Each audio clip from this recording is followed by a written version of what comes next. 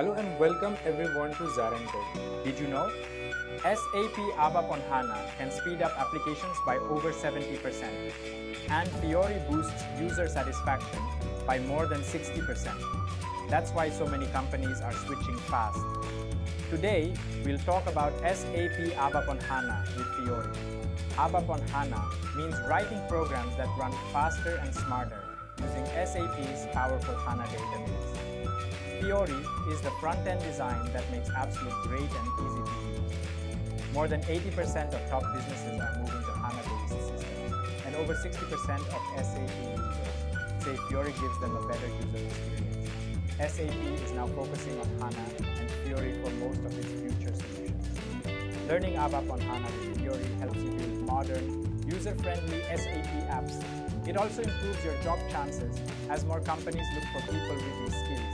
In this course, we'll show you how to use ABAP with HANA, how to create smart apps, and how to design screens using Fiori.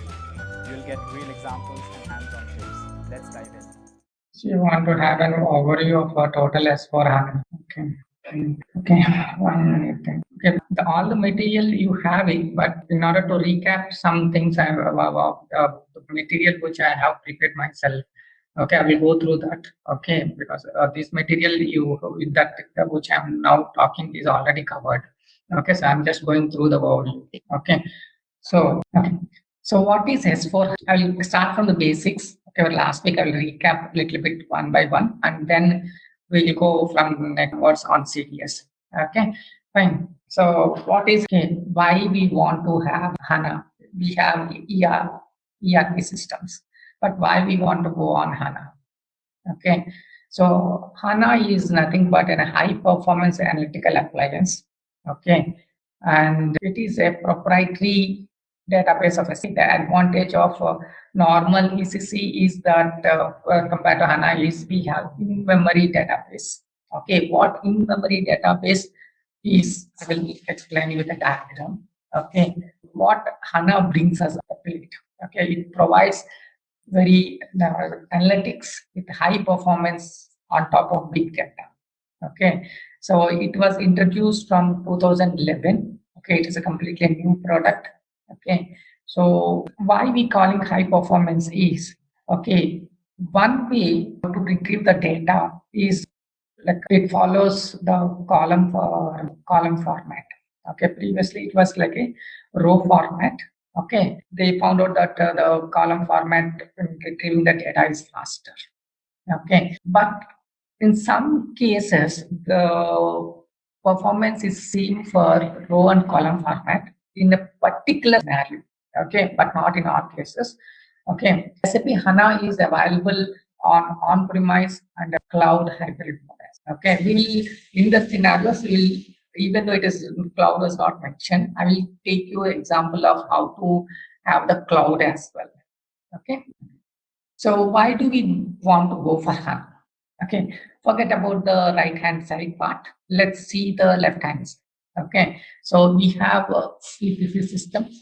Okay, and we want to retrieve data from we want to present it into the application layer from the database layer. Okay, from the application layer, we create our reports and we try to display the output. Right?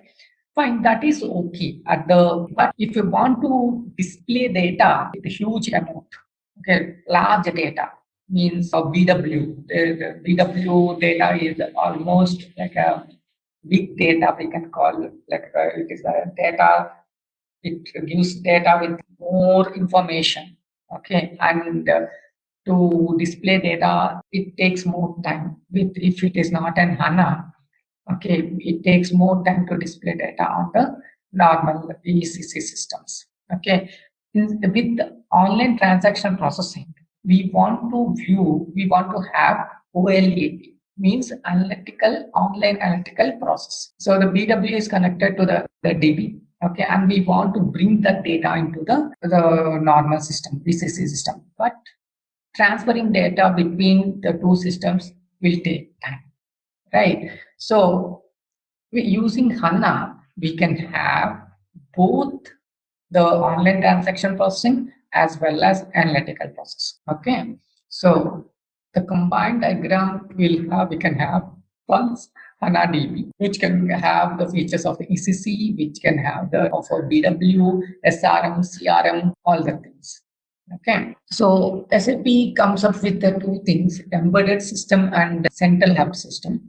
Embedded system will means small organizations, mostly like whatever I have seen so far, like except one project, all have the embedded systems. Okay, means all the things which you want to play with it.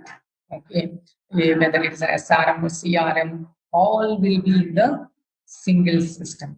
That's what we call embedded system.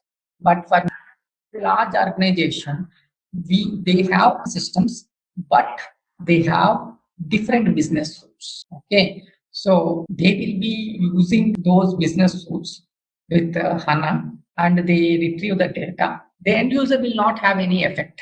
Okay, he will not know where the data is coming, but the processing will be fast. Okay, okay. What are the business concern? Okay, where do they concentrate? Okay, business concern will be the cost. Okay, one of the other concern is unstructured data. Okay, and competition from others. Okay, to get over these things, what are the actions they take? Okay, they want speed. Okay, they want big data and the HV. Okay, so when compared with ECC and HANA systems, okay, with ECC, what can be overcome with the HANA systems? What can be overcome is we can take faster decisions because of online analytical processing. Okay, for a long term, it will be useful. Data management of the entire thing will be good. Okay, it can be maintained with quality. Okay, and performance will be good. Okay, the value or value creation will be higher. Okay, there's some flexibility as well in handling in using the HANA systems. Okay, so what are the features of HANA? Okay, we have predictive analysis in HANA. Okay, we can work with graphs. Okay, we can work like we can have text analysis on top of the structured as well as unstructured data. Integration with other databases is good. Okay, we have front-end UI file in HANA. Okay, and we have role-based structured such that the applications can be accessed on the Fiori Launchpad based on the role base. Okay, the disaster recovery is fast. Okay, it is high availability as well. Okay, these are the features of HANA. So we need to know the things of why in HANA, what are the hardware features and software features as well. Okay, so main thing is CPU, right? So if you take care of the hardware features, okay, we have multi-core architecture. Okay, we have 8x8 core CPU per blade. Okay, that has more performance when compared to normal systems. Okay, as the blade increases, the performance is also there will be like performance increases because there will be massive parallel processing at a times. Okay, that is the advantage we have. Okay, and we have like 64-bit addressing. Okay, with you can see 2 terabyte, 4 terabyte building blocks. Okay, that helps us very well, fast. Okay. That 2 TB, 4 TB building blocks means that. It entirely depends upon the processor CPU which you take. Okay, so that it will be taken care by the basis guys. 2 terabytes or 4 terabytes or 8 terabytes. Okay, it entirely depends upon the load which you are managing. Okay, if you consider the software side, we have something called row and column store. Okay, data compression is good, partition is there. Okay, see in normal ECC systems we have many aggregation tables. Okay, so in ECC what they have done in what they have done is they have reduced the aggregation tables. Okay, dependency aggregations. So they have one table with many columns. They combined 2 or 3 tables into one table. Okay, and they found out very advantage as well, which came into existence in from 2015 onwards. Okay, mostly in FI modules. Okay, they found that it worked well, and I think they will have they have clubbed more tables in other modules as well. Okay, insert on delta. Okay, this I will tell you on the in-memory database. Things. Okay, with the diagram I will show you. Yeah. Okay, when it evolved. Okay, all of you know that in the previous class, SAP HANA came into existence in 2011 onwards. Okay, so they came up with starting in-memory platform. Okay, and slowly they increase the features. Like in 2012, we have real-time analysis, real-time reporting. Okay, BW came into picture in 2012. Okay, in 2013, they have a concept. They brought the concept of enterprise cloud. Okay, OLAP and OLTP has been introduced here. Okay, they came up with in 2013. They came up with SAP Business Suite powered by SAP HANA. Okay, so many business suites came into existence. Okay, in 2014 they have the simple finance into SAP HANA as well. Okay, so there we have they have brought up the concept for the aggregation, the concept of no aggregation. Okay, multiple tables are combined into a single table. Okay, in 2015, like all of the things have the SAP Fiori as well. Okay, Fiori 1.0, 2.0, or 3.0. Okay, in 2015 onwards, we have 3.0 as well. Okay, we have a better user experience. Okay, processing is very good. Okay, choice of deployment is also there. Like you can go for a embedded deployment or the central hub deployment as well. Okay. Okay. So if you take the platform, okay, we have like application layer, okay, with OPPO data services. Which we call it as CDS, HANA views. Okay, so with the previously we have three-tier architecture, right? So here we have application layer and database layer where we use in HANA code push down. Okay, so most of the things will be handled in the database, HANA database. Okay, so in the application layer, we'll be using the core data service and HANA views to build the application fast. Okay, in using this HANA platform, we can have we can build analytical apps. Okay, best example they are saying is RIA. Okay, and we can, apart from the analytical apps, because analytical apps provide with more data analysis with the data represented in the tables and the data represented in graph format, such that the user can take actions. Okay, from 2014 onwards, we have some smart business applications as well in Fiori, okay, which are very good and fast as well. Okay, so you have this in-memory database. Okay, what is the use of this in-memory database? Okay, how the data is handled. Okay, we can segregate the data like hot data, warm data, and archive data. Okay, see, we have the RAM, the processing unit. Okay, so whenever you are retrieving the data, okay, frequently, that is known as hot data. Okay, it doesn't, when the data is getting frequently used, okay, it doesn't hit the HANA database. It goes through the first part, that is the hot data. Okay, and such that the processing will be faster.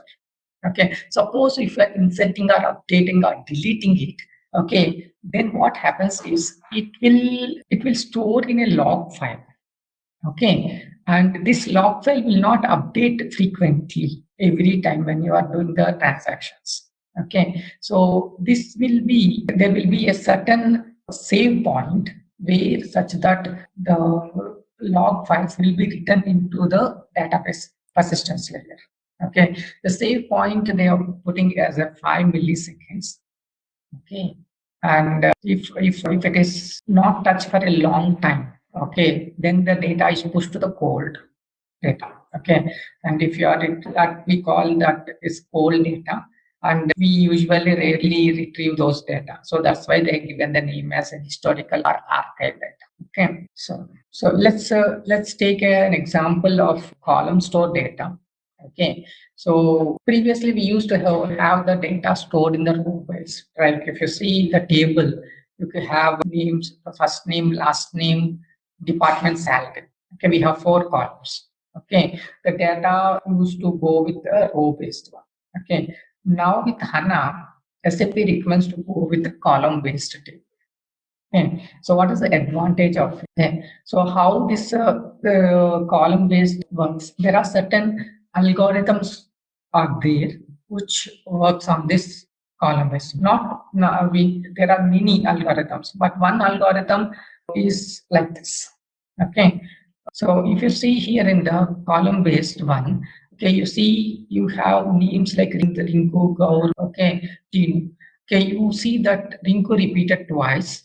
Okay, and in the last name you have Sharma, Gupta, and Verma. Sharma and Gupta repeated. Okay, so how it is stored in the column base. Okay, so you can see that Rinku is given 0. Okay, Govind is given 1. Okay, and you can see Rinku again. So should be, I think this one should be, so it will be this, I'm sorry, this one will not be there. Okay, so it will store it will come into existence like this. Okay, 0 for Rinku, Govind is 1, and the existence like this. Okay, 0 for Rinku, Govind is 1, and Rinku is already there, so it is 0. Okay, then Tino will be 3. So we have 4 values for it. Okay, so for last name, you see Sharma is given 0, Gupta is given 1, Varma is 2. Okay, department we have sales and marketing. So 0 is given for sales, 1 is given for marketing. And you can see salaries. Okay, 0 for 50,000, 1 for 60,000. It will be seen as, so when we are retrieving the table for Rinku Sharma sales at 5,000, how it is placed is 0, 0 Sharma, okay, 0 for sales and 0 for 50,000. Okay, so first table will be like this. Okay, for the second one, Govind. Okay, Govind Sharma, sales 60,000. So Govind is 1. Okay, 1, and Govind Sharma, right? So Sharma is 0. Okay, he's working in sales department, so sales is 0, and he's earning 60,000. So 60 is 1. So this will be like this. Okay, and the second one, Rinku, right? So Rinku is already there, so it will be 0. Okay, and Gupta is 1. Sales is working in sales department, so it is 0. It presented 0 here. And the salary he's drawing 50,000, so it's 50,000 is represented with 0. Okay, so Gaur for the next column, it is Gaur. Gaur is 2, and Gaur Gupta. So Gupta is 1. You can see Gupta is represented as 1. Okay, and he is working in marketing. Marketing is 1, and he draws 50,000, so 0. Okay, so next one is Tinu Varma. So Tinu is represented with 3. Okay, and last name is Varma. So Varma comes with 2. Okay, and he's working in marketing. Marketing is 1, and he's drawing 40,000. So it comes with 2. Okay, so what happens is the data stored, you can see that it has been reduced. Okay, so this is one of the technique which is used in column based. Okay, So first thing, so do we have an example of this table, how the data gets stored in this format? see, when we are creating the table, it you have by default it creates That the index of the table, when we check the index, it was to start from 1. the index. It starts from 0. Yeah. It's one of the So algorithms, because the algorithm it depends upon the column which has many algorithms. Okay, here in this algorithm we are starting with 0. Okay, so this will be the common algorithm which will be used in further HANA tables. Like Yes. it will start from 0 itself, correct? Okay, thank you. Okay. So in this row set, row store in case where condition we use last name considered. So system picking row with and row. Okay. Okay, so the same approach, how we approach in the column like better, that is how system will be fetch last name equal to stuff in backend. You got it, my question. You got it, my question. Okay. All right. Yes, yes, yes. Okay, so here you can see that the way of representing the data storage. Okay, so the data retrieval is fast when compared to the normal HANA system, normal ECC system. Okay, so if you're searching select star from where condition equal to first name equal to Gaur, if you say Gaur, okay, so Gaur is 2, so it will go to the Gaur is 2, so it will go to the 2, okay, and then it will fetch that record based on the algorithm. Okay, fine. Yeah. Okay. So what is that algorithm? See, still I'm not clear about that. I guess Gaur is too weird. Now, see, still I'm not clear about that. I guess Gaur is too weird. Now, first name equal to Gaur, then system is searching for the index, right? Yes, yes, yeah. So what about that? Because since it's a row storage technique, I can use Gaur is name, first name is a Gaur, then sticking relevant last name and department and salary. Okay. But in Yeah. column storage system, I am comparing only the first index of the Gaur equal to. Then how about other column in respective And get that value, both take the same time. But the findings they found out that in other scenarios, mostly 80%, okay, the column-based row fetches faster than the row-based. Okay. Okay. There are certain scenarios, as I said, it will take the same amount of time. Okay, but in general, they found out that column-based thing is better than the row-based. One more question here. Yes. Let's say, for example, now we are having a code on, like, we're calling a particular CDS. Okay. We did this code. Okay. And now we have to get that into one of the internal tables. So now, when we will be coding inside the internal table, we give conditions. So in the conditions, what we prior used to give that less than zero, whatever the values like side tab x would be there. So that if what like is compared to zero, greater than, and we used to take the records, fetch the records. So Yeah, here in this case now, will the case be different? Like, will we need to change our conditions based on the zero indexing, what we have seen here? See, internal tables is almost avoided here. If you have seen the last week's sessions, okay, the concept internal tables is there, but it is used in a different way, where the retrieval using the internal tables is like in a normal ECC you use mostly the internal tables, right? Here it is very less. Okay. We almost avoid the internal tables. But the data which we will get, okay, from CDS, that would be like that would be called in some sort of table, right? Some sort of what we can say a data constraint Yes. to manipulate the data. So Yes. while manipulating the data, we will be using the zero indexing method, right? At that time. So how will it differentiate from the Okay, Govind is represented one. correct? Correct. But how we will capture Rinku here? Rinku Sharma sales and 50,000. That is the record I am concerned about. The Okay. first record. Okay. So suppose if you put a where condition Rinku, okay, so you will get two records, right? But based on indexing here, like indexing, if I'm capturing a particular index, okay, so starting from one, if I'm doing a particular code, then I will not be able to capture the zeroth index. Yes, I agree. But in like I said that we will not be using like the internal, mostly the internal tables, right? Yeah. Okay, if you want to have like as a specific condition, you will get that specific condition. Tab index, we'll try to the data is mostly not there. I think. Okay, we will like in like I can say I have something in the pictures. Okay, I will show you that while discussing the CDS use. Okay. Okay. Okay. Okay, so because we have certain concepts which are outdated and we tend to go with the new things. Might be those things are not handled, I think, in the last session. And that is my question. That is the reason why I asked you this, because this was not handled previously in the session. What? I will write as that. Okay. See, I'll go with a simple example. We'll create an end-to-end scenario bar. Okay, and then we'll go into each section. Okay, and then we'll elaborate. Okay, see, we will be working on CDS, right? First of all, without any knowledge, okay, let's create a dummy application and let's try to retrieve, see, we have an SFLET table, right? So we'll GUI screen. Okay, you want it to have in a better format, in a table with format with the filters, things.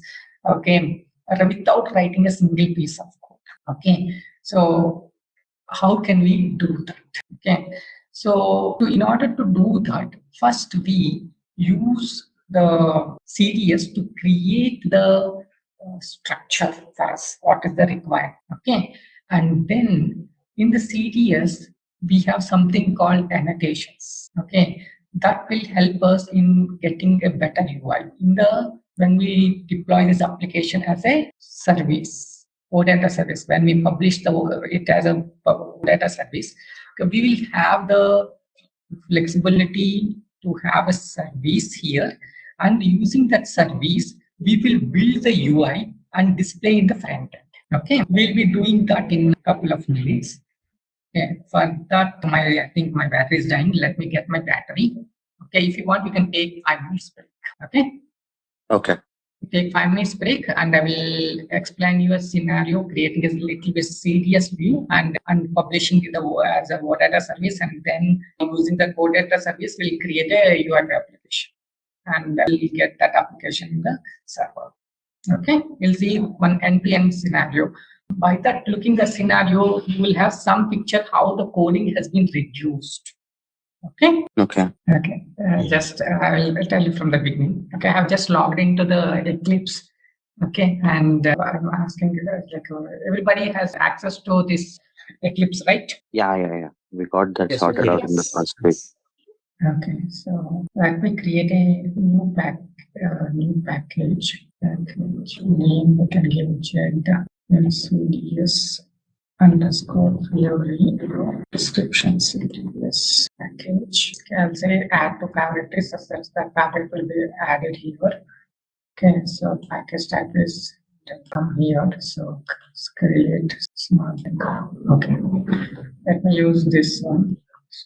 Okay, let me do one thing. I can create here as well, but let me create a package from backend and then use it here. So I want to create here. Okay, I was missing this. When I have created a package here, I can use that here as well. Okay, let me try once again. Yeah, application component C. C application bit of search for Yeah. Middle one. It's going for local. Okay, I'll check this one later. But let have there is a new. If I type a report, it should come. Program, it should come. Sorry, favorite package. Test program. So I created backend, right? This one that's serious program, but it's saying, okay, I need to activate it. So, are you giving there ZCS Fiori or ZCS Fiori underscore 00 something you're giving there? The package is ZCS. okay. I'm going to create a package from here as well. Right. Okay, so click save, Control S, and simply say you can check the app program by clicking this one. You can activate the program by using this activate icon. Okay, and then you will need to run this. So just run as ABAP application. F8 or just run as ABAP application. F8. You can click F8 as well, it will work. Okay. So this is one. So let me create a CDS. I said that I would like to create a CDS, right? So let me create a CDS. Okay, how can I create CDS? So I'll say here new repository object. Okay, I'll say core data service. Yeah. In the core data service, we need to select the data definition. You can see that it has created with ABAP catalog @SQL view name. Okay, @compiler compare filter true. Okay, these are, you can see that it is starting with @. Okay, annotation, these are nothing but the annotations. We'll discuss this, but I will show you that without writing here I'm not going to use any internal tables. Okay, and I'll just simply use the columns of SFlight and try to display the data.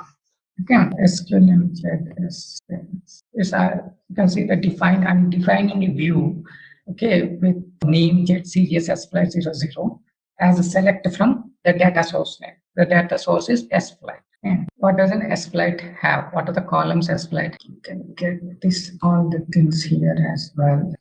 Okay, I will show that the SFlight has a car ID, con ID, a flight date, right? So I will put ID, a flight date. Okay.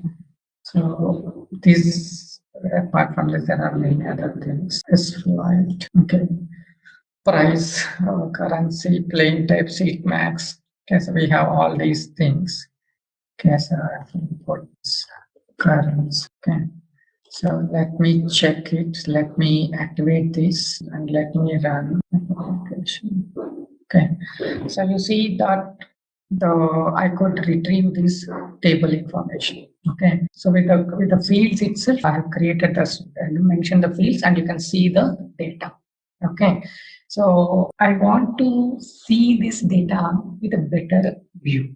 Okay, so I will publish this service. Okay, so then publish. Okay, so once I say this, it will be, I can publish this service. Okay, so control S. Okay, it's not active. Minimum 1 key. That's why it was showing. Okay, so this is now published. Okay, we can find this service in the backend, and we need to activate that, add that service. Okay, so there is a tcode / fnd / need _ service. Okay, so let me add the service. This is the service. Service flight. Okay. Say code deployed. I said embedded and central hub system, right? So since it is an embedded system, we need to check code deployed. Two types of systems. Okay. So let me say here start get service. Okay, you can see that whatever service I published, okay, will come with _CDS. Okay. So I need to add selected. Could you please explain? You selected code deploy, right? Instead of system address. Yeah, there will be two types. Like one is co-deployed and central hub system. Okay. Okay, so if we select the code deploy, we don't need to specify system alias. By default, it will. Yes. By default, it will take. Okay. So let's go. Okay, this service is created. So he's just explaining CDS views for the concept, the example which I asked. The CDS view concept, he will start from itself. Correct, right? Please correct me if I'm wrong. Yeah. Last week we have selected system alias manually enter, and we have system alias manually enter, and we have tried to select the services, right? So directly here he selected code deploy. That's why don't need to. That's the reason He's just giving. Sorry. He's just giving an example. That's why. Like he will complete it in next sessions forward. Okay. So if it is not a co-deployed, then as per Vinodini, we need to give the system alias. Okay. But since it's a co-deployed, okay, we can give directly. What's the advantage of this doing this one is we'll take care of those things. Okay. Fine. So this is one part. Okay, the next part, if you see, is I have done so far everything in the S4 HANA. Okay, so in order to bring it from the business to have a view, we need to use Business Application Studio. This is a Business Application Studio. Where this is, it is in the BTP cloud. Okay, that's why I said that we need BTP account. Okay, so from the BTP cloud, we will be connecting to the S4 HANA through the cloud. So we need the access of cloud connector. Okay, so from the whatever applications, whatever service which we have created, we will consume this service in our business application studio via the cloud connector. Okay, so in order to have that application created, we need to have the cloud connector set up to be done. Okay, so I need to do this cloud connector setup first. Whatever CDS view we have created, that is on S4 HANA, right? That is in Correct. But in GUI, we have done some OData services publishing and all that things that you have done it, and that is the part of BTP cloud or a bus. no, it is part of the Eclipse only. Eclipse means that is the part of S4 only. S4 HANA. Okay, so Okay. we have used this right, the Eclipse. We have used Yes. data Yes. publish. Okay. Yes. Yes. We are publishing the service. Correct. So once this service is published, this will be available to consume. Okay. Okay. But after this, you have done one more step, right? Yes, that is. So that is in SAP GUI, in GUI, you have done some setting and all. So that is part of which? That is part of BTP, BAS or S4HANA? No, it is not part of BTP BAS. It is part of the on-prem. Created on S4HANA only. Yes, S4HANA. Okay. Got it. Okay. So far we have done everything in the S4HANA. Okay. So we need to have the BTP account. Okay. I hope everybody has this one. Okay. We need to have cloud connector. Cloud connector details are there. Okay. I'll explain you later in brief how it can be done. Okay. We have this business application studio where we can create Fiori applications for this the service which we can which is okay. So everyone who has the account can do along with me now. Okay, so because we need to set up this cloud connector. Okay, so let me open my first login to your business application studio. How?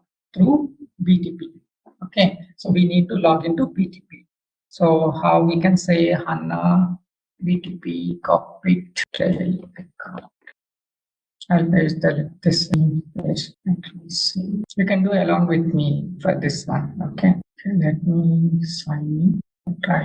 So everybody is done with this trial setup, right? For BTP, we didn't actually. We didn't done. Okay. So like I would like to share one of you who doesn't have this account. Yeah, like we have this. Like we did it on last day. Okay, fine. Yeah, no, fine. We went for US East. Correct. Then good.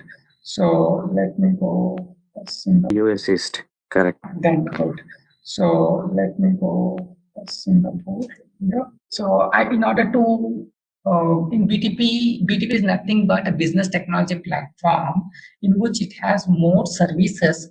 Using those services, we can create our own things. Okay, so it's a very advantage for our developers. Okay, so let me go to services marketplace. Okay, I want to create a Fiori application where I can create in a business meaningful name without blank spaces and select SAP Fiori and create dev space. Okay, so that will be good enough. I just started this one. This will help me to create a project for creating a Fiori application. Okay, using that Fiori application, I will consume the service which has been created in the S4 HANA system. Okay, so we are here in Business Application Studio. Okay, but we need to set up the connections. Okay, how to set up those connections? So this is the URL which everybody needs to go through this and then access it. Okay. So you can use that URL, open a browser and type this. Okay. So use the user ID administrator and password which has given to you. Okay. Because I have seen this, so many are connected. I thought many of you might have account here. Okay, fine. So if you have not done this one, okay, just follow my steps. Okay, so you see my diagram. Okay, we have S4 HANA and we want to connect to the cloud. Okay, so we can connect through the cloud connector. So that's why I have logged into the cloud connector. Okay, so in the cloud connector, we need to give the account details of BTP cloud as well as S4 HANA. Okay, first we need to create a sub account. Okay, so first step is click on add sub account. First step is click on add sub account. Okay, so region sub account, display sub account user. So we need to fill this. Where can we fill this? Okay, so these details can be filled from our service marketplace. Okay, so you can see that I have selected this Singapore, right? So okay, so region is Singapore. Okay, okay, so we can put here search. You can type Singapore. Okay, so Singapore is this one which I need. Okay, sub account I need to enter the details. So this one email ID and clicks. See, if you see now, backend system is S4 HANA. Yeah, because, is it anything specific to particular development system, or because we tried with the E4H? I mean, whatever with the training we are attending, it's a related to E4H system. So how we can connect to that? Is this specific to all the system instance, or it's completely it will connect to all the system? How it will be?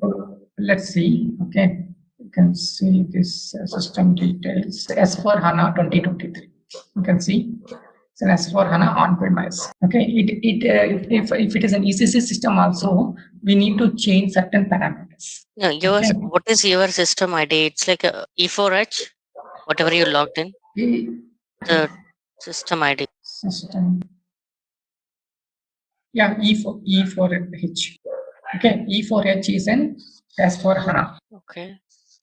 In the business application studio, how you navigated to add this? I mean, because we need it is. I tried to open the link. It is asking me the password. What is the credential we should enter? It is only for the admin, or we can do from our side. We have to do individually from our side. Okay, let me. Can you share your screen once? Got logged in. Add the sub account. Yeah, click on the add sub account. Yeah, you need to select the region. Okay, for that, first you log into your BTP. Okay, I don't know. You need to select the region. Okay, for that, first you log into your BTP. Okay, I don't know in which region which you are logged in. Okay, if it is a trial, it will be US East. Okay, I would like to see. Yeah, click on the trial. US East. Yeah, click on that. Click on that. Okay, so you copy the sub account ID. Right. Yeah. Go to the HANA Cloud. Okay, so select your region, USA, US East. Okay, it's AWS VA. Yeah, it's Amazon Web Service. Okay, display email ID, password which you have created for logging into the BTP account. That only you need. Okay. Okay, so you have connected to your BTP account, right? So go to your cloud, BTP account. Go to your BTP account. Okay, now see there is connectivity, right? In the connectivity there is not. Yeah. Expand it. No need to reload. You just need to click the arrow mark. Okay. So actually, we need to understand some terminologies in Eclipse and overview of CDS. Yes. I think we are too far ahead in deploying all these things. Most of them are not clear with the concepts of CDS and all those things. I think we are too heard of this concept, I guess. Yes.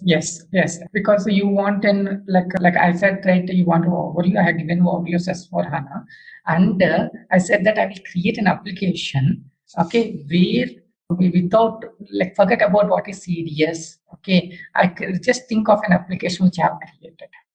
Okay, so and I want to view it in the UI. Okay, I will tell you once again, but to have those testing by the end-to-end one, I would like to show you once better. Okay, we need to have these connected. Okay. So that's why I have shown you my diagram. We are in the S4 HANA. Okay, we have created one OData service. Okay, and we need to consume that OData service in the front OData service. Okay, and we need to consume that OData service in the front. Okay, I will repeat the steps, but don't worry. But I would like to show you a little bit the how the transformation without writing without writing any report.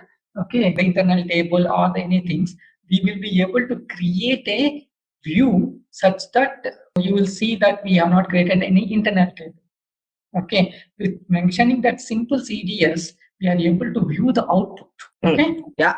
Okay, you can consider this as a From our end, if someone is doing it, it will be. So if you are doing it from your Wait, to work ourselves, right? We need to end-to-end This- connection, then we can start working. yes. This is a one-time setup. One-time setup. One-time setup. So that's why I requested to do everything. Okay. So this in today's class we will see that just forget about what is CDS, what is the thing. Okay. Just see with a little piece of code how the front end is getting transformed without writing much code. My intention is this for today. Okay. So for that we need to do some system setups. Whether I'm checking whether all setups are done or not. Okay. So for the first step, like we are creating, establishing a connection between the cloud connector and the BTP. Okay. And you can see that if you click on the connections, cloud connector, you can see that whatever setup that has been done in the cloud connector, it is done. You can see master instance is there. Okay. So with this one, we are able to set up a connection between BTP cloud and BTP account, cloud connector and BTP. Okay. The other thing you can see, exposed backend systems are empty. We have not connected. Okay. Can you come back? Okay. Can you come back? Can you come back to the cloud connector? Okay. Fine. Your user account. Okay, just see what is the user account which you have created. Scroll down. Okay, you can filter it. You can see this account. Okay, just see what is the user account which you have created. Scroll down. Okay, you can filter it. You can see display name is there, right? You can filter it. Yes. You can select the sub account. Select sub account, then you can give your name. No, go top blue color button. Select sub Where account. sub account? Sub account will be with the display name only. You will get it. No, directly you can search their Cloud 17, whichever you created, right? That Yeah, name. correct, but it's unable to filter it. It's Let me check from my side. No, I can able to filter it. Yeah, this Ramesh, drop down. That's Vinodini's, I think. Let me check. Ramesh, you can click on the select sub account. There we can directly give your name. Done the similar way. Cloud 17 is Vinodini. sorry, Nagendra, I was saying something, right? Where Yeah. should I? I mean, I'm Just go to the select sub account. There is an option called blue color button. Top. Here? Top. the Beside top. cross sub account, Yes. Okay. you can search your name directly. Cloud 917 or something. Yes. See. Okay. This is your account. Thanks. Cloud 17 is Vinodini. Sorry, the display name might be mismatched. I think instead of 16, I given. So sorry, edit that display name. Sorry, Ramesh. Yeah. I made a cloud 16 Vinodini. Yeah. Maybe it's updated. Yeah. No, I think this is your account only. Wait. Close this. No, Yeah, I mine- know another one. Cloud 16 also is there. Mine. In that instead of 17, I updated. Display name, for the change, I remember mention my name. You can change your name. Yeah, I will change it mine. Yeah. But it's my ID, right? SAP ID. Yes. She renamed it, I guess, by mistake. It's fine. Okay, you can rename it also. You can click on go to edit and you can rename it. You can click on edit. It's fine. Okay, fine. That's good. Okay. Select sub account. Account is there. Okay. Now we need to have the connection between the cloud to on-premise. Click on the cloud to on-premise. This one? Yes. Okay. Okay. So we need to give our system details. Okay, click on plus icon, we'll create it. Okay.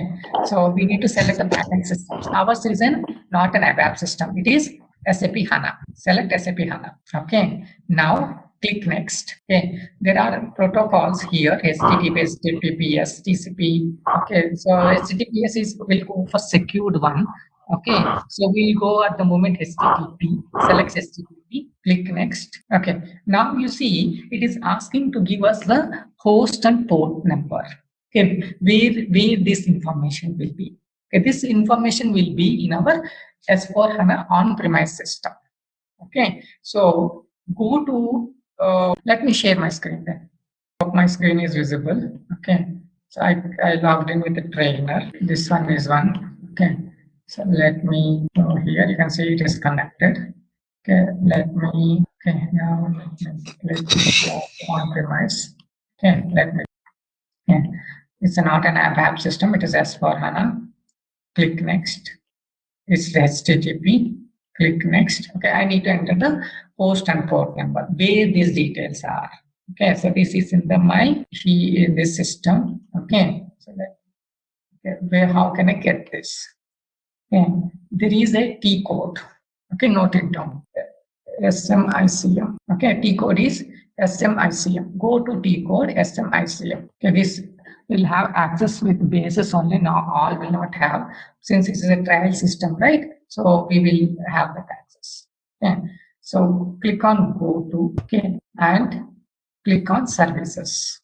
Okay, click on go to, click on services. We'll get this screen. Okay, you will get this screen. Let me share the screenshot. So all we are doing is a one-time activity and will not touch this again. Okay, this is nothing but establishing a connection between the cloud and the on-premise system. Okay, so you can see that it has moment will go with HTTP. Okay, so you can see the port number is 8003 and host name is this. Copy this host name. Control Y, Control C. Go to this one. Okay, enter the host. Okay, make sure there are no spaces, blank spaces, and enter the port number. Okay, what is the port number? 8003. Okay, so it will ask for the virtual host and port. Okay, in general, usually this virtual host will be given a different name. Token will be there. Okay, that token will help us to log in. Okay.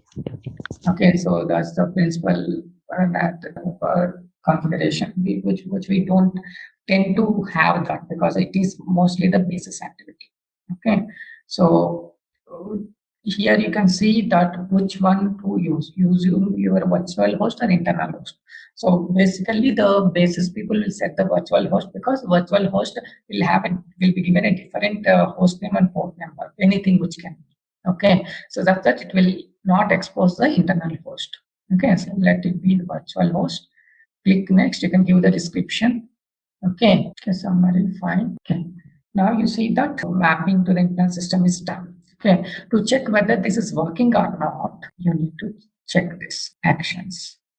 Then you see it is reachable. Okay, fine.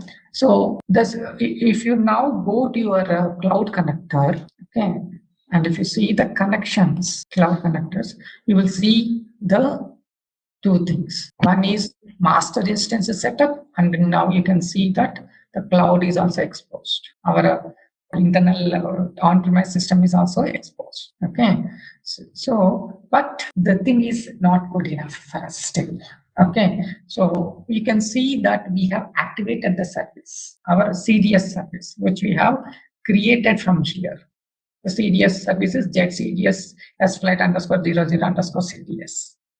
Okay, so that is done here. Okay, so that service will actually be accessible through a T, like if you see the T code SSCF. Okay, so you can see that everything will start from default host SAP BC.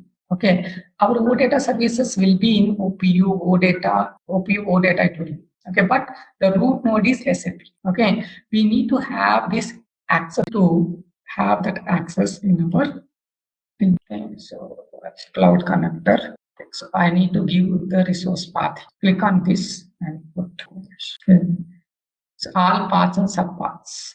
Click save. Okay, so you should get like this green. That means we are able to access the node of the SAP. Okay. Yeah, 1 second. Click on plus. Okay, and type /SAP/. Okay, check this active and click on this all subpaths as well. You can check WebSocket as well. Okay, but first one should be there. Check this one also and click save. Okay, thanks. Okay. So this will, you can see this is one part of setup done. So now we are able to connect. So we are connecting S4 HANA to Cloud Connector, BTP Cloud to the Cloud Connector. And BAS is where? BAS is in the BTP Cloud. Okay. Business Application Studio is in the BTP Cloud. Using Business Application Studio, we need to consume this S4, we need to consume this OData service. Okay. So for that, we will be creating destinations. Okay, so the destinations, let me go to destinations. Okay, so here we need to create, the destinations. Okay, just simply say create destination, say here ZaranTech. Okay, HTTP. Okay, and we have given description for HANA, and we have given description for HANA, so description as URL. Okay, so URL is the one which we have given.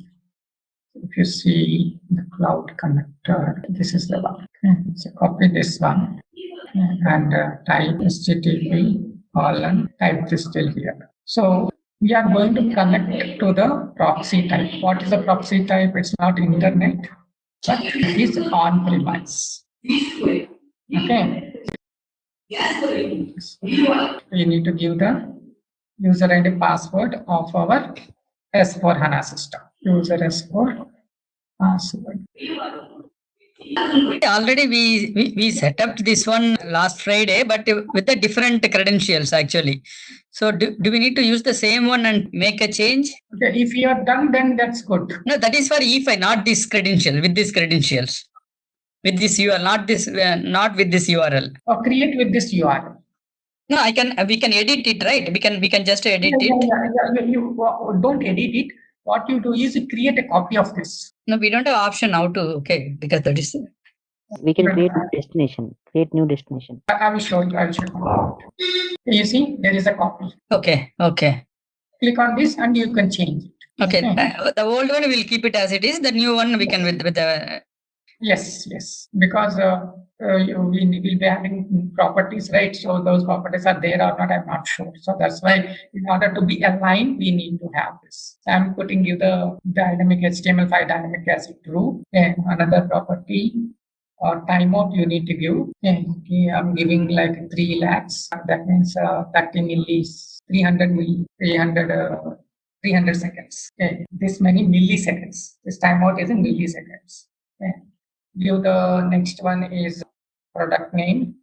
That will not be there, so I need to give like this product name.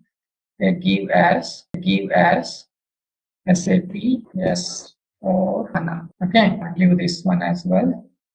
Click on new property. Okay, now we need to give the client details as well. Okay, so give SAP client, that is 100. Okay, and we need to add 2 more properties. Previously, we used to work on Web IDE. Now we are working on Business Application Studio, but we have put the parameter as a Web IDE. Okay, so Web IDE enabled or not. That means here in our case, it is a Business Application Studio enabled or not. The one we use this. Okay, so here we give, at the moment we give OData and OData underscore ABAP is good enough. OData underscore ABAP. Okay, there's another thing called dev underscore ABAP as well. Okay. For the moment, 1 is good enough. Okay, I'll give 1. OData ABAP is good enough. Okay. So I'll click on save and check the connection. Okay, click on check connection. It should come successful. Okay, make sure that everybody have this setup completed. Okay, so that means our full setup for this to work on an application is good enough. The BTP Cloud from Business Application Studio will be creating the application, and we will be consuming the service which has been created in the S4 HANA using the destinations. The destinations in BTP Cloud. So this destination will be used in the Business Application Studio, and then we will be able to go.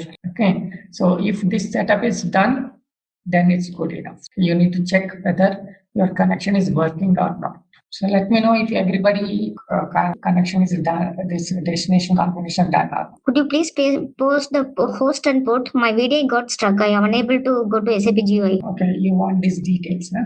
Yeah. SAP GUI, the host and port to for the cloud connect. Okay. SMICM. Okay, I'm pinging it. That you can use that. If we are not able to find the product name in the drop down, it will not be there. You need to type it. You need to type product.name. It will allow you. So whatever steps we have done it till now, these are all part of basis, or is it we have to do in our basis will do that. Okay, basis will do that. Okay, yes. No worries. This is a one-time set. Because this is a trial version. This is a training system, right? So this setup will add the sub account and then give all these details. So same thing they will do it, right? Yes, they will do. They will do. Yeah. Yeah. Okay, they will give you directly the access and you will be doing it. Only the thing you might be doing is this destination configuration you might be setting up. Only this one. Okay. Otherwise, 95% of the setup will be completed. Okay. Thank you. Okay.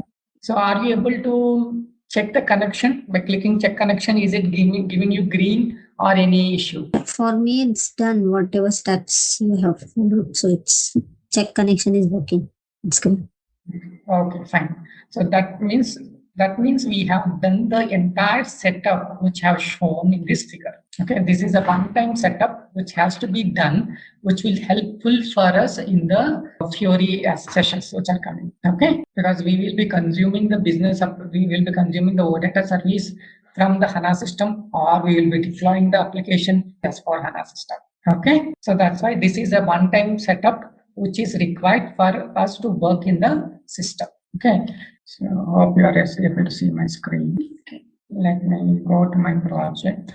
Just type project, it will come. Okay, so I'm going to this one. So initially, no need to know about this much. Okay, about what is how to create a project. Okay, this is nothing but logo. Okay, just we will follow the template and we will create it. Okay, so I'll say a new project. I'll just simply say new project from template. I'll just follow the template. Okay, so there is a Fiori generator. Okay, I'll click this Fiori generator. So it will load the templates which you want to select. I'm going to select this list report. Okay, it will ask me just simply what is the data source which you are going to select. Okay, I want to connect to a system. Okay, it will display the list of the systems which I'm connected. Okay, so I have created. So I'll select this one and click next. Okay, so it has created an entity. Okay, like this is the entity which it has created. Okay, I want to be responsive. Okay, there are so many things. Responsive, grid. Okay, the moment you can ignore it, just simply say responsive. Okay, I'm going to just give the details here. Project 1. I'll say yes, like list report, application name, namespace here. It will be like for which organization you are working, what is the sub module. Okay, those things you need to mention. Like I'll say in general, com.trng.slide.list. Okay, don't change anything. Just click finish. The report will be generated. I need to just run this application and click review application, and the pop-up block is coming. I need to set this done and do once again.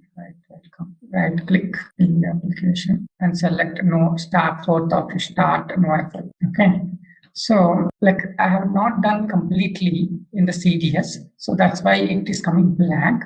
But I will do some settings here. Okay, settings, you can see these are the columns which I have selected. Click OK, and as I click go, now you will see the table information.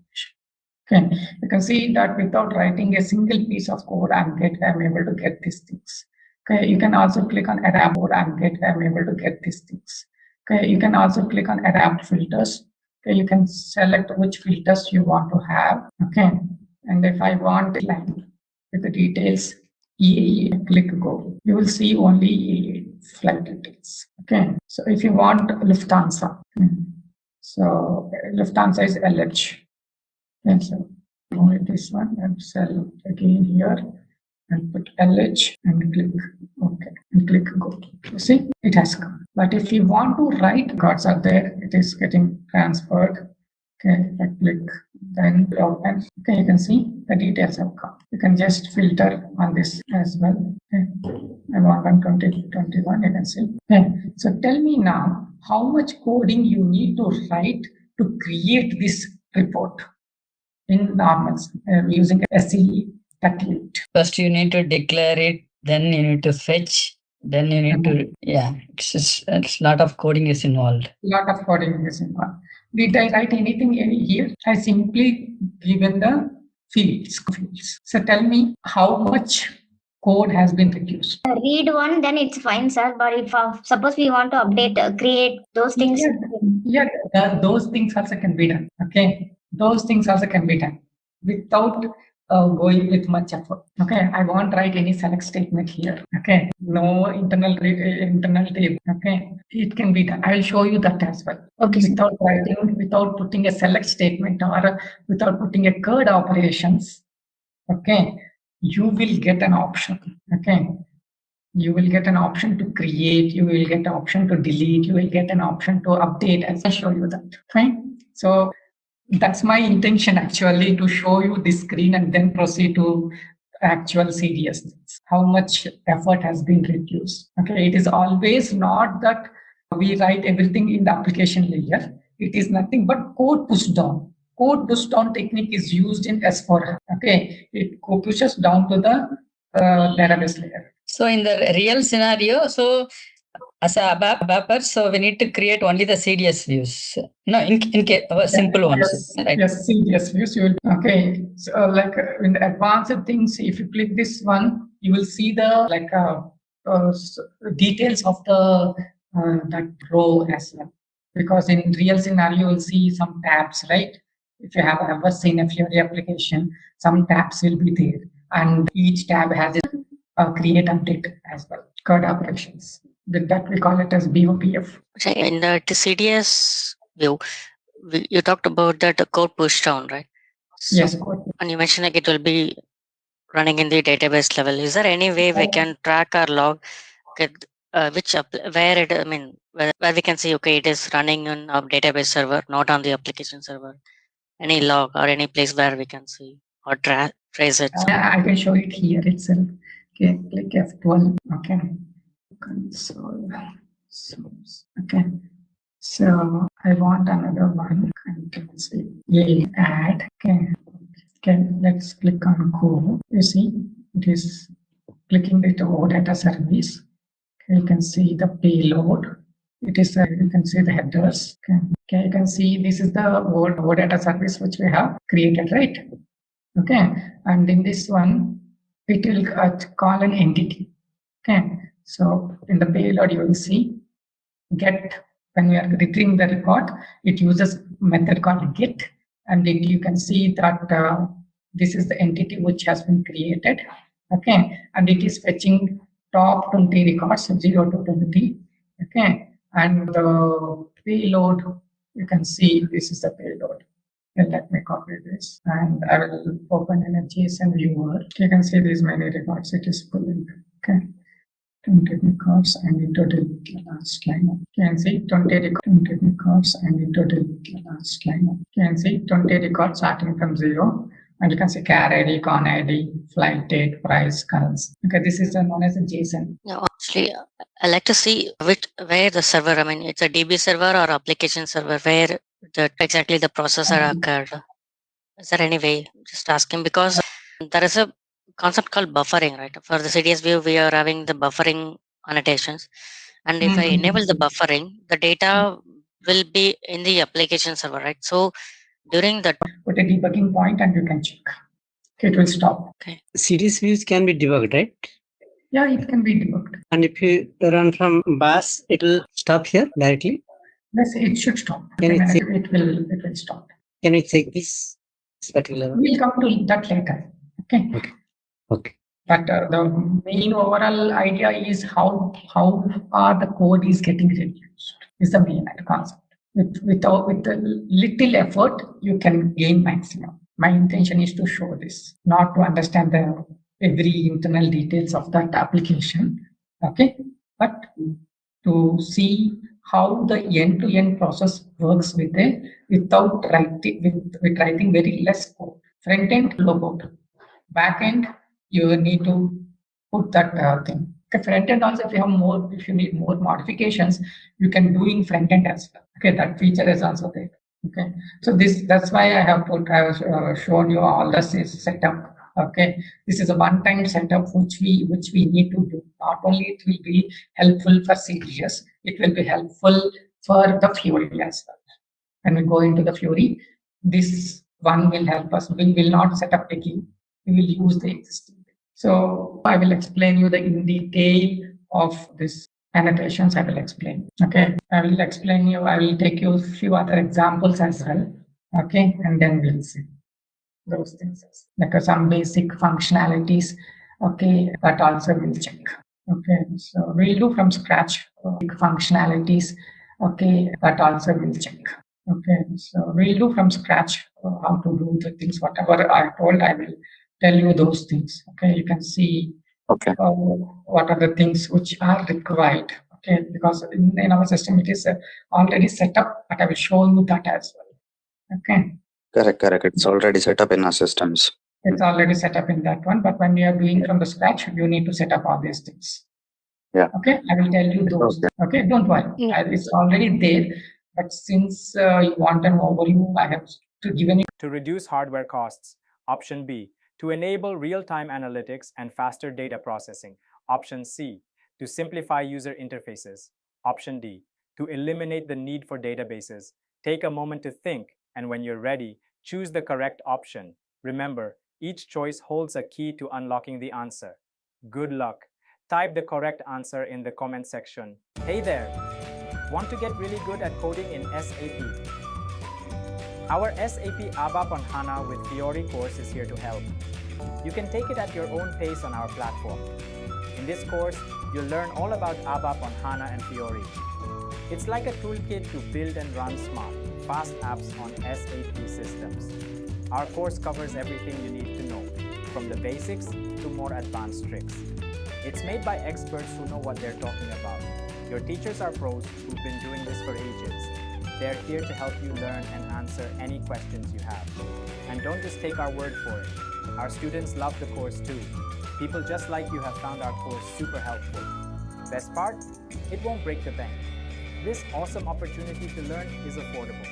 Ready to become an SAP ABAP on HANA Pro? Sign up for our page now. And for more info, check out ZaranTech's website. We are working on ABAP, right? So we will be using Eclipse tool. Okay, advanced tools for developing the ABAP applications using S/4HANA. Okay, so how Eclipse is a free version which is available. Okay, or a free version which is available. Okay, or anyone can download and install Eclipse. Okay, share this. Okay. So anyone can visit this Eclipse site. Okay, and if you don't know, you just Google it with Eclipse, download those Eclipse software, you will visit this page. Okay, so you can see that the Eclipse IDE, okay, it's a development tool for many, not only for ABAP, for many applications like Java, UI plus with the ABAP are now coming into the picture. We have adapted the Eclipse tool such that we can do the Eclipse and we can use this Eclipse tool to build the ABAP applications. Previously, what we used to do to build an any report, we used to open the SC80 tool and we used to build the report programs, right? So now we will be using this Eclipse. So you can download this from the Eclipse site. Okay. So let me just show you where you can download it. I can find Eclipse. You can say Eclipse Developer Tools IDE. Okay, so I can just simply click this site, eclipse.org. It will navigate.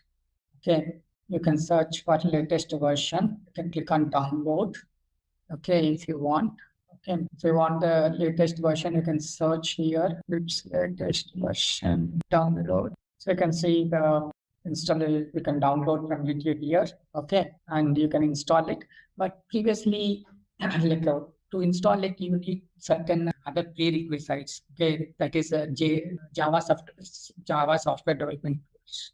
Okay, so make sure that you have that installed. Okay, and configured properly in your system. Okay, if not, sometimes because it will not work. Okay, so once you download this one, then it will take a long time. 1 hour it will take sometimes. Okay, so how to execute this one? Okay, so how to execute this one? Eclipse store, and so you will get this screen to download in your folders recently downloaded. Extract this file, okay, and you will have an icon with Eclipse. Okay, like when you are extracting it, make sure that you don't put like Eclipse Java 2023-09. Don't put that one. Make sure that you have a shorter URL. Okay, like you can mention C documents. Okay, so let me show you how it will be an actual scenario. Search Eclipse. Something this is the Eclipse folder where I have downloaded. Yeah, you see, it will be like this. Okay, so make a shortcut to your desktop by right-clicking it. And What is the better option in projects? Whether it should be installed in individual machines or a common machine is the better one? See, sir, they will not install it. Okay, so it entirely depends. Some companies have their own softwares and they ask to download that software. Okay, see, suppose when you have your system, okay, with a clean system. Okay, so you need to work on SAP GUI. Okay, what will you do? You will have a software for your software specified in a separate site in your company.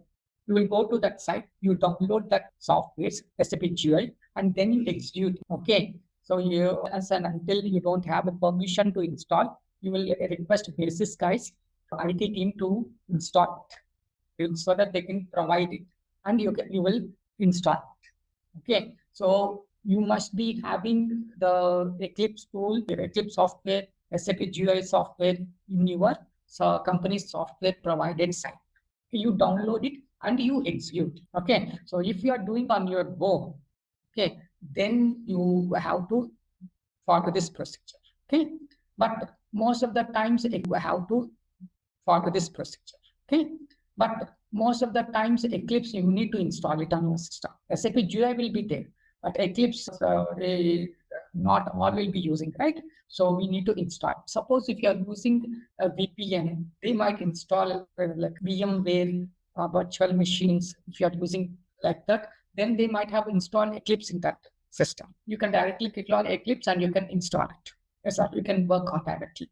But if the client gives you direct access to work on, make sure that you have this Eclipse as a into your desktop or into your task, such that when you click on that, it opens it directly instead of searching in your folders. So once you open your Eclipse, okay, it will always ask you to where you want to store your files or projects. Okay, in your desktop, in your system. So you can do it by giving a meaningful folder name. Okay, and you can say check this one, use this as a default, and do not ask. Okay, so that's it. Whenever you are opening it, it will go to that folder. Okay, and it will fetch you the data from there and put it in your Eclipse. Okay, so click on launch, and then it will open the Eclipse. Okay. Whether this workspace should be on the individual machine or network, means so that all can work on that. No, it will be on the individual machine.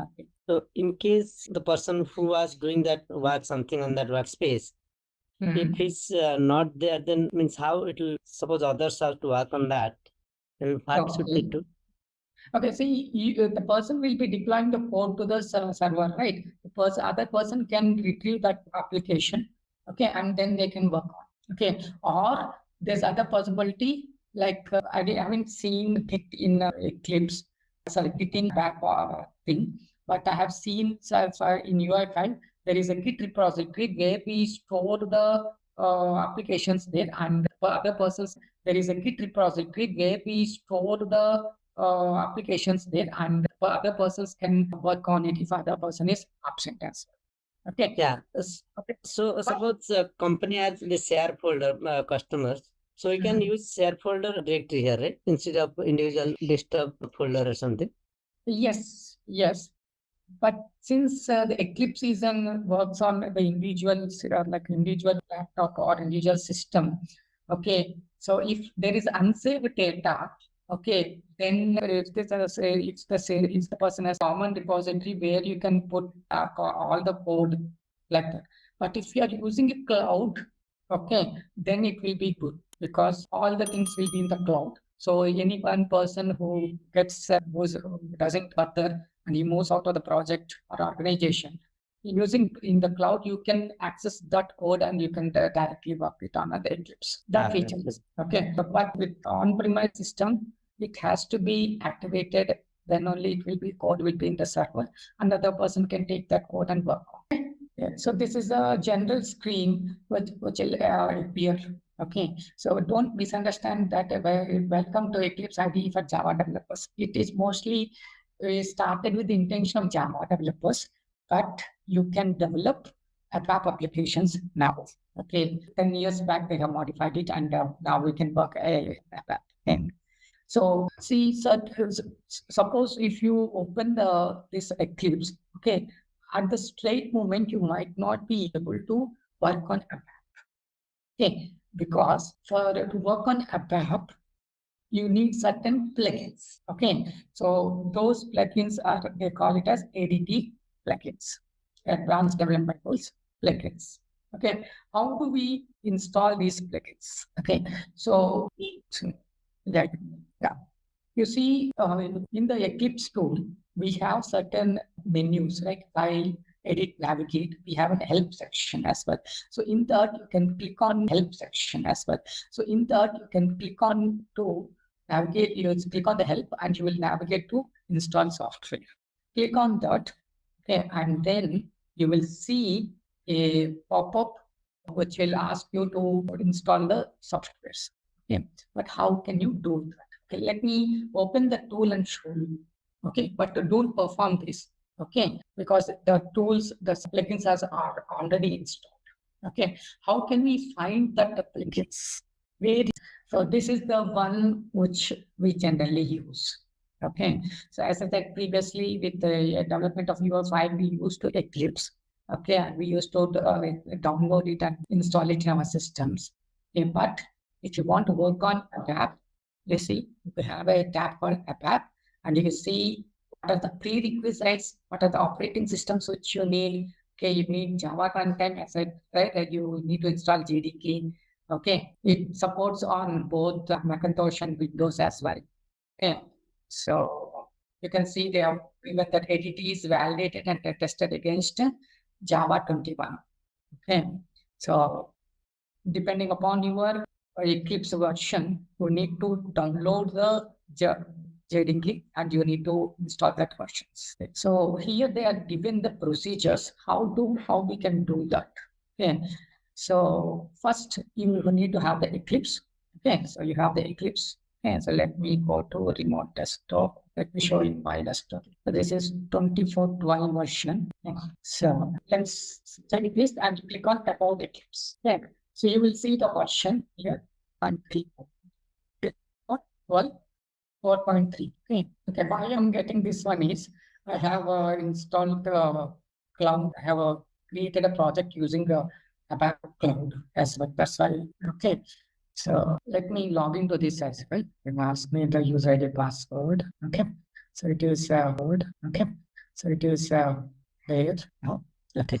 Fine. Let me go to help. Okay. You can see here install new softwares. Okay. Okay. You see I have used this one HANA tools.hana.ondemand.com latest. Okay. So when I use this URL, you can see that I'm getting this one. Then ABAP development tools. What do we have? ABAP business object tools, core development tools for S/4HANA, WebDev Pro. Okay, integration development tools also it has. Okay, you can see to enter. You need to give a beam like plugins latest. Okay, and we need to give the URL.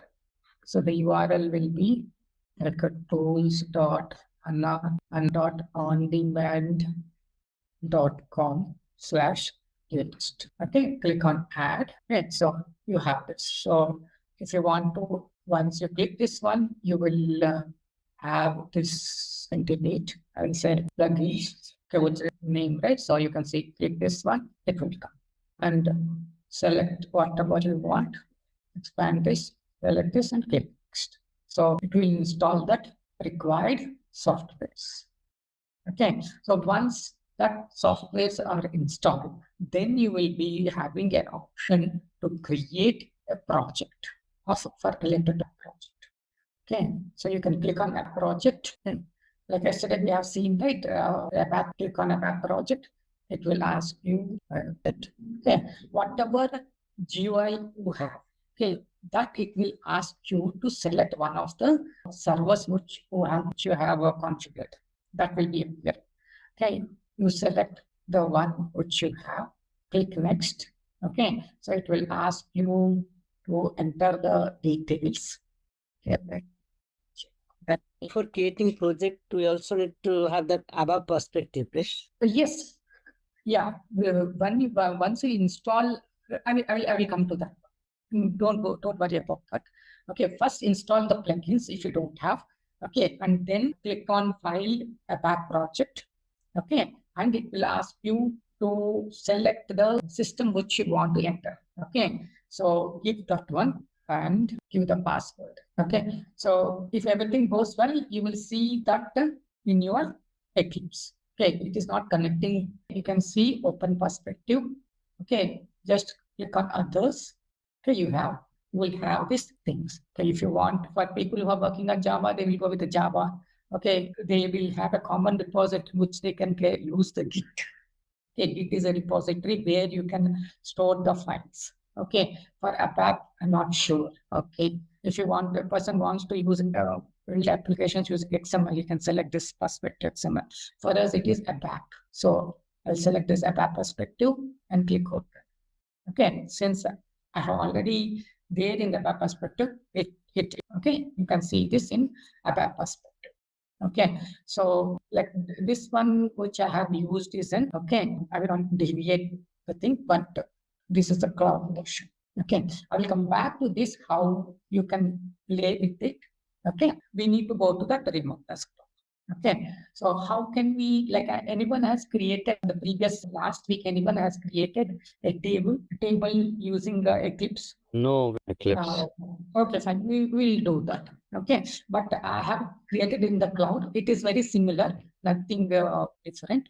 Okay, so let me show you, and I will create one in our things. Okay. So we can create a table, okay, using our Eclipse as well. Okay. So see, you can see that I have created a table called JEMP_3. Okay, with client ABAP.client CLNT. Okay, it can be 100, 200, 400, right? So employee ID. Okay, it's the key fields. So first name, last name. Okay, we have a salary, employee will have a salary. Okay, we have currency. Okay, and so created. So these are the fields which I have used, and I have put the character data type as CAT3, CAT15, CAT10. Okay, currency, COR. Okay, you see here, you can see the data class. Okay, size category, storage type. Column store or row store. Okay. Yeah, so you can fix the storage type which you want. Okay, but SAP recommends to go for column store. Okay, so load unit column preferred or page preferred. Since we are using columns, we go with column preferred only. Okay, sharing type not classified. State, you see buffering not allowed. Okay, buffering switched on, buffering allowed, but buffering switched off. Okay, so you have all the things which you try to create in S11 table. While creating S11, you have all these features.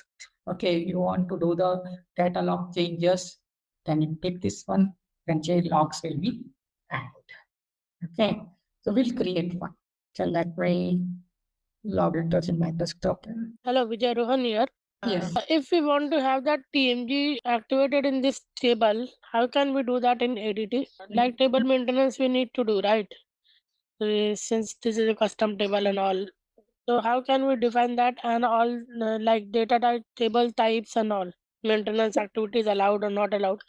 We can create one. We'll create one. Okay. Then Okay. just looking the tutorial what is. Okay, so after installing the plugins, you will see this that it is installed. These plugins are installed. Okay, and then it will ask you to click on finish. You will need to agree the terms and conditions. Okay, and then click on finish. Then it will be, you will see a screen where what are the things that are installed. Okay, so once the plugins are installed, you need to restart. So we have discussed this open how to open the ABAP perspective. And so you can click on ABAP and it will open that ABAP perspective. This will be there. And so once this is opened, you will have an option to explore some things. Okay, because it will give you working with ABAP cloud projects, closing ABAP projects, searching in ABAP. You have these tools. Okay, we suppose we can use these tools to leverage working in Eclipse. Okay, so I will not go much into this, but it's asking me because since I have configured this right, so it is asking me now for the password. Okay, so I'm now into my so now you are in your ABAP perspective.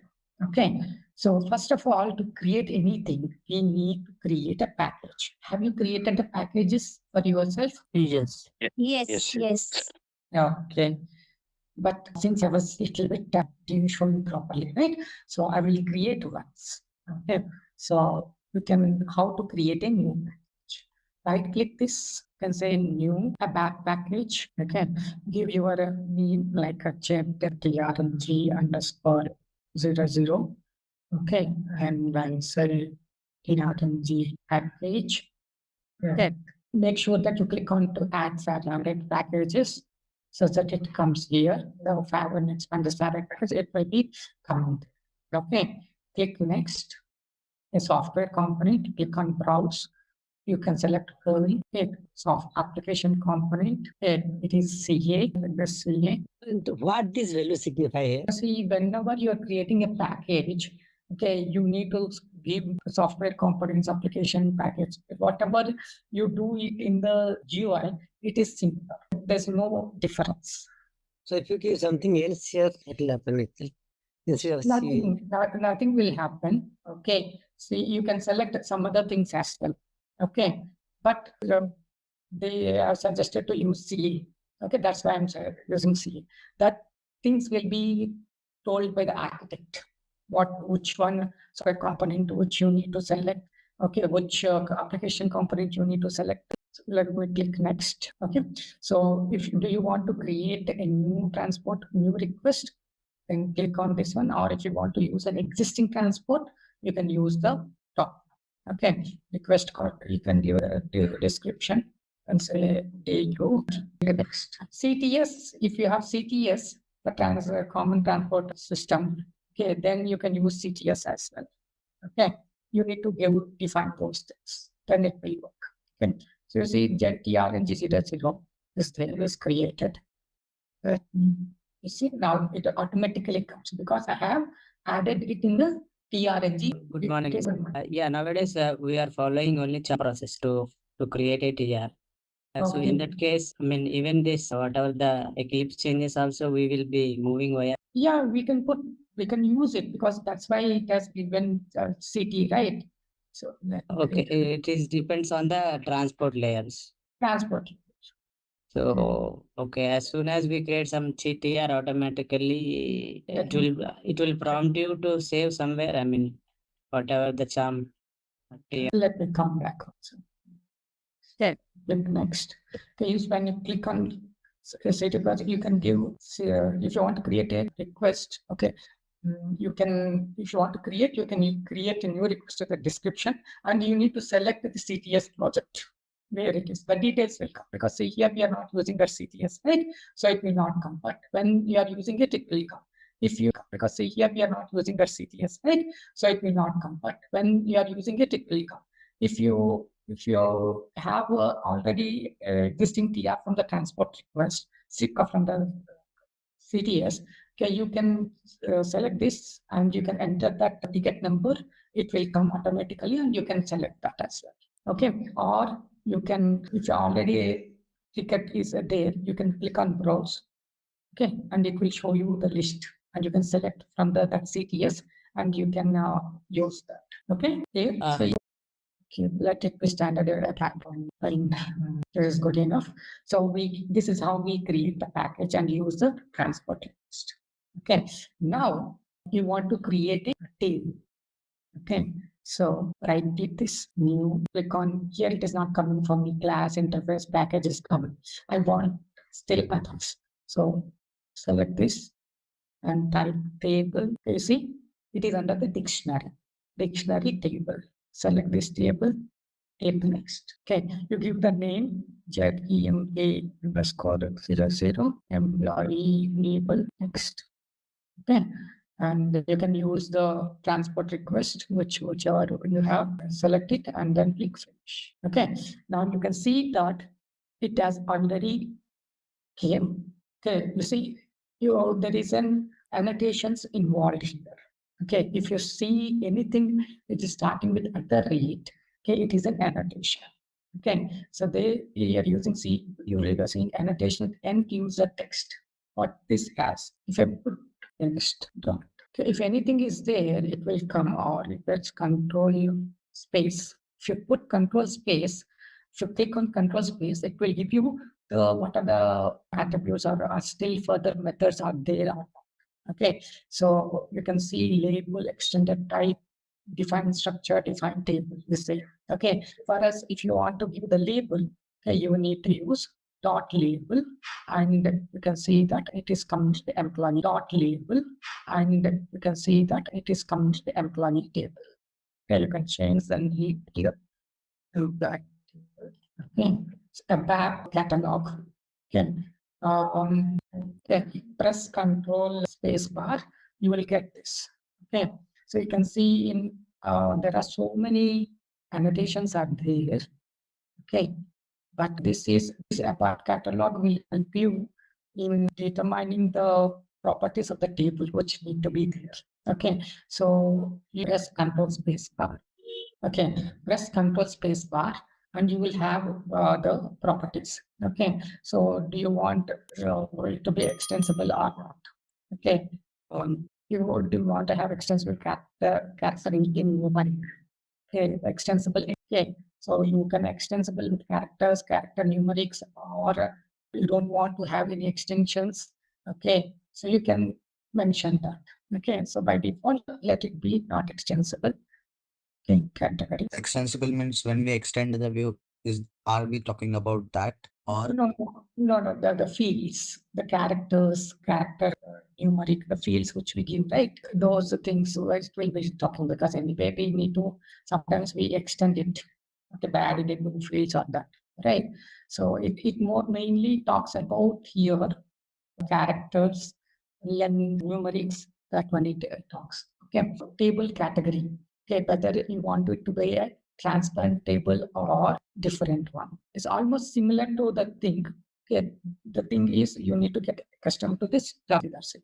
You can see transparent or global temporal annotation, which we number. Let it be transparent table for us. Okay, delivery class. Okay, so you are familiar with this one, right? So what is it? I say yes, double. I think these are like ABAP. Yes, ABAP process, but you will have a little bit detailed explanation, right? You see, hash a application table for master data and transaction data. Okay, so if you select this one, you see customer table for data that only by the customer. Okay, client specific customer tables. Okay, so it's almost, so whatever which you do in the normal table creation, everything will be there here. Okay, In SC11, what yeah, table we do? SC11, yes. Client which you want to use. By default, they would have put client as key. Okay, and you can see not null. Okay, I'll say clean right. Okay, and I'll say add, click dot thing, and you will get whatever fields which you want to mention. You can use this. These are the fields that we have in ABAP. Data element, domain, this kind of concept is not here. You can create a data element also. Okay. You can create your own data element. Okay. Here we can able to see only the data types, right? Data types. Yes, yes. No, we are not able to see any data element or a domain. Data element mainly because we yes. assign the data elements to fields, right? So we can create the data elements as you can create. You can create. But if you want to give any standard data element, then we'll see. Okay. So first we'll give a normal thing. The char 3 I put. Okay. And then at the end put semicolon. Okay. This is for creating table. We put semicolon is mandatory. Okay. So first name, that is for now, right? So for now it is accepting. Okay. Let's see if it accepts or not. Okay. Name 10. So like the like we put salary. So here I will say back dot we use this currency. Okay, they defined DIC. Okay, so I put right use this. Okay, so I put right use this as length 7 and decimals 2. So while it is giving another. Okay, you see annotation with reference to currency code for free salary is missing.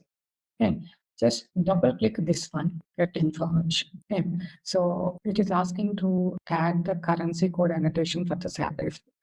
Add it.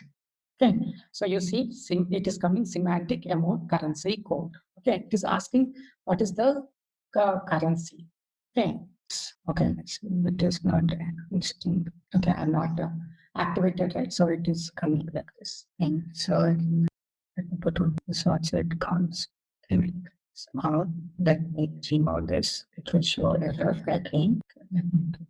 Send currents into the current. Okay, no, it has. Okay, and this is how we can fix it.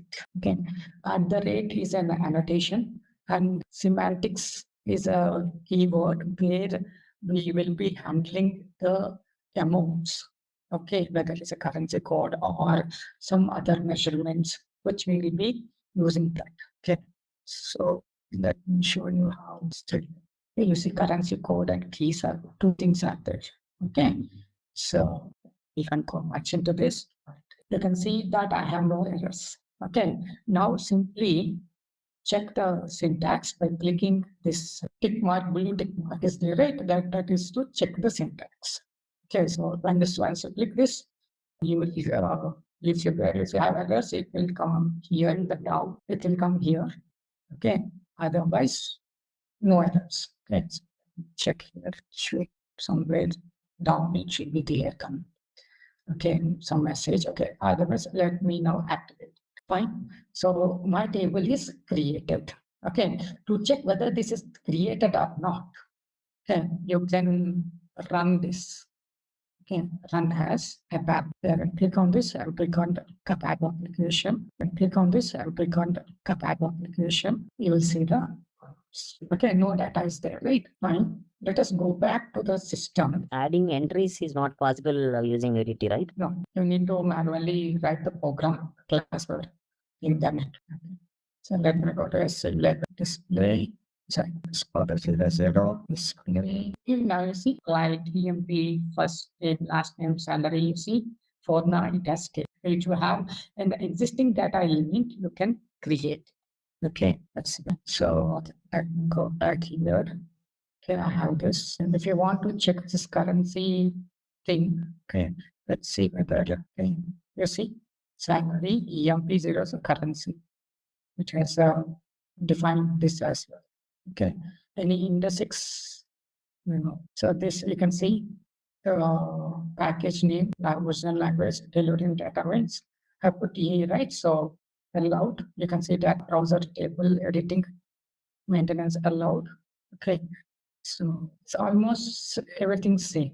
Okay, so how this is getting is created is using this annotations. Okay, so this annotations at the rate is an star implies that it is an annotation, and this is a delivery class catalog with, so that is a semantic object. That is an annotation. Sorry, catalog is an annotation which helps in defining the delivery class. Okay, which class it is. Okay, like with data maintenance, whether it should be allowed or not. This annotation will help us in setting up the table properties. Okay, understood. Then suppose if you want to create a element, you can create it in, see, data. I said check first last, you set one. Okay. So here it is asking domain. Okay. So on the table type B, I click browse and search. You can see all the characters 0, 3, so I use this one. Can you see data type as cap 3? You can do short text, medium, cuts, last, boom. Check this and activate. Last minute doesn't work. Let's change this. Character 32, I change character. So the character 32 characters can be used. So check, activate it. Okay, let me go back to my system. Okay, let that type check. Okay, fine. It has taken. Then go to my system to the web when missing now. This can be very last. Okay, I can't decrease it. It has to be. Okay. Let me see if I can say no data is there, right? So to test it. Okay, since I have put allowed, so clear about how to create a data element. We are completely skipping the GUI and we are trying to do everything from the previously this was a feature was not there. Now they have introduced it. Subject, can you give a currency key some other table as well? Key underscore 00 instead of that I continue standard tables. We want to create. We want to see you are referring for same table for the reference currency. I didn't get it. Is it EMP underscore 00? Yeah. Not currency you are giving that. That is a reference to the same table. Same thing, yes. So in backend, we can give some other table also. If it is there, you can give that number. Try it, okay? Because since it has shown, it has taken, since I have clicked the error is came, I clicked this one. Since it is there in the currency, it has taken that one. Okay. So try with the other field whether it works or not. For some specific user requirements, we use table events, right? For some pre-populating the values for specific date fields like that. So that option is available in Eclipse. Yeah, has the table maintenance generator, is it require, I mean, can you do it in editing for events? Like you create a table, right? It will, you drive it while right? Okay. You want that create a table, right? It will, you drive it while right? Okay. You want that username to be filled, right? Yeah, like that, yeah. Okay, let me try this one to create a file. Press control is also it will say check it again. So let me go to S11. S16 and say contents empty data. I will say mention who has created it. Give the side movie. Yeah, see this. Is there any page user list in Pardon me? like page user list in SAP UI? Just we try to see that page user list kind of thing, right? In this, can we find that? Well, yeah, there's some option we can do that. Okay, but for the moment, just create a simple table. Like when required, can really we context. Oh, okay, good. Thank you. Hey, what about the domain creation? So it's a straightforward thing or yeah, you can create your own domain. Okay, you can say right click this new one. Okay, you can see domain. Okay, you can try all the things. I have shown you how to create element, right? So you can try from the scratch as well. Okay, try to create your own domain, try to create your own element, and try to create a simple. how that is it similar to what we do in GUI? Yes, similar, almost similar. Okay, because you want to achieve that thing, right? It is almost similar. Basically, like there you have all the things Okay, you click on tabs. Here it will come up with pop-ups. Okay. Okay, once you enter, once you click next, then the next things comes. Required things it will show. Okay, try to create your own element. Try to create your own domain. Try to create your own custom fields. Okay, and then try to create your own table. Okay, and see whether you are able to get that one. Okay, once this is done, let me know. Then we will tell you, like, if you want to know about cloud, I will tell you about the cloud, how that thing came. Okay, in my how that thing came. Okay, in my desktop. Okay, I will tell you about that. If you are interested of the last, you will keep at the last. Okay, so for at the moment, try to create a simple table with your own domains, with your own elements. Okay, and create it and see whether it is created or not. I have one doubt. So how to release the TR from editing? So we have created the table, right? So we want to release the TR. So how we can do it using editing? And then the table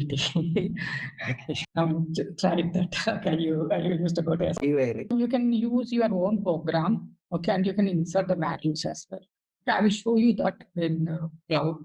Okay, don't worry about that. I will show you quickly. Okay, just make sure that you have created your Okay, do we have a table maintenance? Can it is ADT or can't be done? pardon me. Table maintenance and we generally do it in SAP GUI, right? Yeah, you can put here table maintenance allowed. Like when you create in GUI, you have a separate tab. You click that and then you enter the things, right? So here we maintain using annotations, annotation and app catalog with property data maintenance. So in SAP GUI, we have one step maintenance, two step maintenance, those things we have, right? So is there anything We need to see in the map catalog. Okay. Okay, so we have this one and what are the properties? We need to explore each one of the things. Okay. Enhancement, primary key, replacement object, extended key, defined structure, defined table, keyboard. So these are the things which we need to see the documentation, okay, of each field, and we can now get those things. Okay. Like in SAP GI, when we create the custom table, we have to give the we have to the properties which we set in attributes, but in technical setting, like we use data size or buffering allowed and all that things we set, right? So that things is not mandatory here. Yeah, that one you can do. Okay. So once you create a table, okay, let's see, there is settings, technical setting, table settings is there. Okay, you click on this table settings and you can change this. You can see state, buffering. Okay. So when we save and activate our table, which we created, then this organization. And once you click this, it will come here. And if you want to release this, right click it and release. Okay. So that will release the transport. You no need to go to SA09. One more thing, in technical setting, this load unit. What is this load unit? Whether it's column preferred, page preferred. Then you might be having multiple pages, right? And when creating a report. Okay. So when you click for next, like it loads 20 columns, 20 data for 20 things. I'm assuming that. Okay. Okay. I'm thinking of that, not sure. Okay. Because it's mentions name itself mentions a load unit, right? So I'm assuming that. Yeah, I created like one. I'm creating while creating table, na. I gave. Can I share my screen for some time? Is that okay? Yeah, sure. Let me share it. And then 1 second. I did some mistake, but I'm not understanding what mistake I have done. Okay. My screen is visible. All. Your table name is JTestTRMK. This is my table name. Okay. And there is something wrong I have done here while calling the currency code. The dot currency you need to put dot currency. I understand, but see, when I enter it, control space it, it's not coming. It will come. We need to type it. Because it is in the codes, right? See, okay. So likewise, I need to give. Yes. But still the error persists, right? Control S. Control S. Okay. Now open something.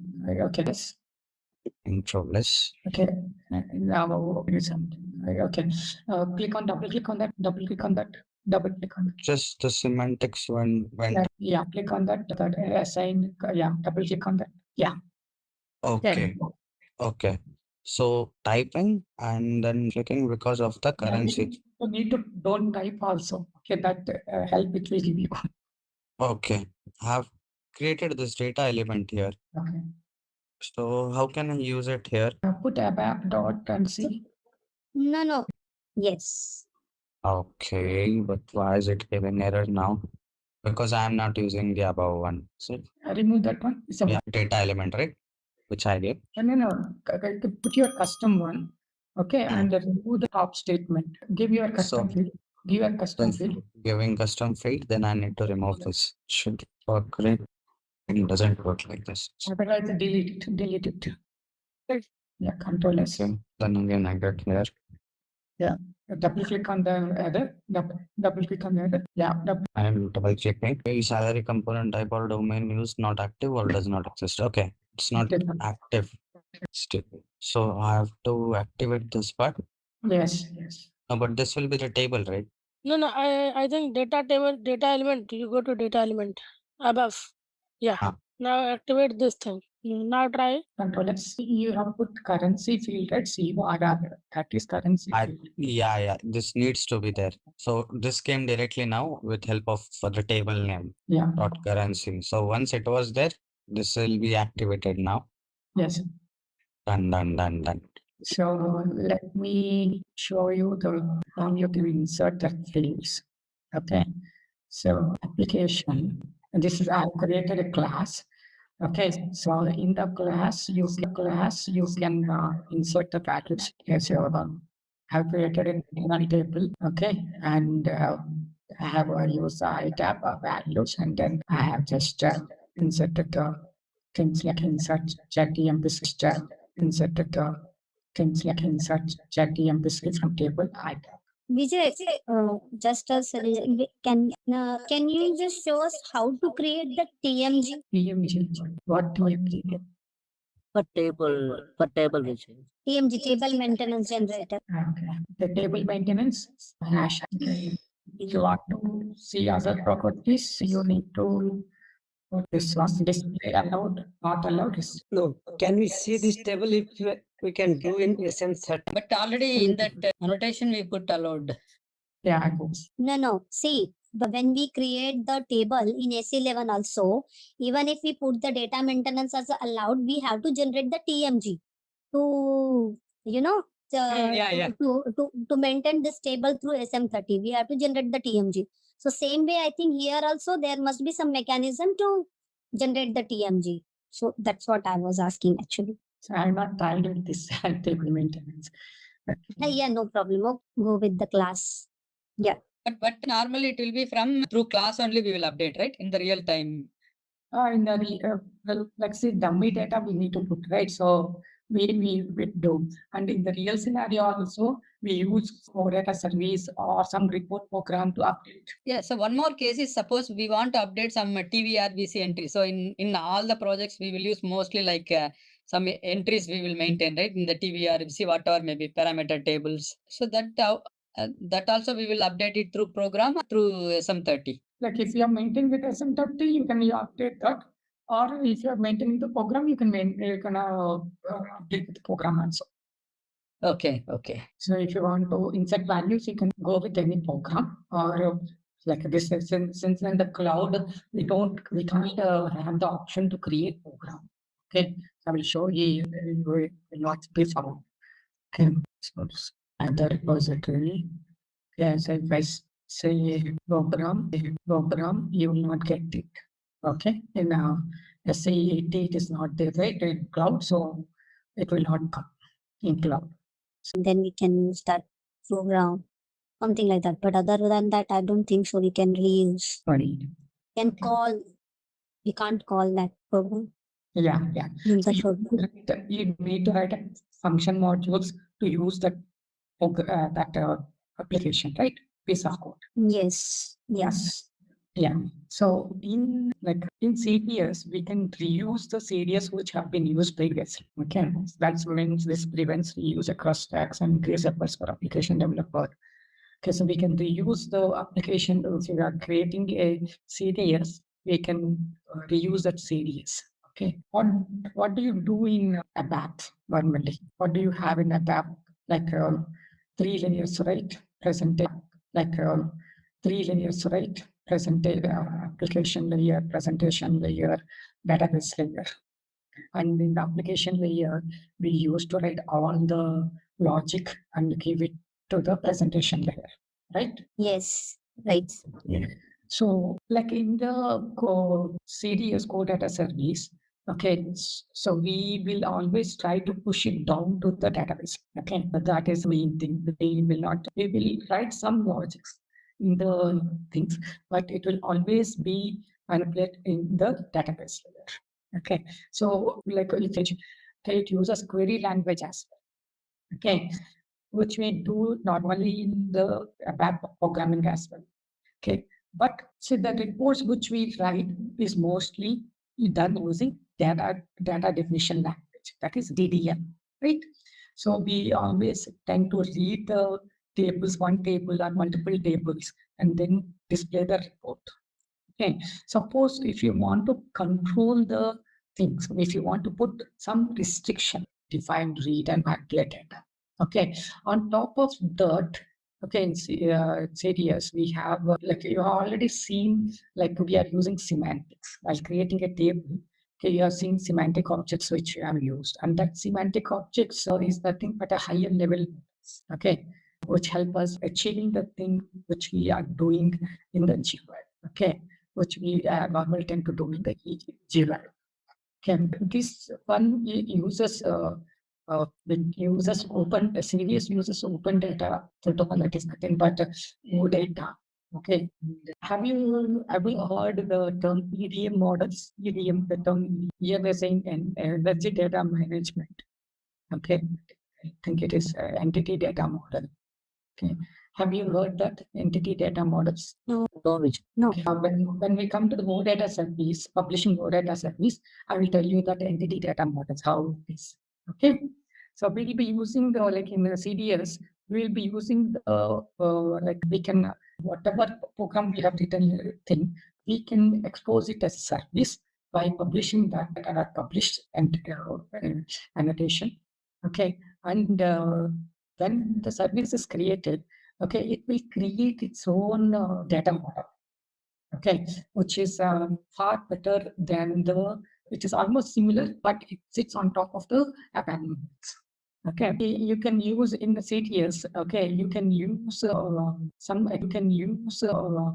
external services as well, okay, which is, there is a service model which you can use it that as well to enhance your program. Okay, so you can use, there are so many ways. There are some certain, like we use SQL thing as in the other systems. Some round of things might be there, but with the CDS, with the built-in SQL function, it can achieve. Okay, so we'll be using this Eclipse tool to create our core data service. Okay, so basically we do with the data definition language. Okay, data control language. Okay, so the data control language is mainly for authorization. Okay, so suppose a flight is there, a flight CAR ID. Okay, we want only with CAR ID 17 should be there, others should not be coming. So we can use that control thing as well in CDS. Okay, we use that authorization option directly in the program, right? So when creating the CDS, we don't put that authorization object in the CDS program. Okay, so we tend to create a role and we will assign that authorization to that program. Okay, so it's the CDS program which we have created. We don't tend to put that authorization directly in the CDS program. When in a report program, when we do, we directly create. We have to put that authorization object, right? So we don't do that in CDS like that. There's a different way in doing that, such that the program can be reused in other things as well. Okay, the CDS can be reused. Okay, so this in the data control language, okay, it integrates with classical authorization concepts. Nothing much new, but we don't directly put that. But we don't directly put that. We will see that when you will better understand when we see that example. Okay, we don't write it in the serious program. We create a role, and then we in that role we mention that for which program that authorization object should be used. Okay, in that way we can do that. Like in ABAP program we use it, and also the security people can use that authorization object to apart from that we have HANA. Okay, so this OpenSQL we consume it in the CDS or CDS. Okay, so data definition language coming to this, we mainly tend to retrieve the data. Okay, and like there is native SQL is nothing but which is tending to be the that database specific. Like Oracle will have their native SQL native thing. They have their own native SQL. Like, right, so this OpenSQL will be on top of that thing such that it works in all the systems. Okay, we using in HANA we have that feature. So semantic, using semantics things, so we can have rich data models. Okay, as we have seen yesterday, like we have used only the structure, and the output is entirely different, right? We have all the features which need to be developed. Okay, that is done using the semantics and with the help of annotations. See, as I said, that the CDS is also a code push down technique which we use here, and it will be pushed to the database level. Okay, on the more of the calculations will be done in the database level rather than in the application. Okay, so you can see in this diagram it uses ABAP language with OpenSQL. Okay, so that helps us in creating our ABAP dictionary. Okay, which we have clearly seen that we have created a table using that as well. Okay, so in CDS we use the data definition language to build the reports. Okay, and data control. So we can do it by putting some authorizations as well. You can control the things as well. Okay, for example, I said 8 lines, care ID, right? So to stick with some certain authorization object by creating a role, and then we stick by using the program. Okay, so we can export this code data. It uses it's all on S4 HANA. In the HANA database, you have a SQL engine, calculation engine, SQL scripts as well. Okay, which helps us in getting productivity. Okay, performance. Previously, we used to handle this in the application. Okay, now this all will be done in the database. So CDS view provides only read data access.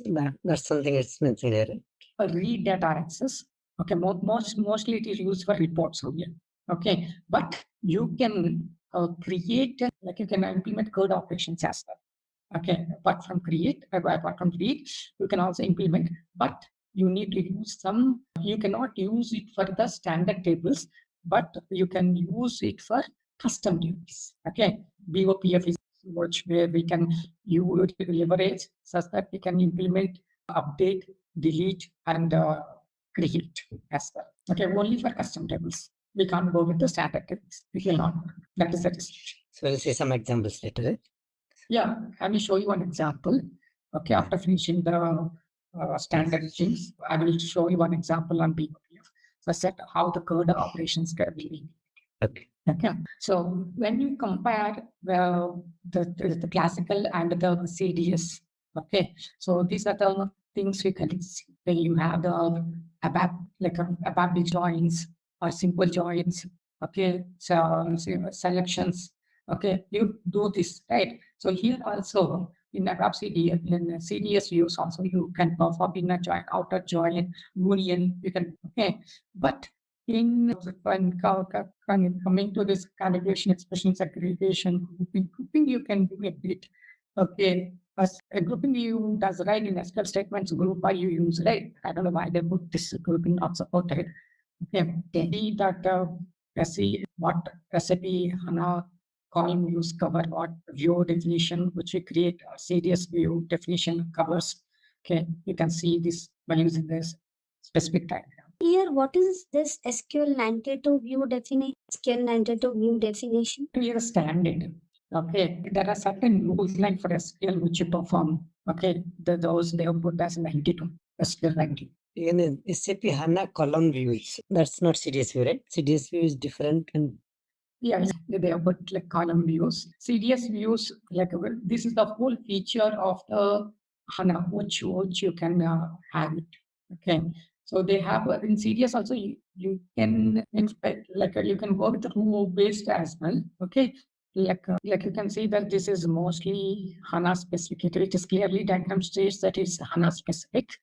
Okay, but CDS, you can see the thing. Okay, so it follows, if you see the CDS view definition, it follows CDS annotations with ABAP 7.4 SP5. Okay, so the CDS view Sales Core Data Service does not cover all the HANA specific features of our SQL 92 standards. Okay, you can see that it is below SQL 92 definition. It doesn't cover these SQL 92 standards. Okay, it does not cover all the HANA specific features of SQL 92. that SAP HANA column view. Can you that SAP HANA column view? Can you create that in this editor or some other? Not sure. I have not dealt with that.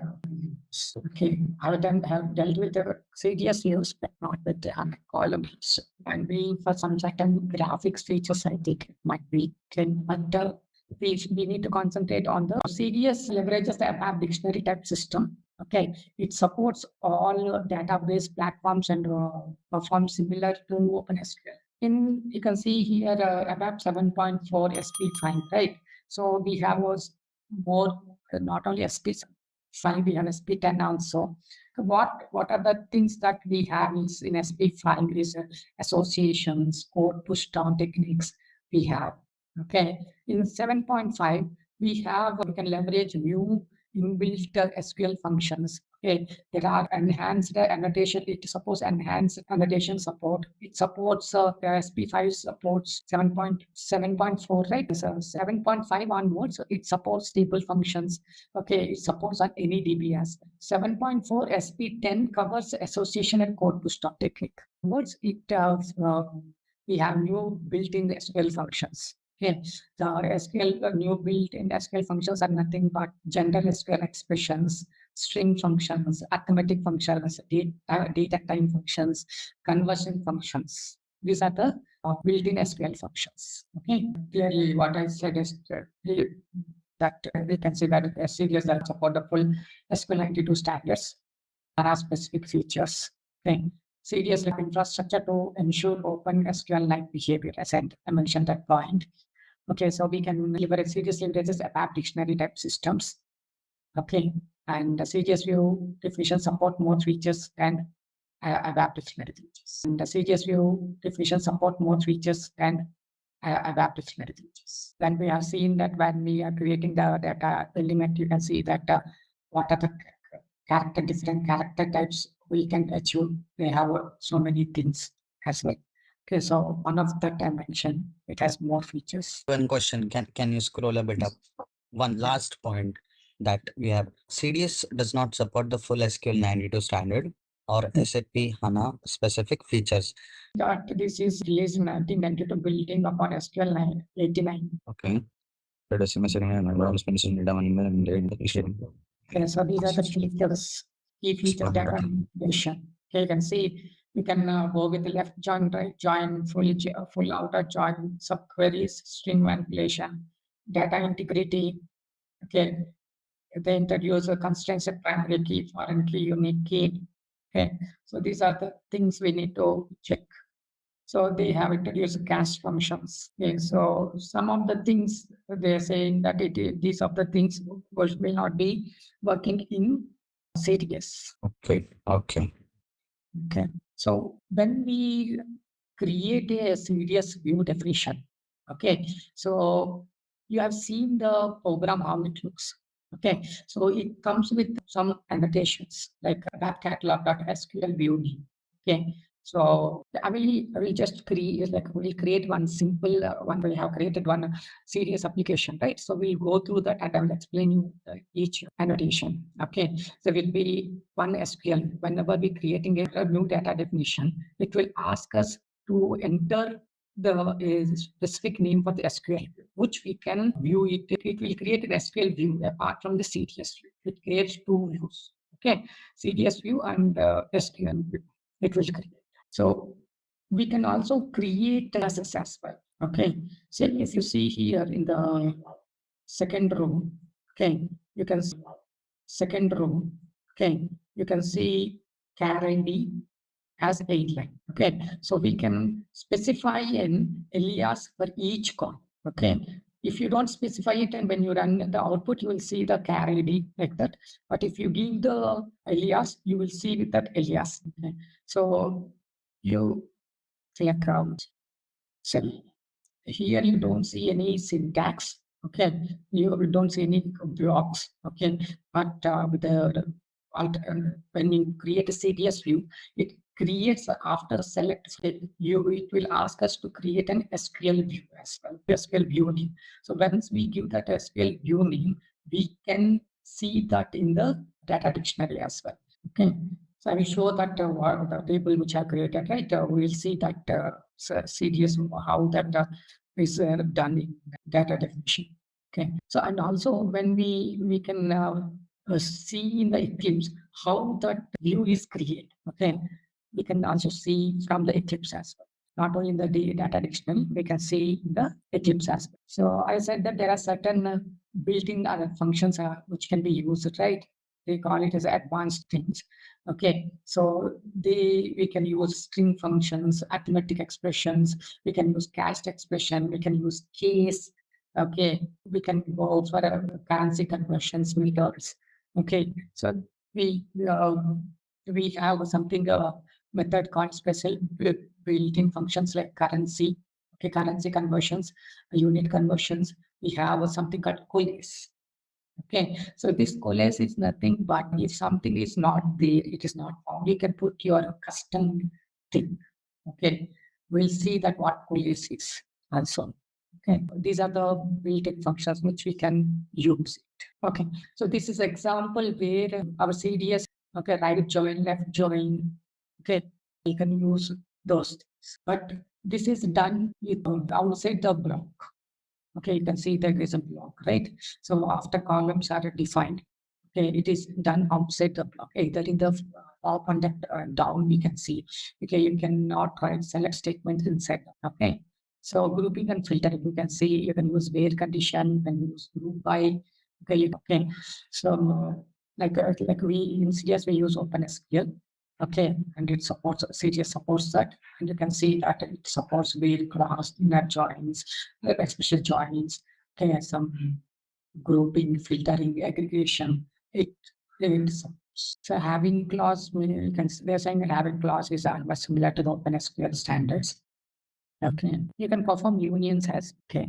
So you can see here they want to union first query and the second query.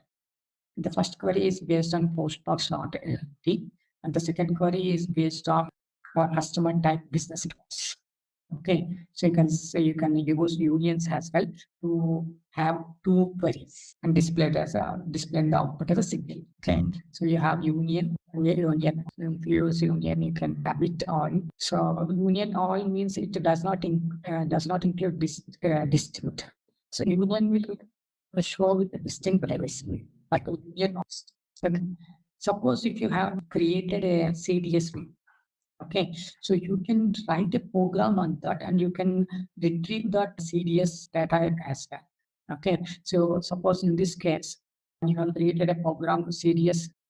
Suppose think that this is a CDS engine for the D underscore to field is.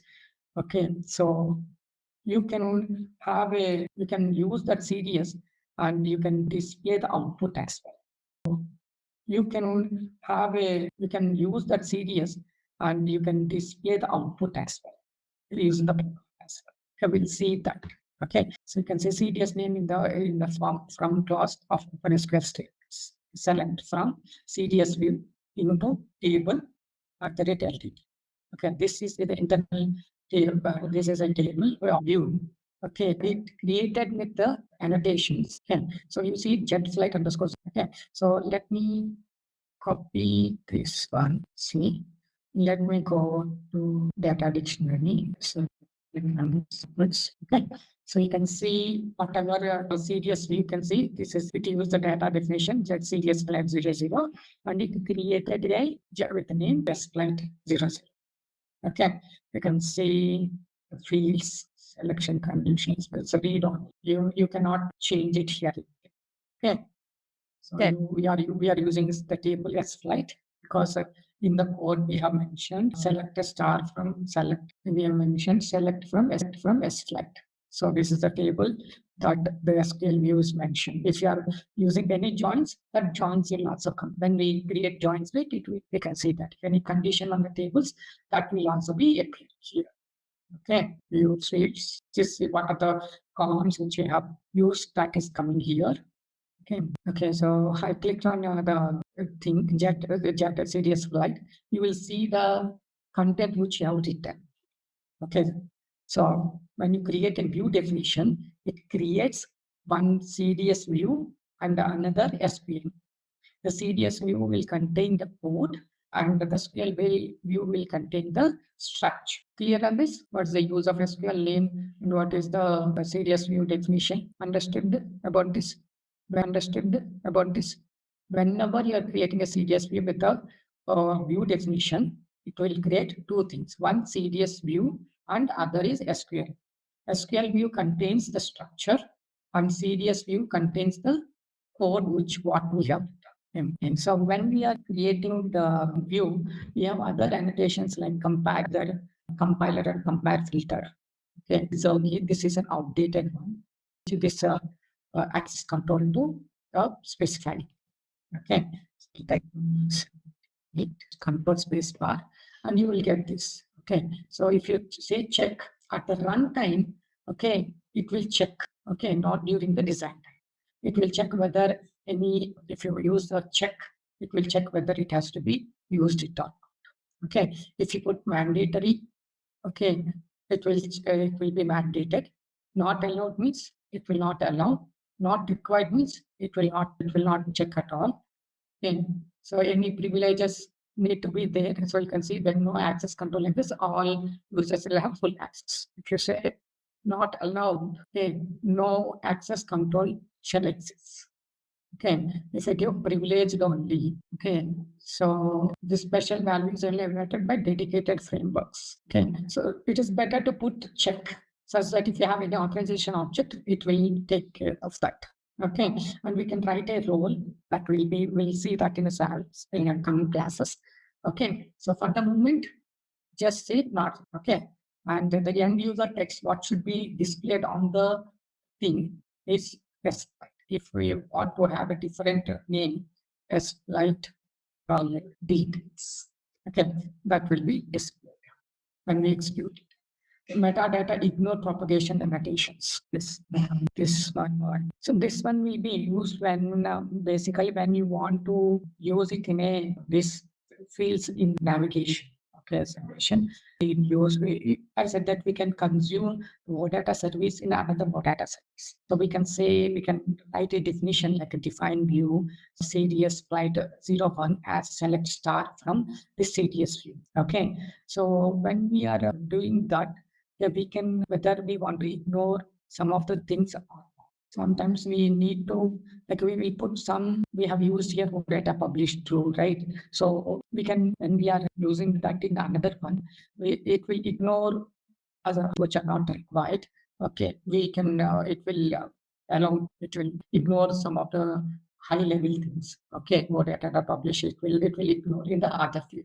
Okay, so that this word data published will not be propagated into the next. Will take only the fields. Okay, other high level metadata is there, right? It will just simply ignore that.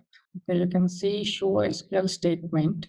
Okay, it will come like this. Whatever you can see, create an endless view as a select, mandate as mandate. Okay, you can ask in suggestion. It is in suggestion. Okay, you can suppose if you are using two views, okay, then you might have many columns, right, from two views. So then we can use aliases, and then we can write it here. Here they're saying that we can use sflight.can. Okay, you can write like it as, okay, or you can mention it as an alias as sf. Okay, and can mention this as, okay. So using aliases also you can write them, or you can say here carry as this. Okay, if I now check errors, okay, so let me activate it. Okay, so I'm let me now, okay, what you see now, instead of char ID, you are getting LD. Okay, the SFlight is not coming. Okay, but in the output you will get. Okay, but in the output you will get. Okay, so you can see you have a filter options as well. Add filter, and I will say I want equal to LH. You see now? Okay, so you can click on number of entries. We can get that count as. Yes, I have a small doubt. Like in the ABAP Studios view, in the console, in the data, we can see the flight date. Correct. Yes, string functions. Okay, yes, like arithmetic expressions. Okay, so we can use that. Can you show us one example, like how you are going to convert that page? Yeah, we will go with one by one, at least. Okay, first anyone can try to create a simple CDS view. Just try to create one simple view.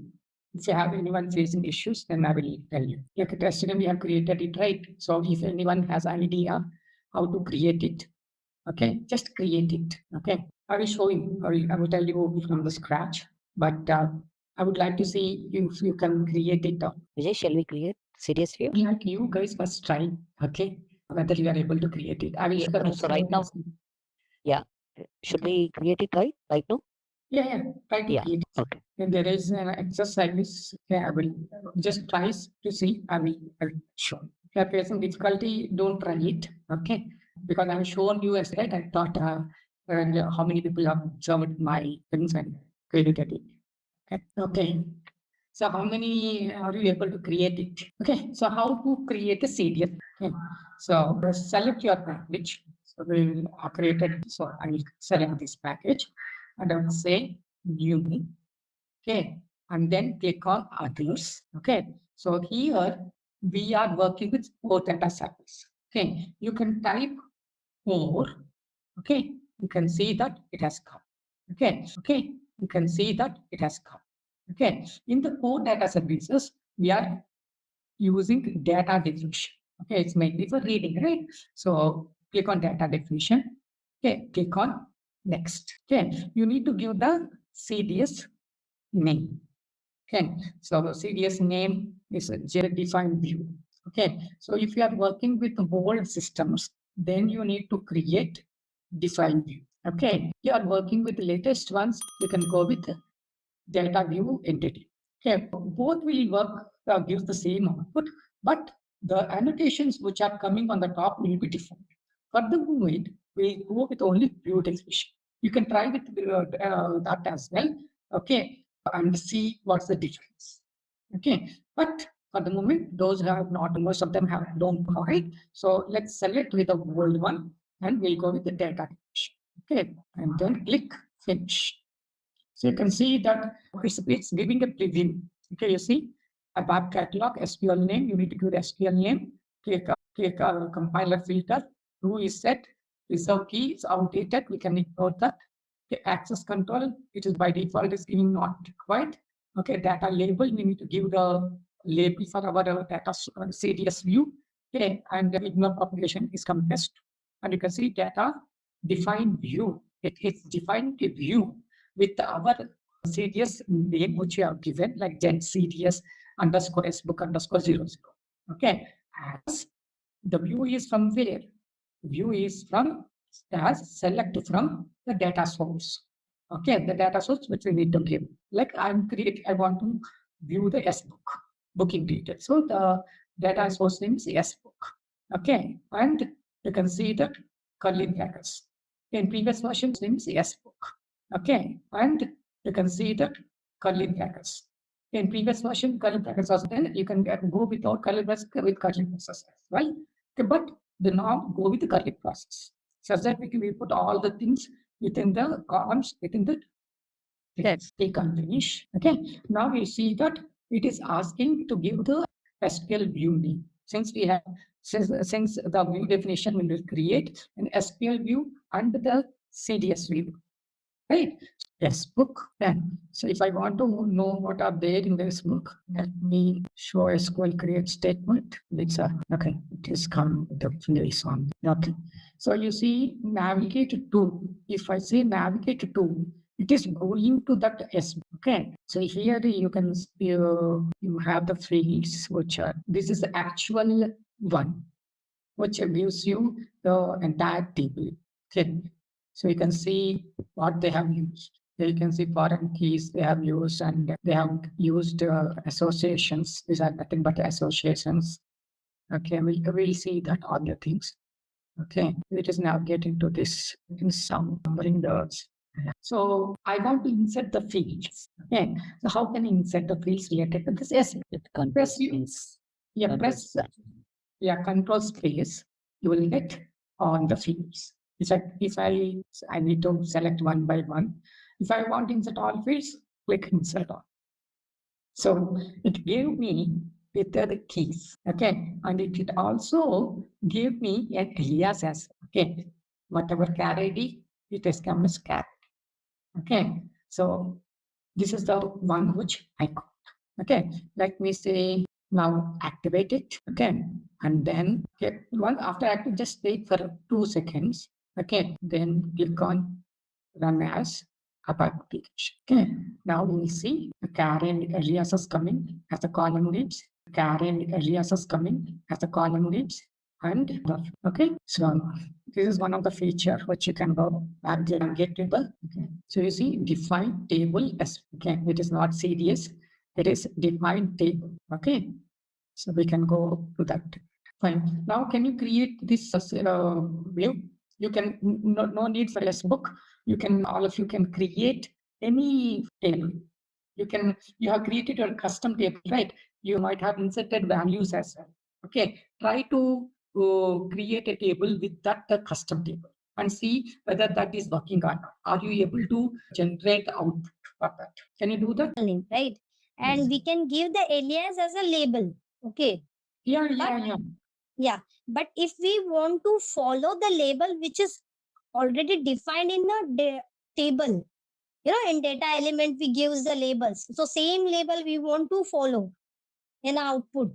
Can we do that? Like in our report, we just, mention the database table name. Then it gives that database table field, whatever label is there, that it gives a direct that field label. Okay. So same way, whatever label I have defined in a database against the technical field name, that same name I want to print in output. Okay. See. Yeah. So let me show you that as well. Yeah. Okay, so I have shown the output where we got with the label names as well, right?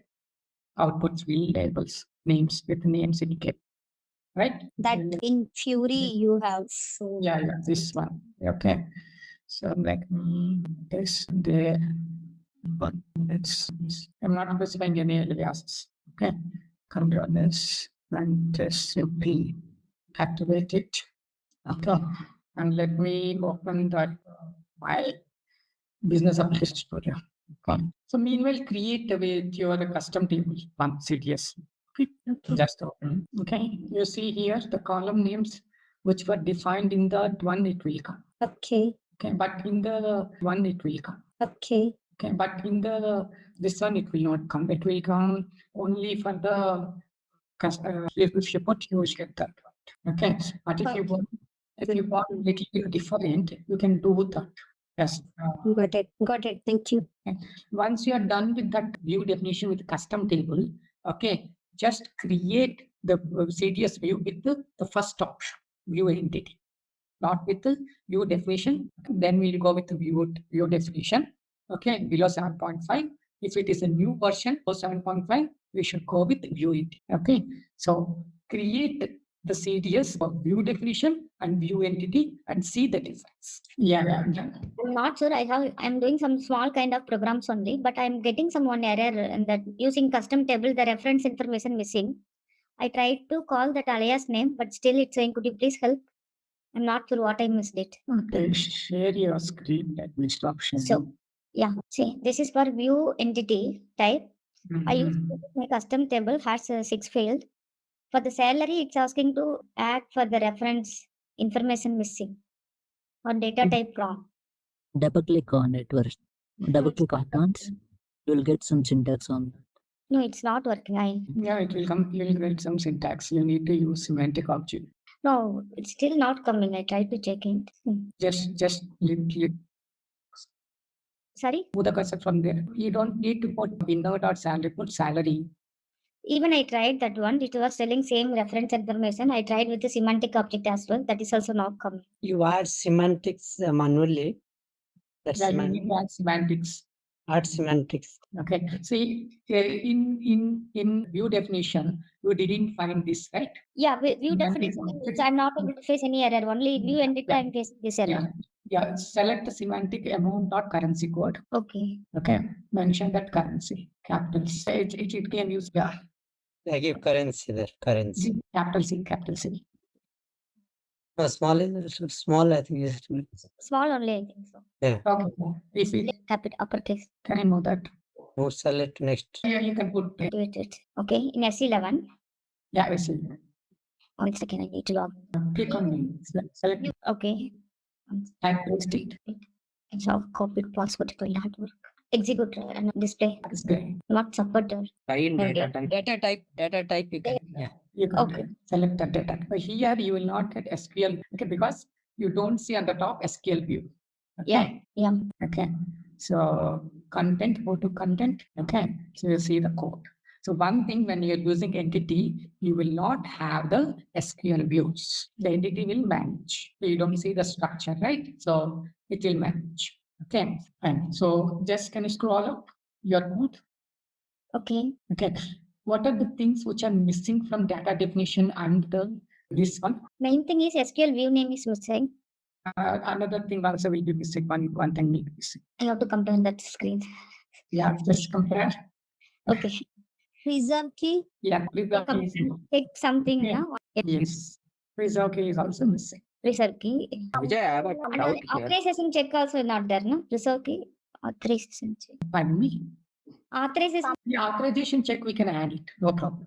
Okay. Okay. But it is needed only we will add it. Otherwise we will not add. That compare filter something that's missing. Yeah, compare filter is also not. Yeah, this is also missing. What does that do? And apart from extra, these things are coming, right? Yes, yes. So object model. And apart from extra, these things are coming, right? Yes, yes. So object model dot usage type.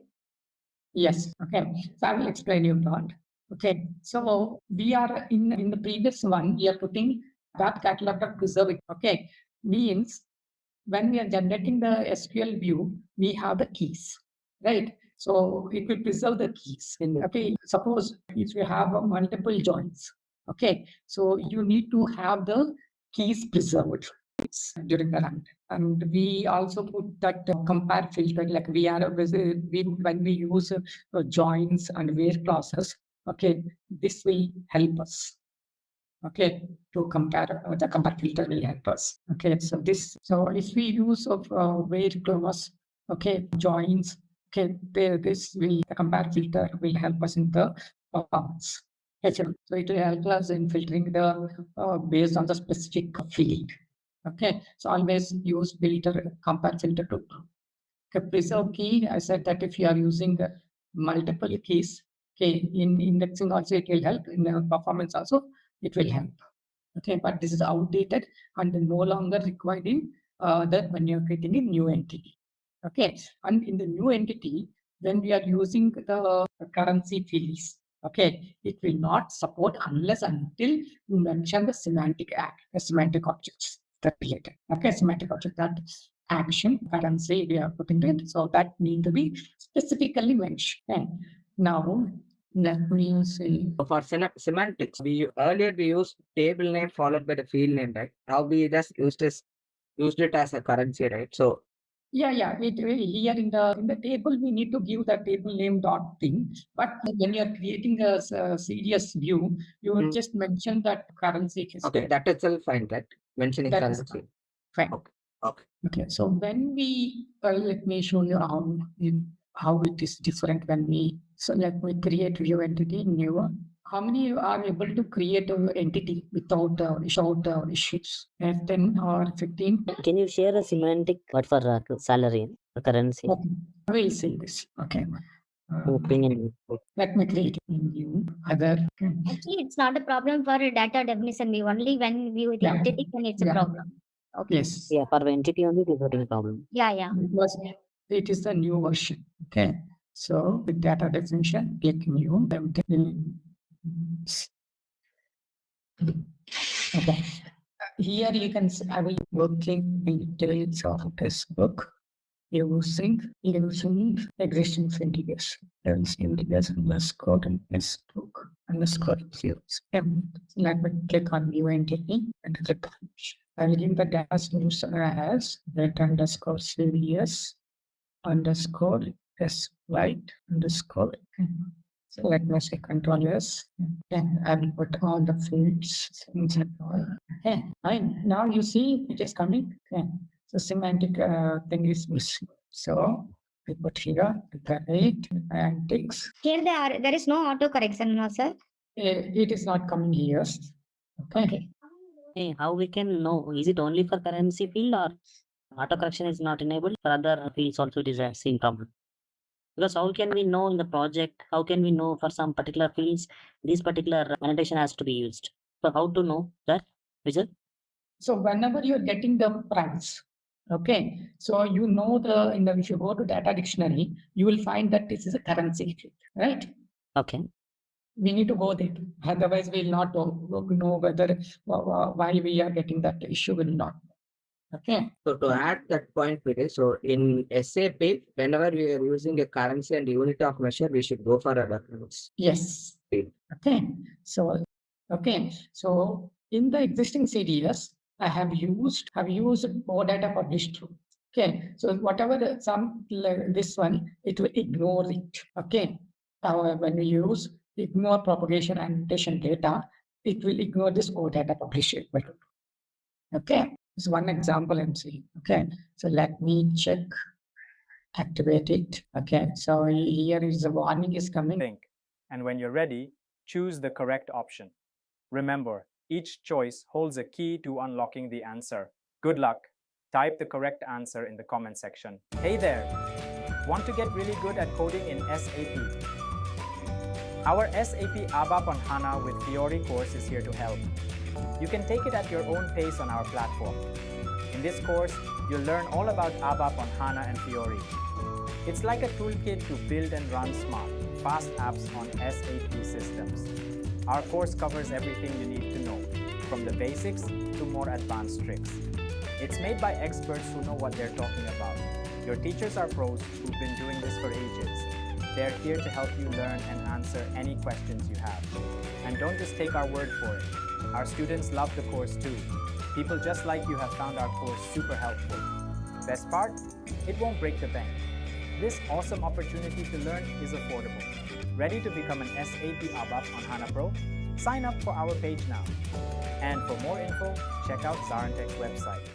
So let me share my screen. Let me know if you are able to see my screen. Yes. So we have created an application CDS view with we have done with the two things. One with the creating CDS view with the view definition and the CDS view with the view entity. Okay, so you could able to distinguish what is the difference. Okay, view entity. Okay, so you could able to distinguish what is the difference. Okay, view definition will create the SQL view. Okay, so and also we have reused this view and we have tried to use it by calling it this view in it another. Okay, so you can see that I will put select view in it another. Okay, So you can see that I will put select start from S bookmarks. Okay, it entirely depends upon how we want to use the existing OData annotations. Okay, so yesterday we have also seen that the end user text label when exceeded 40 characters or 30 characters. Okay, you can see that a warning is come. Okay, it should not contain more than 40 characters. I have entered 49 characters. Okay, you should make sure that the end user label is 40 characters. Okay, when you are creating a DDL source name, okay, so it should be max 30 characters. Okay, CDS view or the DDL source name should be max 30 characters. Okay, it should start with customer needs, it should start with the Z or Y. Okay, and it should be unique in the ABAP dictionary as well. Okay, it's not case sensitive. Okay, and this serious view can be different from the other data definition DTL, so source name as well.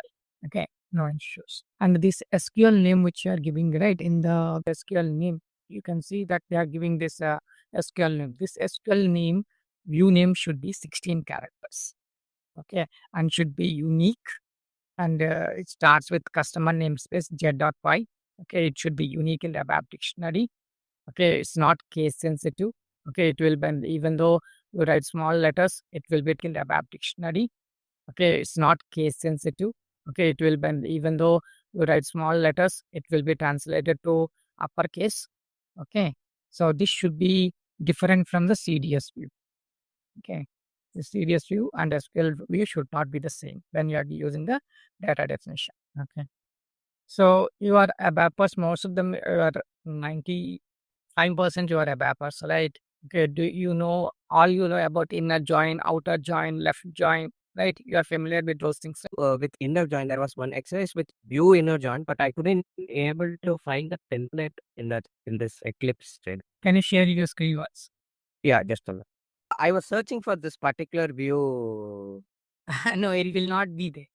Okay, I should do it, right? It's a keyword that we should give join and selection. Okay, see, this is a standard. This is created by SAP.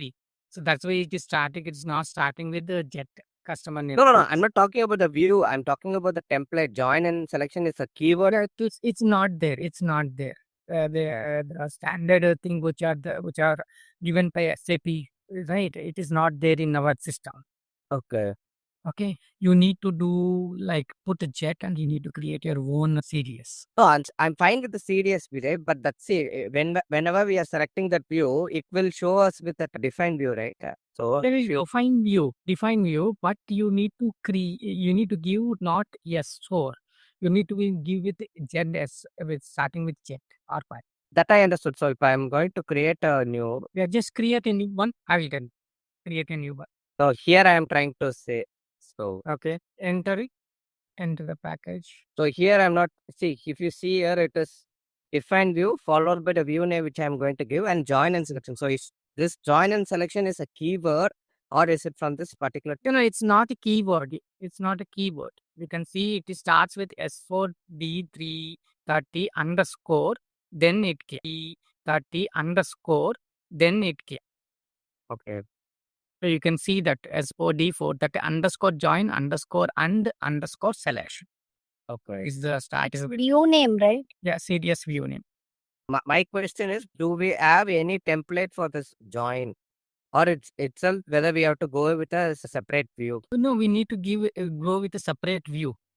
Okay. In case if we want to combine two views, is there any template for that? That's what I'm trying to ask. Or else we should define a view, then we should go for a join. Yeah, you should go with the view and then you can use the join.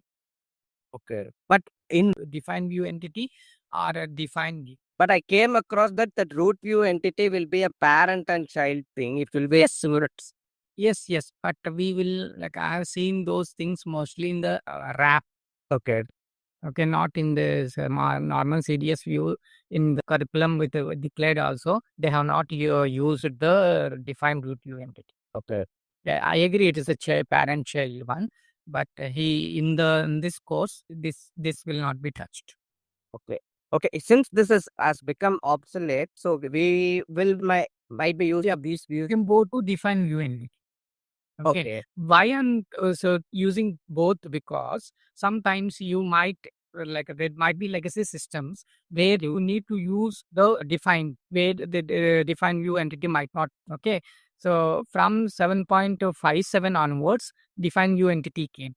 Okay, if your as far as a version of ABAP is not 5.57, then you can't use define view entity, right? Okay. And this defined view entity, as I said, it's going to be a parent-child relationship, right? This one. Yeah, you can you can have that, but for this course you can ignore it. Okay. Okay. If you are going for wrap, then you can go with this that group view entity with parent association can go with that. Okay, but for this course we are not using wrap. So when the necessary when it is necessary for this course we are not using wrap. So when the necessary when it is necessary, we are definitely in the course it is there. Definitely I will tell. Okay. So whatever we are going to do, we will be doing in a defined view with all those keywords. So Yes. Yeah, if you want to use the joins also, you have a template. Okay, just scroll down. okay. Actually, I have some query on that service quality that you explained starting the quiz. So when actually we use that excellent, somewhat medium, like you said, right? Exercises. Okay, I didn't get that opportunity to put Y uncheck. Okay, Y is good. So quality is good. Okay, Z is poor. They're saying, but I didn't get a scenario where to put that change that. Okay, fine. Let me go to search. There's a table. So we can play with this one. Okay. So we will be using this demo expressions and we will be working on some of the basic built-in SQL functions. Okay. So you can see it has fields. It has, let's see, you see ID, num1, num2, decimals, strings we have, date and time as well.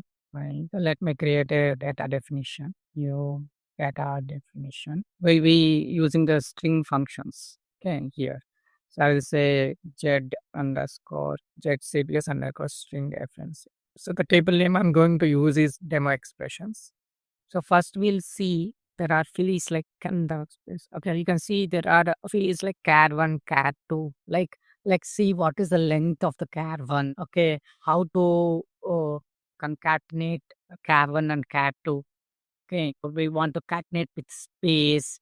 Okay, or if there are some spaces on the left hand side, how to trim the left hander spaces, how to trim the right hander blank spaces. If you want to trim the right hander blank spaces, if you want to replace some string, okay, how to do that. Okay, if you want to okay, how to do that. Okay, if you want to do some substrings, how to do that. Okay, so let's play with those things. Okay, so I will say here insert all. These are the full list. So id we did. Let me comment it. We'll see what tags activate. Fine. So it is not activated. Wow, duplicated is not short mean contains errors. It might across 16 characters. Yeah, now activate it. Okay, it's a problem with the SQL name. I said that it should be 16 characters, right? It exceeded. That's why. Okay, so let me execute as an ABAP application. Okay, so you can see that the car1 is the length of car1 you can see, right? So this is the one of the built-in function. Okay, so likewise there are many. We'll see few. So this is the length function. Okay, and we'll see there's another function called instr. We'll put here and here. Let's see is what it comes. Let me check this. Activate. Should find the position. Okay, here we put activate this. Okay, I have put RA. So you can see that the position it is RA is at 4. Okay, 1, 2, 3, 4. CHAR. Okay, RA I put, right? So it is at fourth position. Okay, so INSTR will give you the position of that where it is. Okay, and another thing, let's see the concat. Yeah, concat char 1 comma cat. Okay, or underscore come.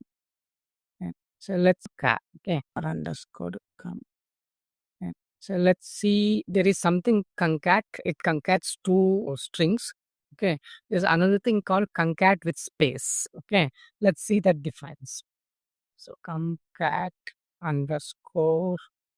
If you need help, you can press control space, then it will come like this. Okay, so you can select this, it will that function will come. Okay, and you can let me activate it. And again, what do you see? If I use concat, it concats without spaces. But if I say concat with space, it gives us if you put 1, it will give you 1 space. If you put 10, it is taking 10 spaces and it is contacting. Okay. Here, it gives the space between two string, right? Two characters. Yes. After that also it's giving that space. Means after character 2 also there is a space or no? It's just between two character space. Okay. Then let's see. We can find out the length. Let me put this out in the control. Yes. Okay. Let me check. Activate it. I wait for 2 seconds. Sometimes it takes time to reflect. Okay. It's 30, it is coming. You can see character is char 1 is 10, char 2 is 20, and I am inserting another 10 spaces. Okay. So total it is showing us 30. Okay, means it in between only it add the space, not okay. Thank you. So Like concatenation with more than 2 variables, like 3 or 4 also it will work. no, here it is concatenate with space is 2 characters. Okay. So you can see the if you press control space bar, you will get that function, what type of arguments it takes. If I put here control space, you can see only 2 arguments. Okay. Okay. There is other things called lpad, pad, ltrim, rtrim, replace. Okay. So let's see with the lpad. Let's see the syntax. What is it? It will trim with that spaces. Okay. What character was shaky. Okay. So if I put here cabin underscore a, let's see here as r underscore l. Yes, activate doesn't okay. A capital is not there. So send them. Let me check and I get back to you on this because you can see replace it takes 3 arguments. Okay. It for first one is the original one, which or where which string in which what string which we give, and the characters which need to be replaced. Okay. So suppose if you have here the output, the character 1 is there, right? CH. Okay. I want to replace with some XYZ. Okay. So I say here char 1 CHA to be replaced with the XYZ. Okay. Okay. Need to do alias. Okay. You see that? That C schedule is getting replaced with XYZ. Wherever it is a case sensitive, actually in database. Yeah, we'll see that. Okay. So if I put CHA, because it is a image string, right? It might be case sensitive. Okay. Yeah, it's case sensitive. So it doesn't. We don't have anything here CHA, but you have C that CAD2 we have, right? So let me put CHA capital. It might change. Oh yes. Yeah, you can see. Second one CHA is capital letters, right? So it now changed. Okay. You can get the substring as well. There is a string function. One of them is substring. So let's control. Okay. So you have the argument, position, and length. Okay. So let me put. Okay. So you have the argument, position, and length. Okay. So let me put substring. Argument is cat2. Okay, I could CHA. Okay. And let me, so the length it is from where, from till what position it is asking. Okay, so let me put 1 as such. Okay, you cannot use the keyboards. So I'm just here. Position should be a number. Yeah. Okay. So let us check what this left thing. Okay, you can see string length. So from the left, it will count that string length and it will display the characters. Okay. So if I say char one comma, length is 3 characters as underscore string left. I'll put the right as well. Okay, let's see the right and the right. Char one comma. I'll put the last 3 as r underscore string right. Check, activate. Okay, you can see first 3 characters from the left I said, right? So ch has come, and the last 3 characters is er1. Yeah, let me tell you the I'll trim as well. Let me see. Well, it trims that character. Okay, so I have char 1 command c and sr underscore left. Okay, good. Always let me activate it and then we will click reload this. Yeah, you see that the that character C is getting tricked. Okay, likewise R string put that character. Okay, then that characters will be okay. Fine. So why I'm telling these things is in our S book table and customer table. Okay, we custom table. We need to join the first name and the last name. Okay, and we need to put as a name. Okay, and that's why it will have. There are binary functions as well, but I have no need to check with the binary one. Skip the binary one. Okay, and let's go with this. But is there any way if I want to concatenate the 2 string or 2 values with not with the space but with some other character like underscore or hyphen or something like that? So will it be possible? Okay, you see, concat with space, insert left L pad, L trim replace right, then art pad, art trim substitute. Okay, these are the things which I have told you. Okay. I have another question. So with this concatenate, we can concatenate only 2 variables or we can have more than that? Only 2. Okay, what if suppose I want to concatenate 3? So in that case, how we use a loop? Like, You need to use a loop. Now let's see the date and time functions. Okay, so using date and time functions, what can we achieve? Okay, let us see. Let me go back here. Okay, let's search inbuilt date functions. What can we achieve here? Okay, so you can check whether the date is valid, a date or days between. It will do dates. Okay, anything to add these, add month. Okay, current timestamp. Okay, if you want to get the seconds between timestamps, you can get that as well. Okay, and you can add seconds as well, and you can okay, you can check whether the date is valid or not. Okay, so you can see here date, add days. You can add existing days to that date, add months. Okay, so these are the things which you can do it. Okay, so let's see the things how we can play with that updates. Okay, so but there is no function to replace, like yesterday one of the person asked, right? I'm getting a by MMDD. Place like yesterday one of the person asked, right? I'm getting a by MMDD. I want it to select DDMMYY. There is no function. Okay, it's entire the day it's like what are the settings that has been done for that user, how the date should be displayed. In that way, it will come. But if you want to display in that manner, then what you need to do is you need to get the days, get the months, get the year, and then you need to concatenate.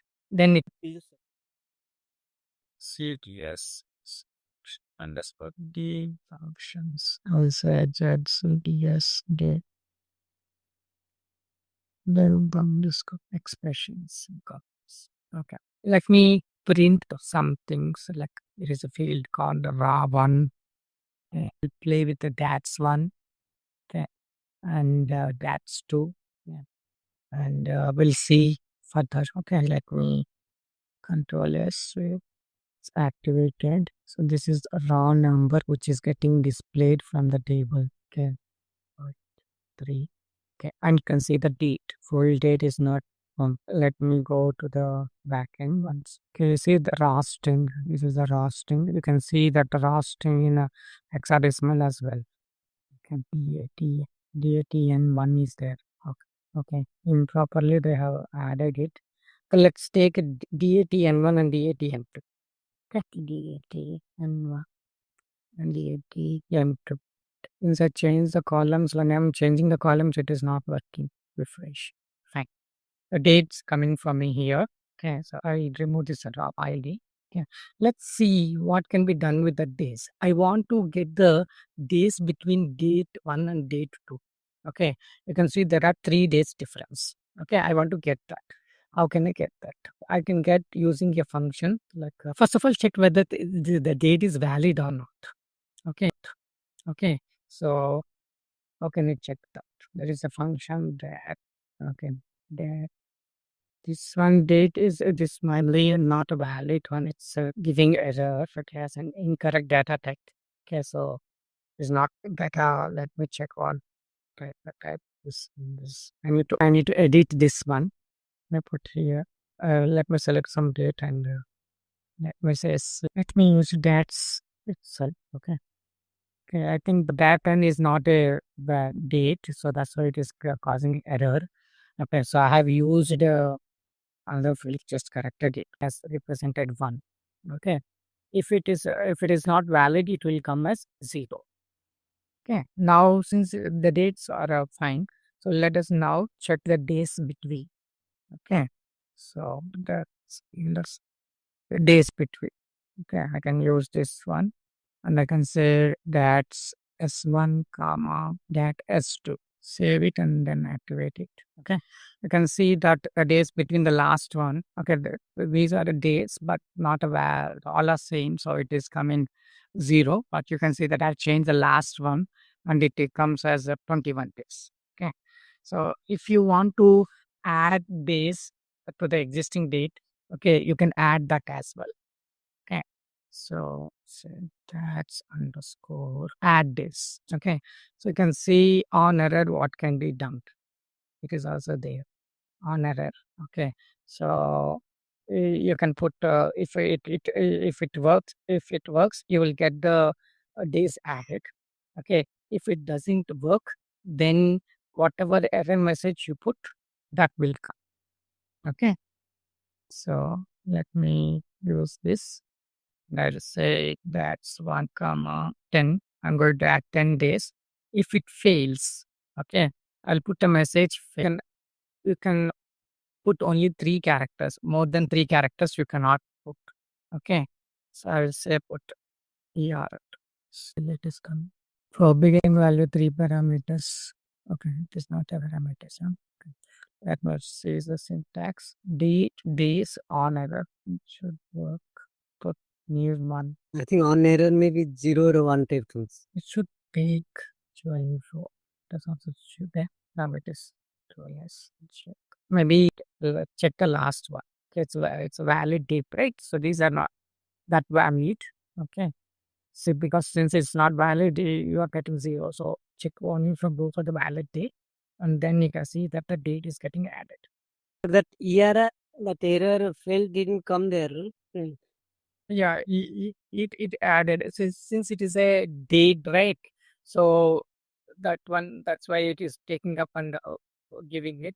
Okay, but let's see. Since if it is not a date, then it might. If it couldn't add, then it might give an error. Since it is adding, even though it is not a valid one, okay, it is trying to add, and you can see the some comment, right? So, which is not actually the correct one. Okay, the case should be like entirely it should fail. Okay, it should not add at all. Then you will get that error. Maybe let me put that and it gave me error, right? And DATM. Okay, let me try with the that and let's see here itself. It is not taking. Okay, so it doesn't take. But if the completely fails, because here in our case it is getting added. Okay. Likewise, I can add the months as well. Okay. So let me put here months as well. That's the add months. That's one comma. I will add 1 month. Okay. And then say underscore add months. And then say underscore add months. Then come underscore. Okay. So maybe with this thing, it might be the cost. Okay. Yeah, but which is a standard one. Okay. Standard time as well. Whereas TMS one, we check the freeze. AMN, the time one. Yes. Time. Okay. And using this one, okay, we'll see. We are not able to see the screen. Okay. Yeah. Okay. We can check whether the time is valid or not. Okay. So to check the time is valid. Yeah. Yeah. You can see there's a function called time is valid or not. Okay. So we can use this time is valid and we can put TLM in as underscore as incorrect data type. Let me check this one. What is okay? TIMS. Okay, let me go with the TIMS. It is TIMN is not taking TIMS. Okay. And let me say control S and it activate it. Okay. Now you see time is coming good here. Okay. And you can see all are valid. Okay. So you can find the time difference as well in seconds. Timestamp between. Okay, you can use this and you need to give the to check out this and from time to unheaded. Okay, fine. So I will give TIMS1, comma, TIMS2, comma, underscore the time. Okay. 2 parameters. Yeah. Okay, 3 parameters on error is there. Okay, 3 parameters on error is there. Parameters version has incorrect data type. Strange. This is showing as correct on. But I will tell you later this one. Yeah. But it's strange that it should work, but here it's not working. And this one is not working. I will check and I'll come back on this. The TMS one is a valid one. Okay, you can add seconds to the existing. Let me check. Is there other thing I can use? Okay, let me check with this timestamp whether it is. Let me check with this timestamp whether it is or it will come or not. Okay, I'll check and I'll come back. Okay, timestamp I'll check how to add seconds. Okay, in seconds I will check. There's something I need to check. It's not working directly.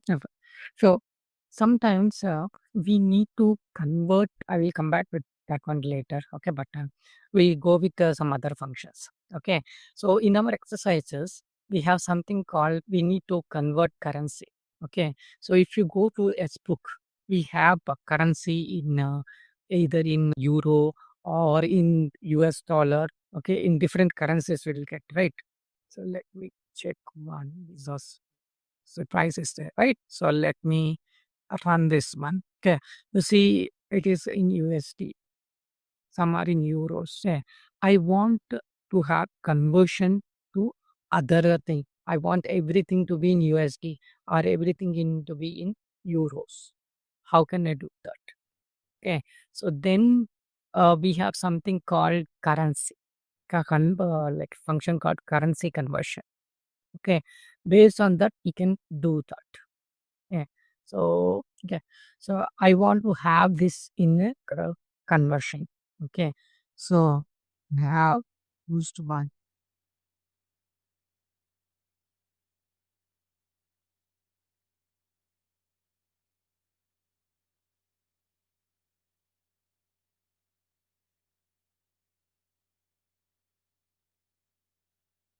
I have the examples. It's just I don't want to waste the time.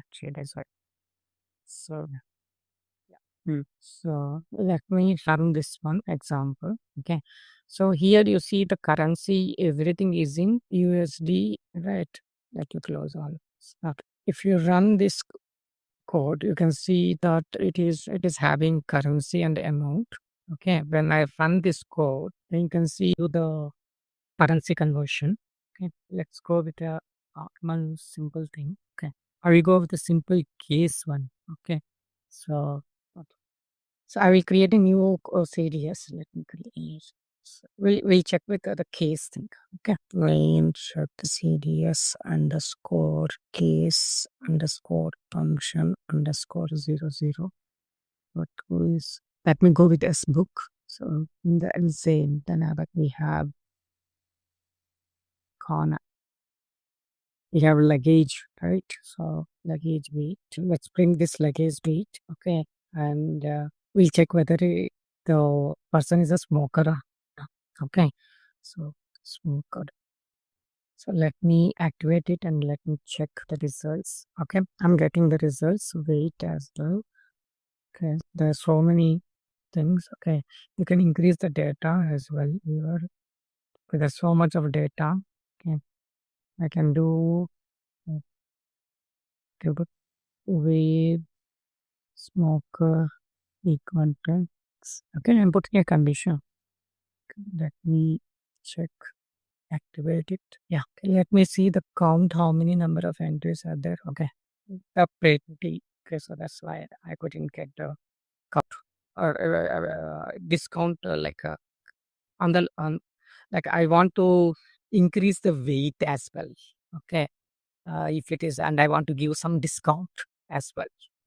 Okay, if it is a smoker, I want to give a discount of 1.01. If first is I want to give a discount a little bit less. For non-smoker, I want to give it a little bit more. Okay, so in that case, here we will put like it weight. I will convert this float. Okay, how can I convert? Like I can say abap dot. Okay, dot means it should come. Put here. We'll put cast and see that comes. Okay, as I can convert to a different time. Abap dot. Yeah, now it is coming. Okay, I will convert to float.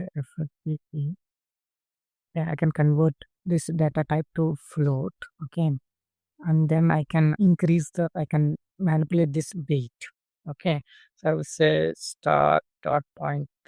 Okay, 0.3. I'm multiplying the weight if plus 1. Let me put plus 1. I see all are zeros. I'll put plus 1. Okay, and I will say as a new one, and I will so everything I will convert to as control activate. I will let me check and then I will explore. Okay, now you can see that previously the weight is in 0, right? So I have put plus 1 such that some meaningful value will come. Okay, so how it is coming? You can see here I have used cast and I have converted the luggage weight to floating point. Okay, and I have added, so the after casting I have added the plus 1 such that the row such that you will get a meaningful one. Okay, and I have put as a that variable as a new bit. Okay, so here you can see that you're casting it from luggage weight to floating point, and we are adding number and we are making with floor. Okay, floor what it does. Okay, so here 0.03 it is not, but you can understand the concept right here. Luggage weight is only, you can see here it is 0.0, but we are converting to floating point. That's why that many zeros got added. Okay, and then that one such that we can have a meaningful value. Is there any limitation in this string, like can we cast characters or strings and like? Yeah, you can cast the number integer. There is no limitation, right? Yeah, no limitation. Yeah. Okay, can we go for a break? Okay, after break, I will tell you about the conversion, currency conversion and time. I will check the time and timestamp why it is not working. Okay, first I will tell you the conversion and then we will go with the case, other things. Okay. Okay, so here trim level, we can use a left trim and right trim, right? Yeah, yes, you can use. For example, I have considered it as a left trim. Character 1 I am trimming. So C I have started with it. Yes. Okay, activate and I will run. Let me reload once. Yeah. So left side it is trimming C character. So this is a case sensitive, right? Put CHE instead of T because T is not found, right? It doesn't trim. You can see that character. Because we have a T character right here.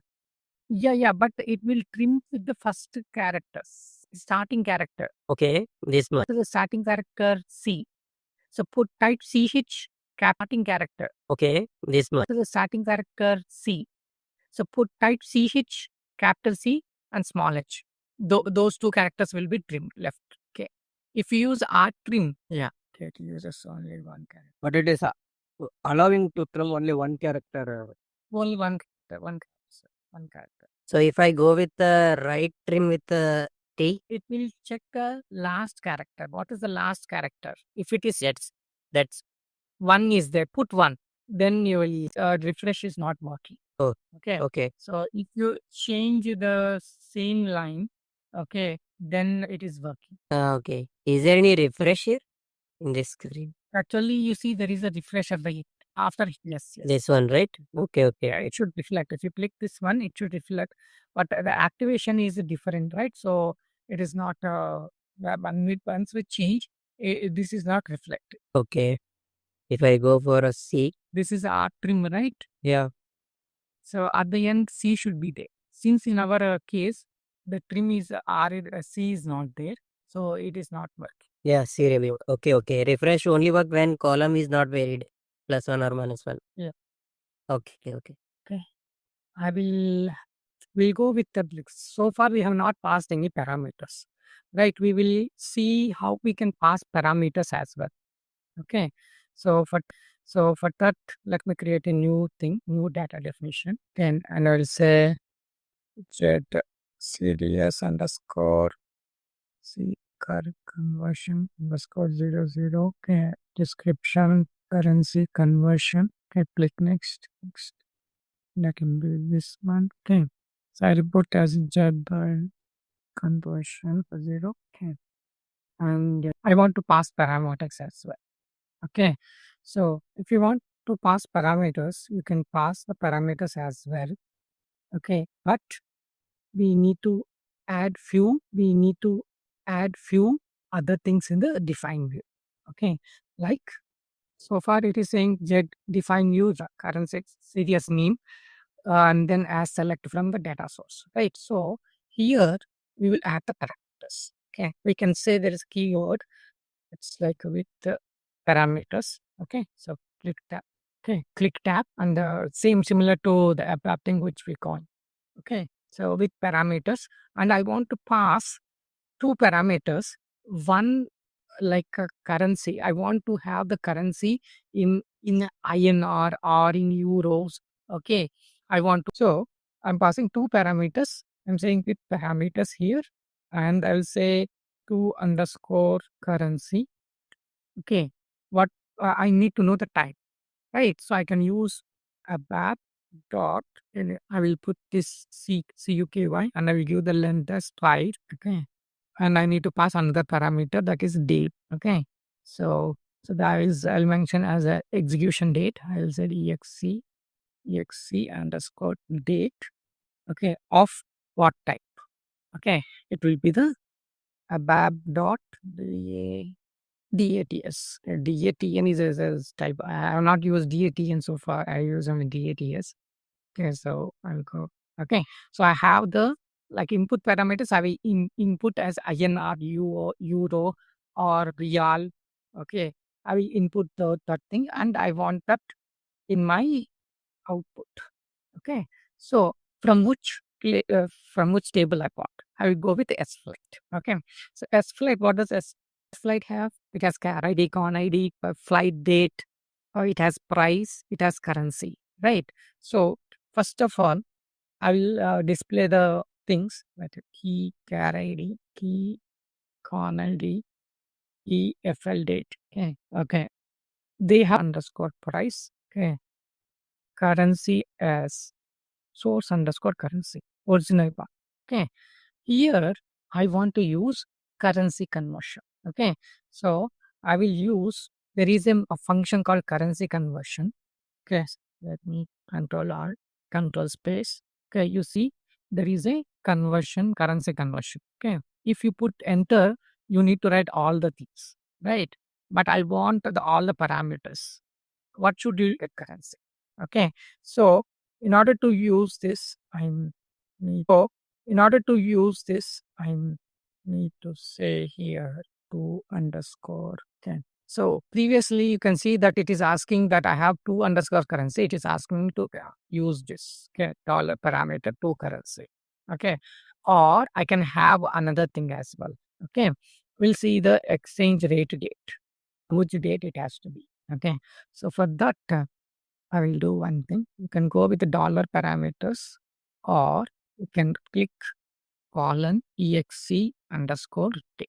Okay, in these two ways you can get those parameters. Okay, so still it is saying that it has some issue. Okay, as Elias name must be assigned to expression. Okay, fine. Okay, so I'll say this as a target amount. Okay, so let me control S. Yeah, so there is a warning. What is it saying? That target amount reference missing, wrong data type.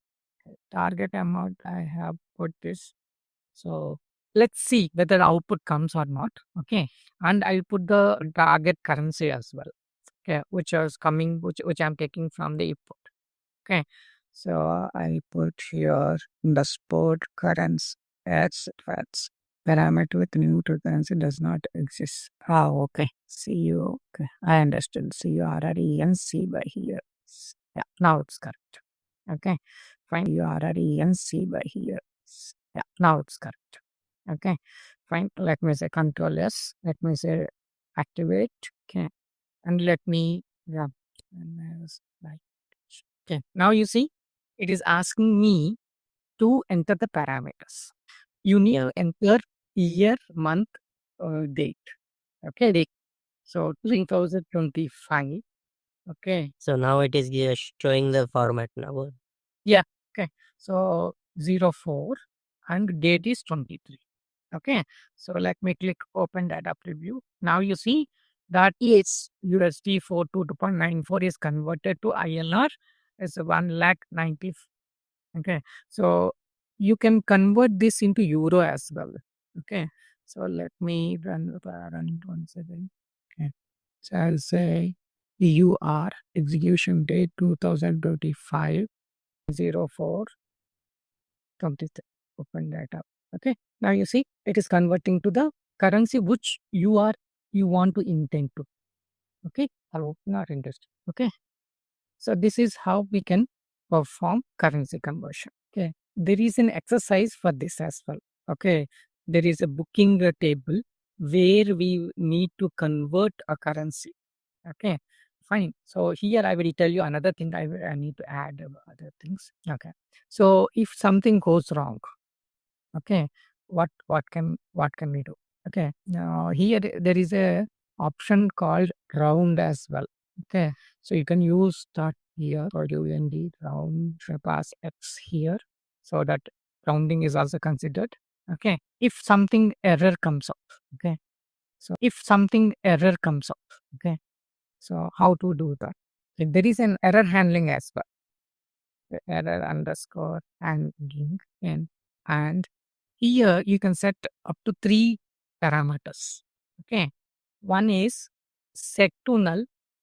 If something goes wrong, it will display a blank. Okay. Or you need to put fail on error. Okay. An error arises on exception by default. So we can handle 3 ways. In 3 ways, error handling can be done. Okay. What is that? One, we have set to fail. Set to fail. What does it is? The results will be set to null there. Okay. The second option is fail on error. For the input parameters to display in the output, we use colon before the parameter. I see colon before to currency, right? And those are the input parameters. After defining the view, we have put parameters. 2 underscore currency. The 2 underscore currency is getting like we are inputting the currency. Yeah, I understood that. But while displaying after the amount, you displayed it as a colon to currency, right? Yeah. To access it, there are 2 ways you can do. Okay, you can put dollar parameters dot to currency, or you can put colon underscore to currency to access that value. Okay, that's why I have didn't change it here to show that I have put this difference. Okay, so say what does it fail on error do? It raises an error, raises an exception by default. Exception by default. Okay, the third one is keep unchanged underscore unconverted. Okay, the source value is not changed. Okay. So the first one is set to fail or set to null? Sorry, set to null. You're correct. Set to null. The results will be set to null. Fail on error, it will raise an exception by default. Keep unconverted on error, it will raise an exception by default. Keep unconverted, the source value, it will not be changed. Okay, so there is an exercise on this in your exercises. You can work on this. They will ask you to convert into another currency. Okay, suppose if you want to access this program, okay, I'll paste it in your code. Okay, you can try this. I pasted it here. Okay, you can write a program and you can access this application as well. Okay, so let's see whether how it will answer to underscore currency equal to import some and underscore get equal to I'll put system date. Okay, so this is done and I need to pass into an internal data. Okay, I say simply into take the rate data that many error comes. Okay, star. Okay, let me put here star is not taking. Let me put the fields then. D on title date source underscore price get underscore currency is there, right? Target underscore and under one target currency. Okay. And it use parameters. Okay. Okay, fine. So that is gone now. So let me check the P currency. Okay, you are getting so many currencies. Let me put ZAR, that is South Africa currency, and let. We have to call the output function also, right? Yes, output function should be called. Yes, you're correct. There's a class CL underscore demo underscore put the underscore. Displays the method of this. I think that will this to us. Yes. Syntax item. Yeah. Okay. So you can this is a way we can use to call the program. So if you want to have it in another currency, INR execute. Yeah, that will be in case like you're capturing the exception over there, it will be displayed exception is here. Yes, it should come.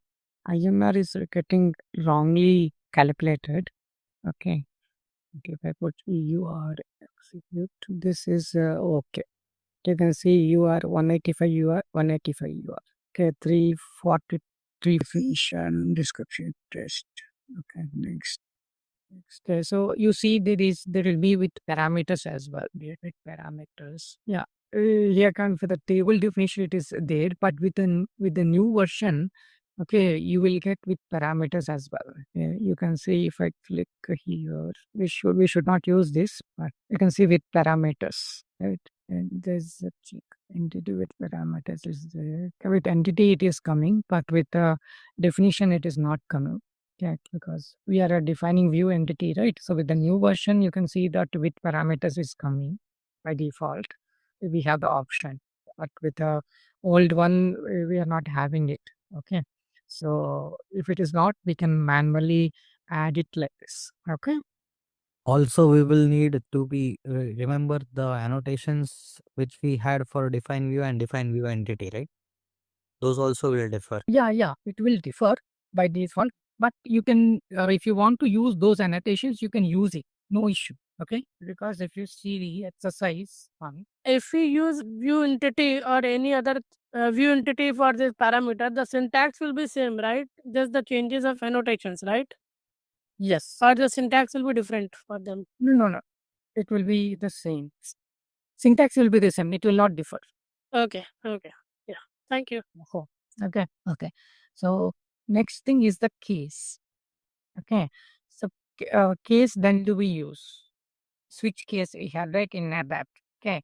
So here with the parameters, if we define this CDS view with parameters, that means these parameters are the mandatory parameters, right? We have to pass the value. Is it like that, or can we make it optional or something? so if you don't pass, our program will not work, right? That ABAP we put cat 3. What does it mean? It takes only 3 characters, right? Okay.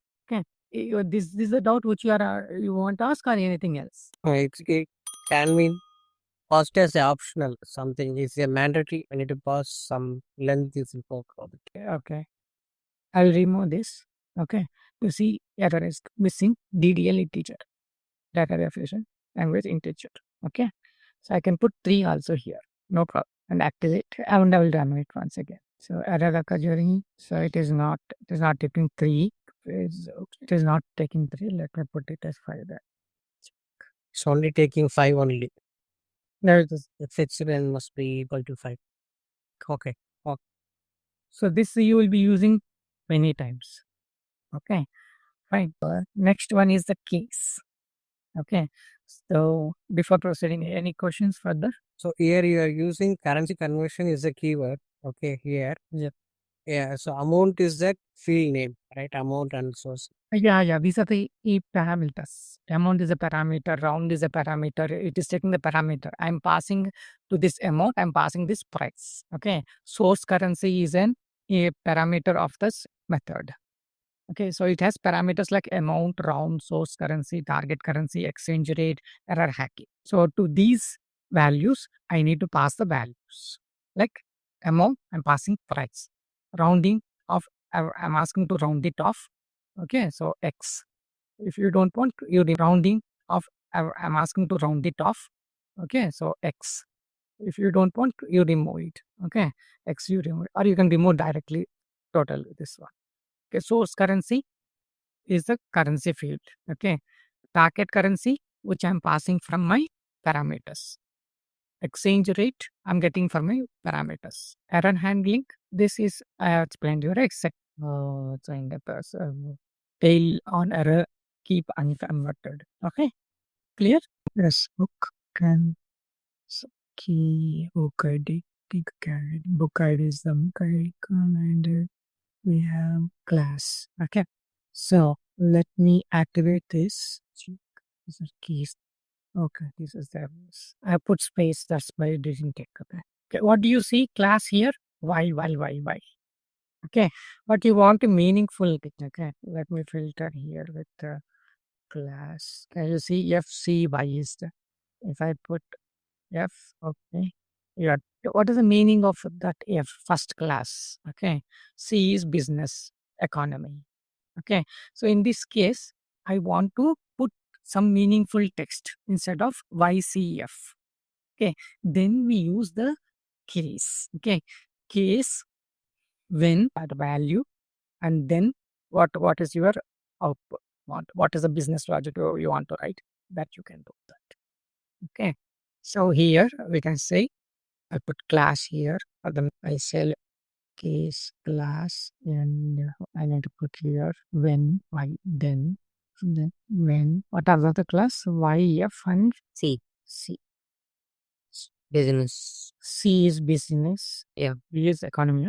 Yeah. You can put else. Okay. And then we can put cities. Okay. And as okay. Yes, I'll put D. If nothing else, then I'm putting black. And can we use when others option? If nothing else, then I'm putting black. And can we use when others option here? In case. When others, no, others is not, column others is unknown. So let me check it, activate it. Okay, it's coming as a economy glass. First class ID is business. So sorry. In case we have 3 types below. Yeah, tell me. Yes, hello. Summarize any question. Case we have 3 types below. Yeah, tell me. Yes, hello. Summarize any question. Okay, so we have two. Okay, so we have 2 types of cases, case expressions. One is simple case and a nested case. Okay, I've told you only simple case. Okay, there's another thing called nested case as well. Just try to work with this simple case. I will tell you in the next class. I will tell you the nested. All right, let's test your knowledge.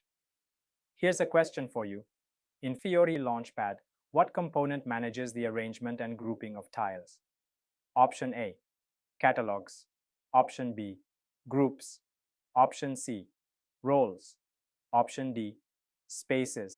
Option C, roles. Option D, spaces. Take a moment to think, and when you're ready, choose the correct option. Remember, each choice holds a key to unlocking the answer. Good luck! Type the correct answer in the comment section. Hey there! Want to get really good at coding in SAP? Our SAP ABAP on HANA with Fiori course is here to help. You can take it at your own pace on our platform. In this course, you'll learn all about ABAP on HANA and Fiori. It's like a toolkit to build and run smart, fast apps on SAP systems. Our course covers everything you need to know, from the basics to more advanced tricks. It's made by experts who know what they're talking about. Your teachers are pros who've been doing course too. People just like you have found our course super helpful. Best part? It won't break the bank.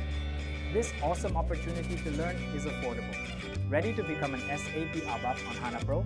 Sign up for our page now. And for more info, check out ZaranTech's website.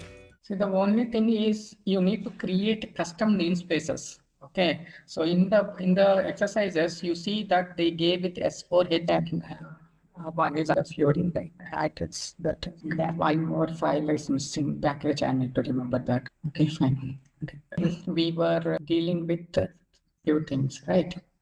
So those are ask some. I need to close it and once again open. Okay, so this Eclipse is stuck. Let me see. Yesterday written some codes to explain you.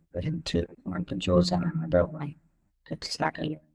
Not to tell you something with the file which I'm looking at. Let me check here. Screen recording notes. Okay, I can explain this. Okay. So we were dealing with some arithmetic functions. Okay, so we are dealing with some arithmetic functions, and we are able to see the absolute seal and floor, right? So, like I said, I will tell you about how to handle with seconds. Okay, so for that, you can see that I have used a UTC timestamp to display the current time. Okay, see, this is the TMP current UTC timestamp. It is a standard one to get the current time. Okay, if you want, I will just say TMP control space. Okay, you see the current timestamp. So this will give you the UTC timings. Okay, so I'm using this function to display the current time. Okay, and then if you want to add the time few seconds, okay, you can use a function called tsmkins. Okay, you can use a function called tsmt add seconds. Okay, that will add seconds, how much seconds you want to add. Okay, so I will put that as well. TSTMP underscore seconds of, okay, like there's a 1000, 1200, 1300 like that. So I want to add that one. Okay, but I can't add directly to this because UTC timestamp is like 15 digit. Okay, and this one is from the not 15 digit, it is 3 digit of 4 or 5 digit, 4 or 5 length. Okay, this is 15 length. Okay, so in order to do that, I need to cast it. Okay, I want the num1 to be converted to decimals. Okay, with 15 digits that accommodate with the 0 decimals. Okay, so in order to do that, okay, I use cast. Okay, cast as a num1 as, okay, I'm converting num1 to the decimal. Okay, so we can use the existing thing like a back dot decimal length decimals. Okay, I can use this function. Okay, so I will length is 15. Yeah, and decimals, I don't need any decimals, so I will put 0 here. Okay, so if something goes wrong, okay, then we can put that as fail. Okay, I will give an alias as num1 underscore sorry, UTC underscore yeah. UTC to num1 to UTC. Okay, so this will add that seconds. We can compare the current time and the number of seconds that has been added. Okay, in order to find the difference, okay, it's the time between the current time, the number of milliseconds which have been added, such that when I subtract the current time with the added milliseconds, I will get the actual thing. That is the number. Okay, so that's why I have used the second one. Okay, first let us check this. Let me activate it. Let me drag about. That is actually nothing but the number. Okay, clear about this? That means cast means it's a addition? No, we are converting it. Okay. We are converting. Actual number will not change. Okay, actual number will be the same, but I'm adding like this UTC is 15 digits. Okay, I'm converting it to that 15 digits, 15 length. Okay. Okay. So that's why it will compare like this. Okay. So So for example, in our real scenario, if we want to, sometimes we have to convert the character into numbers or something. So that time we have to use cast. Is it like that? Yes. Okay. Okay. So, but here in this function seconds, this one where we are adding, what we are adding there, this is a function to add some seconds to current timestamp, right? But what we are adding here? Seconds is here, num1 is a seconds. They are adding num1 as a second. How is getting added, right? Only the timestamp is getting cast into some decimal 15. Timestamp is like decimal 50. Okay. Yeah, we are just converting the timestamp to decimal 15-0. No, we are not converting the timestamp to decimal. No, here we are not adding anything, right? We don't have converting. We are converting num1 to 15 decimals. So what is the value of number? What is the value of num1 is like in the. Okay, so you are adding that num1 here. Yes. Adding that num1 here.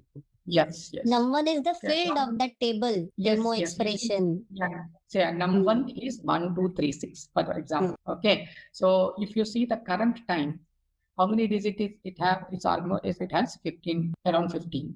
Okay. More than 10. Okay. It is more than 10. So I'm converting it to the num1 to that 15 digit. Okay. So do you want to print me that num1 as well to 15 digit? Yes. Yeah, fine. Okay. This okay. One bracket extra, close bracket. Class. If we put numbers, you can see this one comma one. It is in that literal format. It is converted to 123.6. Okay. If I put in FLTP, then you will see a little bit of expression. Okay. You can see it will come if I put. It will take the exact 15 digit and it will come according to plus e power 10 to the power of 2, like that it will come. Okay. So it is converting into that 15 digit and it is getting added to the current timestamp. Okay. So this is the added new values. Okay. And okay. So this is a one. Let me tell you, like you understood this time difference, time between seconds? Yes. Okay, fine. Okay. So there is another thing called conversion, unit conversion. Okay. So in ABAP, if you want, if you create a program and if you want, okay, you simply use unit conversion, right? In the program, if you go back, let's say, you can use password and you can search for conversion. Research person and some unit conversion. I'm just looking for that. Yeah, unit conversion between products. Okay, something like this. Let's say this one, not this one. Then our convert unit. There will be something little bit. I don't remember that exactly. Okay, but in real scenario, you need to convert something into unit conversion. You need to do. Okay, so I want this as a miles and I want to convert it to kilometers. Okay, so if you want to do that unit conversion, then you can do thing. So that's that I miles will be converted to that domain. Okay, and I'm putting it as a unit. Okay, so using unit conversion, I want miles to be converted to kilometers. So for that, we are using this unit conversion. Okay, so let me put here underscore unit conversion. You can see that let me put shift enter. Okay, you can see that for this unit conversion, it is asking the quantity. Okay, and you can see what is the source unit and what is the target unit. Okay, here we want to convert this, we'll treat this decimal 3 and give that this miles, and I want to convert that miles to kilometers. Okay, so for that I need to give the quantity. Quantity, which field I'm putting, that is decimal 3. Then at conversion unit. Okay, so what is the source unit? Okay, I want this miles as the source unit. What is the target unit? I want to convert to kilometers. Okay, so that's why I have used. So that's why I have used. Just press Control as it is. Because I'm using this link source unit to this casting. Okay, if you put MI, okay, simply if you say here source unit is MI and target as kilometers, accepted word it is. Okay, so here it is showing the error. Okay, you see function unit conversion parameter source unit has incorrect data type cache. Okay, so this cannot be tab. So this should be converted to unit. Okay, so that's the reason. That's the reason we are converting into. So in order to see conversion. Okay, so now we are seeing this unit conversion. The decimal is a part of this. Here you have hard coded that unit. That's why you are casting this, right? If I directly give the field of any table, source unit, then I don't require to cast it, right? No need to cast. Because that my field will be in unit only. So yes. In that case, I don't have to cast that, right? No need. We have seen currency converter, right? So like a okay. So if I'm hard coding it, then only we convert into. Okay. Suppose if I use as parameter, right? Yes. That time we don't need this casting. We didn't use cast. Right. See, source currency I have directly because I have used the two currency as a ABAP.currency file. So I don't need to cast it again here. Okay. So if any of our field is according to that parameter unit parameter type, then we don't need to worry about it. If it is not, then only we do the cast. Okay. Got it. Thank you. This one. So that's why when you see the output of that, okay. So when you see the output of this, you see that 125 is converted to kilometers, 201 kilometers. Get to 126 is 202, 127 get to 126 is 202, 127 204. If you see 130 209, okay, 132 212 kilometers. Okay, got it. So that's this is how you can use currency converter. So unit conversion. Not only that, miles to kilometers. Okay, if you want to change it to centimeters to meters, millimeters to so on that time, what is the keyword of miles is there? Okay. So kilometers will also be there. So kilometers is there. Okay, let's put centimeters. Okay, let me check what is the other table which they are mentioned. Simply it will be there. 06 DRT. Okay, let's check that. It will come simply the dimension. Yeah, this good. Okay. Yeah. Okay, so you have many of these things. Okay, so you can whatever things which you want, you can use it. You have used a currency conversion method for that currency convert, right? Yes. You have used unit conversion method for the conversion of from kilometer to miles to kilometer. So this unit conversion can be used for others also, for like if we want to change, convert from kilogram to gram or something like that? Yes, Have yes. another method. Yes. We can put that. Suppose if I Okay. I can change Okay, it. so unit conversion will be used for any other unit also, right? Yes. And currency convert is only for the currency conversion, correct? Yes. Okay. Thank you. Can put here grams. 2-digit, I don't remember that exact number. Can put. In line 41, you have this cast km as a web dot. Should that be kg also? Yeah, I put unit source. I have put here mi as a unit, right? I'm converting. Okay. You need to change it. This is the output unit. Okay. This is the output. It will not change much, but only the unit conversion field will change. You see, you need to concentrate on output unit. Okay. Okay. See, this is we treated 125 kilograms. Okay. Output value, you see, 1,25,000. Because it's don't consider this MI and K. Okay. Yeah, I didn't say that. You can use that. Okay. Today is damn slow for me. The Eclipse is not working as expected from today. It's annotations. You might have seen that end user text set label demo simple view definitions. It's coming. Okay. We are setting some user text in the view annotations.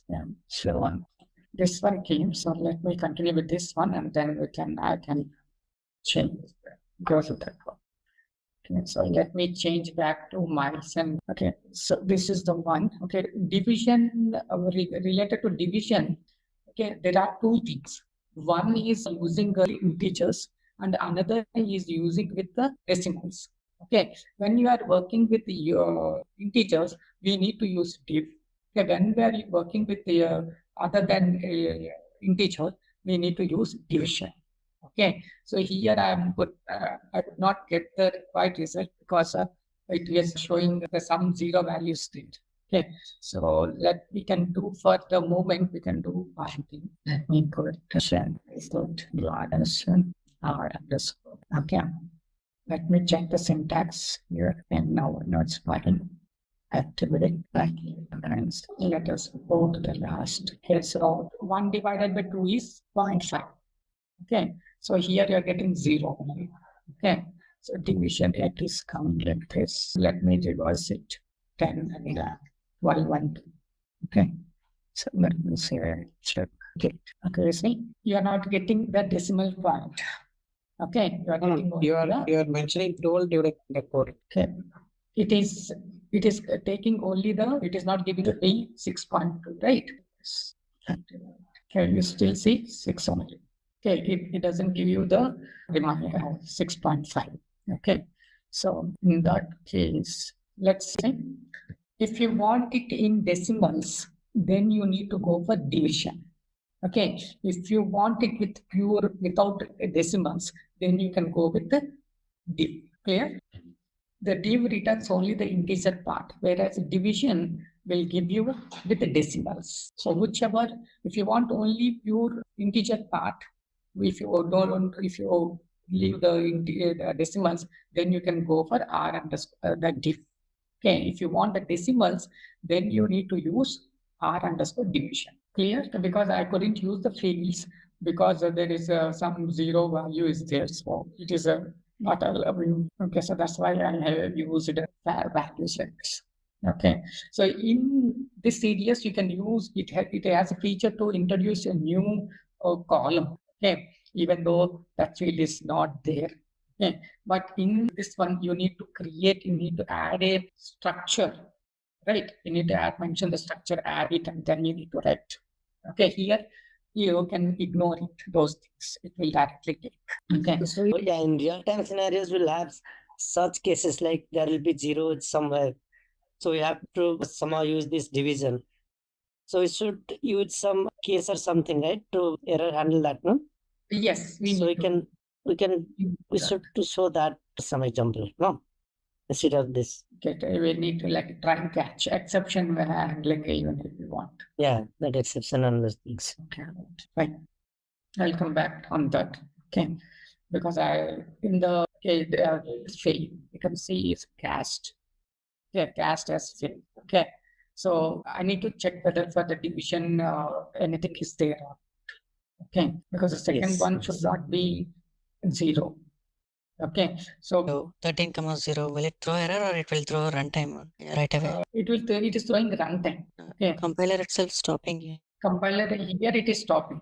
Okay, but if you use the field like num1, num2, it is not throwing, right? If I put num1, okay, it doesn't. Okay, but if you put the second value, if you put 0, it throws. You cannot divide by 0. In the compiler itself, it is saying. Okay, so one way is to put case.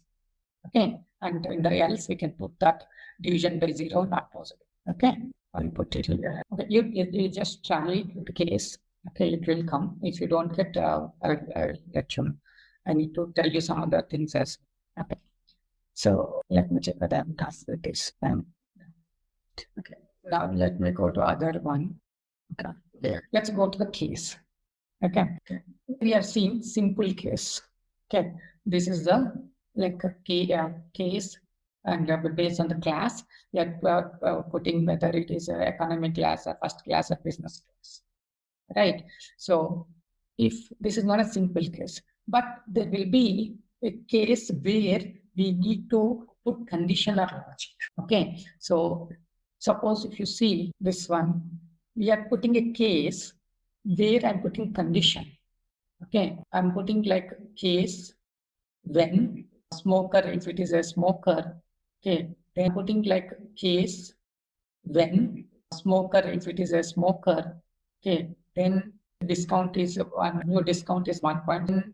Discount is new discount is 1.01, else 0.9. Okay, smoker equal to X. That means non-smoker or smoker. Okay, so leave that one. But you can see that the discount, that the new discount which I want to give will be based on the new discount. Okay, if it is smoker equal to X, it will be 1.01, else it will be 0.9. Okay, so this they are putting on values when it is considering if the smoker X, smoker is X, I'm considering the case value to be 1.01 and I'm converting it to the floating point. Okay, so that's why it will be like, it will come on with 1.01 e to power 00, it will come. So that is 10 to the power of 2. Okay, this one will come as 9.8 e 0 minus 02, it will come. Okay, so this is known as putting case with the conditional logic. Okay, sometimes we might need to use like a nested. Okay, suppose if you see I have a case, I simply say case X or not. Okay, if it is a case X, this will work. If not, this. Okay, inside this I'm using again case. Okay, case within a case is known as nested case. Okay, here I'm checking the amount. Log run is amount. Okay, so if it is greater than 400, okay, I'm penalizing it. Okay, like 2.3. If it is a non-smoker, okay, sorry, if it is a weight less than 400, then I'm giving them a little bit and I'm giving okay, putting it with a different factor. Okay, so if you have that nested cases, then you can see this one is considered as a nested case. You can see I put adjusted here. Okay, if you have it here, yeah, I'm telling you three conditions, three things with case with simple, with the simply using when and then you are putting. Okay, this is a simple case. If you want some logic to be written, okay, within the case, I'm putting like equal to X and I'm changing to the discount straight away. Okay. Another thing is nested. I want to use based on smoker case.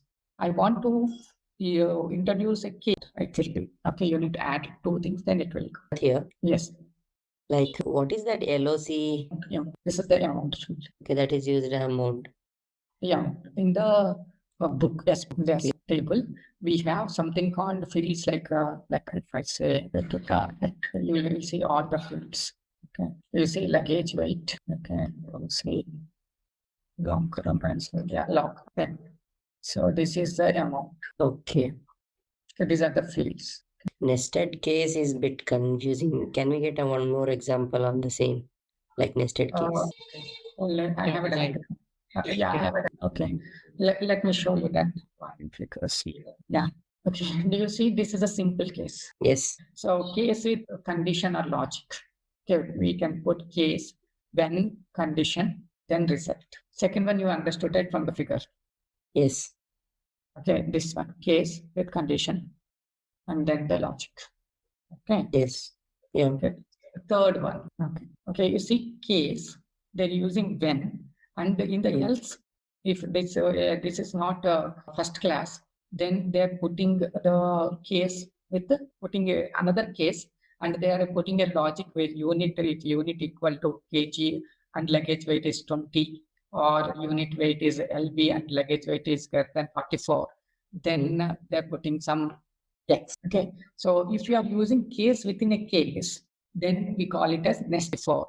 Then they're putting some X. Okay. So if you are using case within a case, then we call it as nested case. Yeah. Then there is a separate field like excess luggage. No, they're creating a special field, excess luggage. This field will not be there in the S book. Yeah, that's what. Okay. So to indicate is checking the weight is high or low. Based on that, it will create one more field with a higher weight is there, means it is going to X, else not. Yes. Yes. Perfect. Okay. So the example which I have shown you is nothing but if it is a smoker, I'm just comparing with the amount. Okay. It's greater than 400. Okay. I'm putting just, okay. So one getting reduced by 30% and one getting reduced by increased by 10%. Okay. If the smoker is not that, then it simply goes and else part and giving 0.98. Yeah. Okay. So this is adjusted. So you can see that that's why I put the before amount as this one and smoker, whether it is a smoker or not. Okay. Okay. And there are so many values. So that's why I put the where condition at our last, saying that where class equal to yes. Okay. Okay. So let me run this one. So before amount, you see it is 198, it's 1,798. Okay. And it is a smoker is not a thing. So it has been reduced by 0.02%. Yes. Okay. So the adjusted amount will be this one. Less than 1798. Yeah. Yeah. Yes. Okay. It will be some figures. And it's coming to the end. Okay, you see? It is this is converted to float. Okay, so that's why if I put here, you see a plus 0.3, that means 100 or less than 400. If it is less than 400, then it will be luggage weight.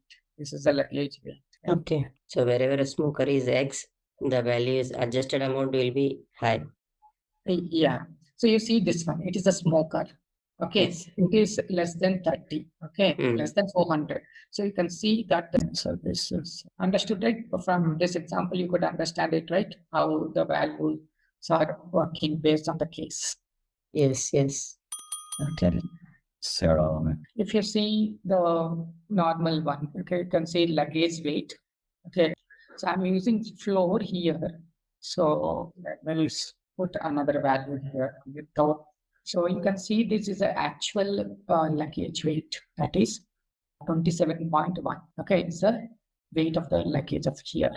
Okay, and if you see the new weight, then so I'm checking if it is a smoker. Okay, I'm just if it is smoker equal to X, this is luggage. They can carry a little bit extra weight. Okay, yes. If it is not, weight has been reduced. The discount, you can see that I converted to FLTP floating point. Okay, so that's why you get 15 digit. Okay, so you can see that here the gauge weight and known weight. So it's a 0.3 multiplication. Within when we are using this class language called count here or something like that, we are using as floating point engine, right? Yeah. Is it necessary to use floating point or we can use other ones? According to your wish. Okay, So we can use like decimal 2 only and all, and then 7 decimal 2 only, because that will be easier to understand the value. Like if it's going in decimal 2 only, because that will be easier to understand the value. Like if it's going some 15, 16 digits, so it is not properly captured. So according to the, it will give the runtime error, compiler error it's coming, right? So you can put, if it is not, then you will get a runtime error. I show you something, then I will show you. Okay, you see, in the book of type FLTP to type decimal is not possible. Then there is an error also, because after SBook there is a dot of type FLTP to type this is not possible.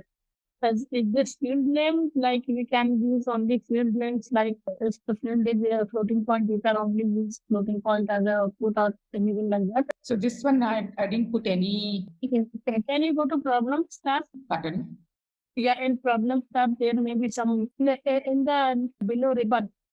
In the below area, there is a problem property here. And you can put some. We cannot reduce the floating point character count. I think the field is of floating point. Otherwise, it's given disorder. Floating point is the highest, right? So Maybe we can check that in demo features table, because that is the normal number fields and all. Maybe we can check that in that demo becomes serious if we have. So this one is the body. Let me take it other one. Okay, so sometimes you need to have a decimal shift. Okay, so how can you perform the decimal shift? Okay, let me show you this example, and then I will explain. See, original price is 422.94.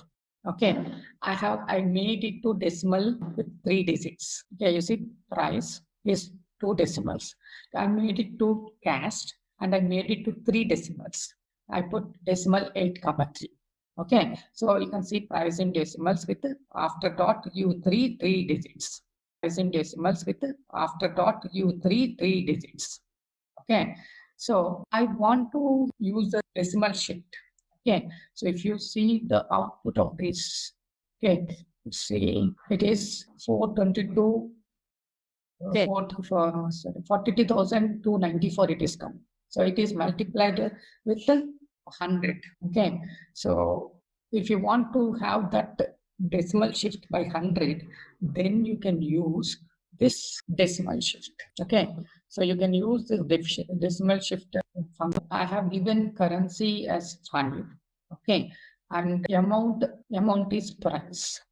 Okay, so it takes 2 fields. Okay, but let's comment. Okay, so it takes 2 fields: decimal shift, amount, and the currency. Okay, if you put normal thing, you will not get the decimal shift. Okay, so what I have done is I have put a cast. Okay, such that the 0 is converted with the currency. Okay, so there's a trick here. Okay, if I if I put only 0, you will get an error. Okay, you see that 0 of type num to currency is not possible. Okay, so if I put here the space, then it ignores that. Okay, in the casting, I'm converting this 0 to currency field. Okay, then you will see a shift in decimal. Okay, you can if you want to there is a shift 1, shift 2, shift 3, and shift 5 are there. So possible 5 things it will be there. Okay, so you can play with this and just simply put, instead of 0, you put 1, 2, 3, 4, 5 and check how the values were. Okay, for example, I'll change here. I'll put 5. Okay, and let's see this. Let's check. Thank you. Okay, you see that instead of 422, it converted to divided by 100. 3. Okay. So by changing the value of this one, okay, if I put 3, Control S, activate it, click at it. Okay, you see that 5,000. So if you want to move the digits, you can play with this. But how come currency accepting this number? It's a string. If you see this is a string. Okay, and second thing, the decimal shift is the function, right? Yeah, And in decimal shift, why it is asking for a currency? It should ask me about how many number of decimals you want to shift, Yeah, right? it is a standard thing which SAP has given based on the currency field. They have put like, I don't know why. Okay. Okay, because you can simply divide it by 100 or 1000, which you want to shift, you can do it. Okay, but they have given this feature to function to which you can play with. Vijay, can we give INR or USD instead of 7 here, since it is the 7 that we are casting as a currency? Okay. Yes. Can we give INR, GBP or USD, something like that? Yes, we can. Let me have seen one program, right? Okay, you have done it on line number 21. That would be the same. With parameters, I have put here euro. Yeah. Whichever currency you want to cast it, you can cast it. Okay. And then it will come. But when you put INR, So suppose the currency field right now is USD, and if you put INR, it will only shift it, convert. it will convert. Current exchange rate for that, like exchange rate for USD to INR. And it depends upon the date. Yeah, upon the date. Oh, okay, every day. Okay, let me see. Yeah, program to test. Okay, let me execute this. You will understand it. Okay, you see this one. Okay, to whichever currency which you want. Okay, you can choose that here. Because the dollar is converted to 755.25 Australian dollar. Okay, so if you put here Canadian dollar, okay, execute. Okay, you can see that it is changed to the Canadian value, 4263. Okay. So if you select euro, execute. Okay, you can see wherever USD is there, 422 is converted to 399 because euro is more than USD. But if it comes to euro, you see 185, it will be 185. Exit. Okay, so this is Z series curve on this one. So I explained with how to pass parameters, right? So thanks for bringing up this one. Okay, I would like to say that I have told that we can use the dollar parameter or column to get the values of these parameters which you are taking. Okay, so in SAP recommends to use dollar parameter only, not column. Okay. Different entity is not working for. With column, it is not working. Huh? Yes, dollar is working. Okay, with the new version, they made it mandatory that the dollar parameter should be used. Okay, you can use these dollar parameters either you can in the program, okay, within this block of code, or you can put if you have a where condition, you can put where condition also. You can use as a dollar parameter. Okay, so try to, if you are using a old version, it will take ex underscore date will take.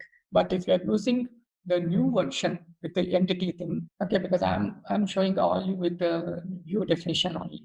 Okay, so in that case, this column will allow it. But if you work with the entity, view entity, then SAP does not require. Okay, so you can get my programs also in your code. It should be with starting with custom, not the standard. Okay, so custom will be starting with the Z.1. Okay, since this material is from SAP, okay, where you can see that's why they have put like a show me. Okay, so you see here S4D430. Okay, don't search with that. Okay, you will not find in this system. Okay, so what you need to do is you need to create a new CDS. Okay, data definition. Okay, don't give the name with S4D300. Okay, just put ZCDS or Z and give S book, okay, underscore 01 or 02, which number, which you want. Okay, and you give the description. Test. Okay, click next. Okay, so till here it will be same. Okay, only the thing the changing will be that CDS name and SQL. Okay, so yes, 0. You make sure that the CDS name and this SQL name is different. Don't give the same. Okay, and you need to give this data source here. Okay, so give it as book, yes, book. Correct. If it press control space, okay, data source is not here, so it is book content. Okay, so if you put control space, you will get that fields. Okay, it will ask you to insert, say here, control space, big say control space, coding information. Okay, here it is not coming, but it should come as to this. If it is not coming, then you need to check with the SE16, SE11 and see the structure, and you can use the fields. Okay, if not, you can put S book. It's S book content. My mistake. Control S, control space bar. Yeah, you can click insert all, and then you can play with that. Okay, so don't put S4D and try to work.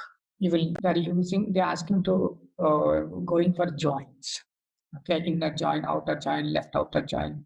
That is the things. Okay, so I have written that program here as just simple one text size. Yeah, this is a join. Okay, so since you know the joins, I skipped it. Okay, see, if you are using a native SQL, you will be putting, if you're selecting a particular column, then you will put that, you will put an alias for the table, right? Like here, select from S book as B, inner join, custom as C. We are giving alias. But when we put a thing, we put B tilde custom ID, custom ID we put. Okay, here we don't use that.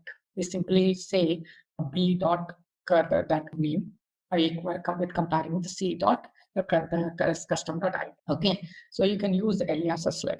Suppose in case if you both might contain some common fields, field names. Okay, so in that case, you can use alias before. B dot says B is for book. Okay, B dot caret. If you have in custom also the char ID, okay, then we can put C dot caret. Okay, so in that way we can get those things. Okay, so here they asked to put the simple case. Okay, so that is the example to put the simple case. Okay, so that is the example for this. Okay, and they used to put before the amount. At the beginning, we used to say at the rate semantics or currency code. Right. Suppose if you are giving that, only thing is you need to make sure that whether you are putting that arrow mark or not, if you are writing after the amount field. Okay, that is the thing which you need to consider. Okay, both are same. We are seeing concatenate with space. Okay, so I said that you need to combine two fields. Okay, so then you can use form and name to concatenate a single space. Okay, so if you want to have workaround, then you can see that they have used two concatenates. We are using a old version. Okay, you can use with the concat, first concat with the C form with the blank space, and then concat with the again with C. Okay, so if you want to see discount, okay, so you see here they're converting this discount as int 4. Okay, and divided by 100, and you want to two decimal spaces. Okay, suppose if you don't cast it and put the same thing here, let's see what happens. Okay, so here it is getting an error. Okay, the parameter position one has incorrect data type nums. Okay, so it is taking numerics. Okay, it is not taking with so in order to have it numeric, they are converting it to as ABAP int, that typecasting to integer. Right. Okay, we print what is the discount they are getting. C dot discount can here comment this control S. Okay, control S name check activated, and that's so many fields. Cats and that many filter discount. That's what values. Okay, there are values. Okay, so you see it is a 0 1 0 0 1 1. It is coming. So that's why it is not at all taking. Okay, might be a string, I think. The output, like I said, might be thing. Okay, so it is not taking this value. So they're discounting it to 0.16. They can with division, they're putting with the only. Okay. It's an num-C, but it is not of type integer range. So it is not taking that one, so it was converted to int4. It is integer, like only it's correct only, but the calculation it is not taking. Okay, so that's why it was converted to int4. And this one, let me tell you about the next exercise. Okay, so you have created it has been created, we have created here an inner join. So actually, what does the SQL create statement look like? Okay, click on this SQL create. Okay, now you will see that this is they mentioned that this can be written like this as well. Okay, create a helpless view as select b dot mandate b dot char id b dot con id. Okay, you can also have it like that. We have written like that only, but they have if you want to see how actually it should be. Okay, you can have that show create. And this is one exercise. So next one we'll see.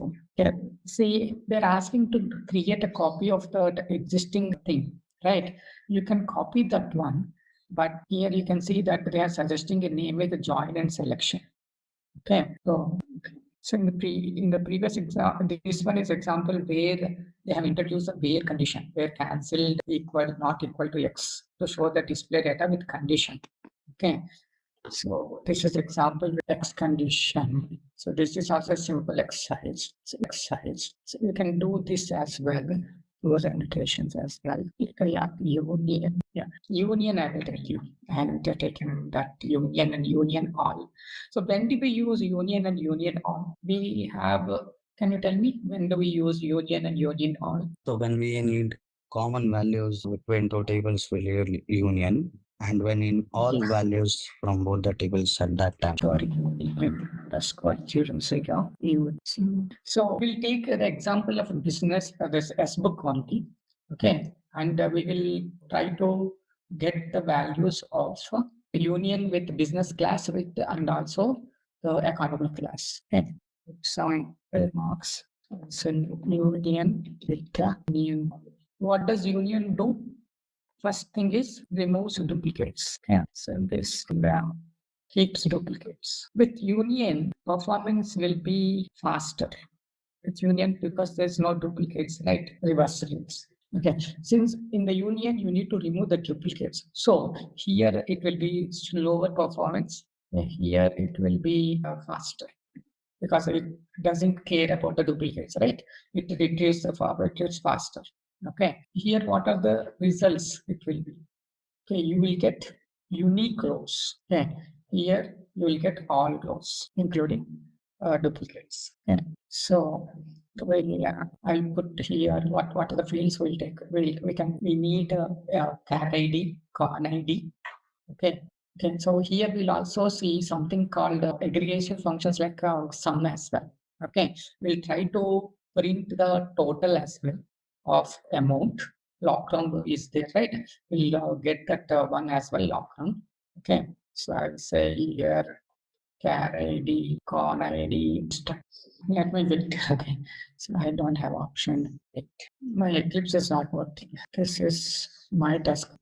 My Eclipse is not working. This is my desktop, but remote desktop. Let me close that remote desktop and 1 second. Okay, it start this node. Okay, I'll put con ID, lock run. Okay, and use the amount here. So I would like to total this. Okay, so I will say sum. I'm using the aggregation function. So sum. Okay, I'm using the sum and put as total, but we need total based on something, right? So based on the customer type, I want to okay, whether it is a business class or a no, there's a customer different. Okay, so we have control type. Yeah, this is the type that makes you it. Okay, you have customer type BRP, right? Whether you want to have a business customer or a private customer. Okay, so we will check with where condition and do that. Okay, customer type I'm putting here, and we'll use a condition there by customer type to okay. So here it is asking to put group by. It's saying that it's giving the suggestion group by is missing. Okay, so let us use the group by as well. So group, because I need to use keys, so it is asking that. Okay, so group by char ID card. Put it is 10 plan here. There's a business customer, there's customer type. SQL identification. This is SQL. Let's see the years. Let's go serious. And I think now it's on. Let me put customer type as well. Yes, this one is coming in. Sure. So then let's use this one. So let me run and see.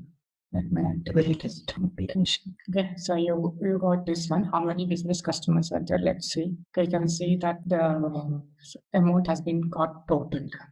Okay, so you have customers are there. Let's see. Okay, you can see that the amount has been got totaled. Okay, so you have less than number of entries. Okay, let me put the customer to check. This is private customers. Let me check number of entries. So here also it is showing 26. Okay, so there are 26. And get here, but change the condition. Okay. Read that it is business. Okay, let me save it, activate it. Okay, now we see private customers and business customers. Okay, I have put union, right? So let us see how many entries are there. So there are no duplicates. Okay, so since there are no duplicates, it didn't cause any.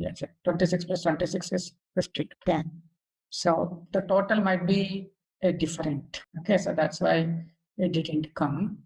Okay, so one close this one because when I will check again 52. So it means that there is no duplicates. Okay, this is not there. So if I say in our case, it will not show any effect. Okay, but I will do it that way. Okay, maybe the group by will cause. Okay, let me put group by as well. Let us check. Okay. I have a question. Why we are hard coding this value, customer type? Can't we directly use the field and business customer is not there, right? We have either B or P. So by passing the B and P, we can get the result, right? Yes, Why we are passing, right? To show that whether to indicate whether it to output wise way to show it. That's it. Okay. Okay, because we don't distinguish, right? If the output comes up, okay, without the values, how will you recognize whether it is fine or not? No, so customer type is already have the value P. Customer is it's not contained in group by list. Okay, that means you can do this as well. But why do group by? If you use group by in this one, there's no use right for us. That's why I'm just removing and putting that group. Okay, so let's see just this one. Is it that the field? Okay. That one. Okay, because for every CDF. If we group by customer type, then only single total field it is taken. Yes, yes. Okay. No, but suppose there is a requirement, we have to also show the customer type. In that case, Maybe like BNP. you can use keys, and it might ask a key. If we also give the field name that customer type in group by, then it will work or not. Okay, let me check this one. Okay, Yeah. keys, right? So then group by is needed or not wins. I need to do the same. So still it is asking group by. Okay. When I put keys, it is asking group by. Because some function you have used, no? Yes. Aggregation functions we have used as yes, you are correct. Since we are using aggregation things, it will ask. Okay, so if I remove this sum, then it will that error will go continuous. Yeah. Now there is no user for this. But since whenever you're using aggregation functions like sum, count, star, definitely it will ask for group by. Okay. So let me turn down. Let's see the number of entries. It is 655. Okay, so there are duplicates that means. Okay, so now let's put union MC union all. Okay, let's check. But without union all, we got multiple duplicates, right? Yeah, the count should be increased. Okay, here is So because connection ID, see now second column 017017 multiple entries are there. 7 multiple entries are there. Yeah, but multiple entries are there, but you can see that FL date is there. Okay, that is distinct. Okay. Yeah. So when we count, it should be even number, right? But this is our private question. Okay, space problem, a business question. Okay, so it should be, if it is, it might be different, even a number, or it might be. Okay, let's see. This would be better example. Let me, it might be some other table. Come on, check manual input here. And exercise, it might have an example. Let me check the exercise. Let me check. They have put one package PO statement with the revenue, customer revenue listed, target agencies return names to or city. We can check this example and so let me see if I have that table. Let me check this one whether it is a same or not. Okay, in the case a new thing, and they put CIT. Customer ID, name, street, postal code, city, country. Let me run this one. Okay. We can also introduce this one, C as the type, and then you can see. Okay, we'll check a better example. Okay, but you can see that since there are no duplicates, it is not union. Union is giving without duplicates. Okay, we don't have duplicates actually, so it is not giving duplicates. Okay, let me check if I have a better example. We'll come up with that one. Okay. Do we really work on unions for our project requirements? Very rare, 1% or 2% will come to. Okay, it's very rare. Any union, two select queries we written, right? That the union, two separate select. So database tables should be the same for both the select queries, or it can be different. Haven't. Okay, that's correct. Okay, that's correct. Yeah, we can try later on. Yeah. Right. And try that, it might come. Okay, because here, if you see that example, exercise also, we have used here a different ones. Okay, we have used the business customer and the private customer to put type.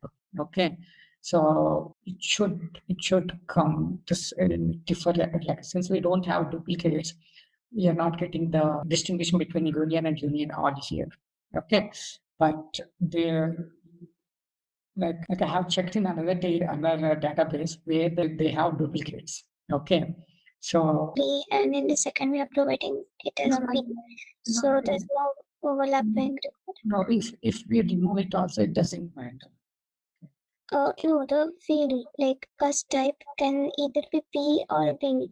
So maybe there are no overlapping or duplicate records in both. I mean, these two sets are distinct. Yes. Separate. Yes. Yeah. Yes. And can we use or and keywords in our class? Like in the first query, if we provide customer type as P or B, and in the second query, yeah, you can put that as well. No issue. It's just let me take you to what the document wants. Okay, because I would like that you whatever missing which are things are there. I would like to tell you that first finish that and then continue. Okay. I felt that I need to tackle some things. Okay, so I have added that one. Okay, so you see that we are putting this end user text, right? In this case, you say C.discount and we are putting end user label discount.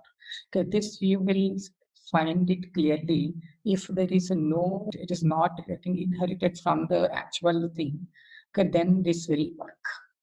Okay, if there is nothing in the table, like where the domain, okay, then this value is okay. Okay, so for these things, if you want to maintain translation also, you can maintain translations.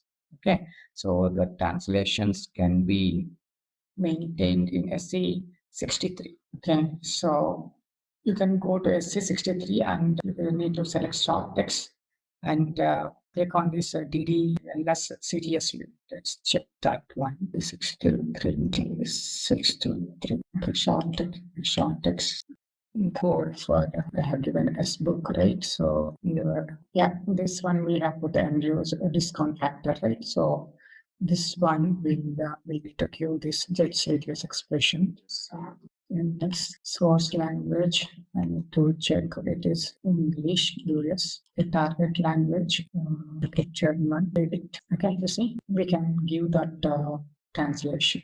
Okay, and when the user, when it is done and when the transport is done, when the user logs in that language, it can be converted.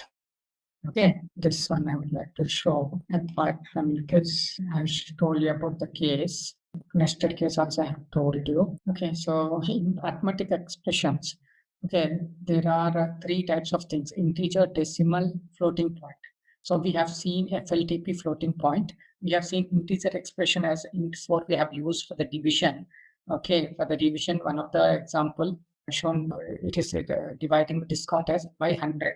Okay, so it is converting into that int4, and then we are able to do that. Okay, we have seen decimal as well. 8,3 I have put for one of the field. Okay, I have casted it to the integer as well. Okay, so cast definition operand as target type. Okay, field name or the value as the target, like FLTP and app.this 8,2 or decimal, how many digits you want. So you can use that one. Okay. Great. So it will, as you have seen that it converts to the target type. And so yes. Okay. So best examples you can see here. Okay, so you can see this character, this one, they are converted to integer 4. This is string, it is converted to integer 4.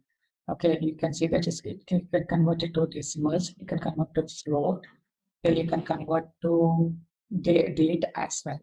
Okay, because you can clearly see that 1989 11 get good results. What is that preserving tag? Can you repeat it? And there is a S customer preserving tag. Okay, so to change the semantic attributes. Okay, so it is converting into that S customer value. Okay, let me note it down that as well. Overlook that. That's not. Okay. Okay. So in the change semantic attributes. So I will come back on that. So we have seen absolute function. We have put floor, seal, round as well. Okay, so round will round off to that digit which we have mentioned. Okay, so in this example, you can say 3.1514, 2. Round it to 2. It is rounding it to 2 digits.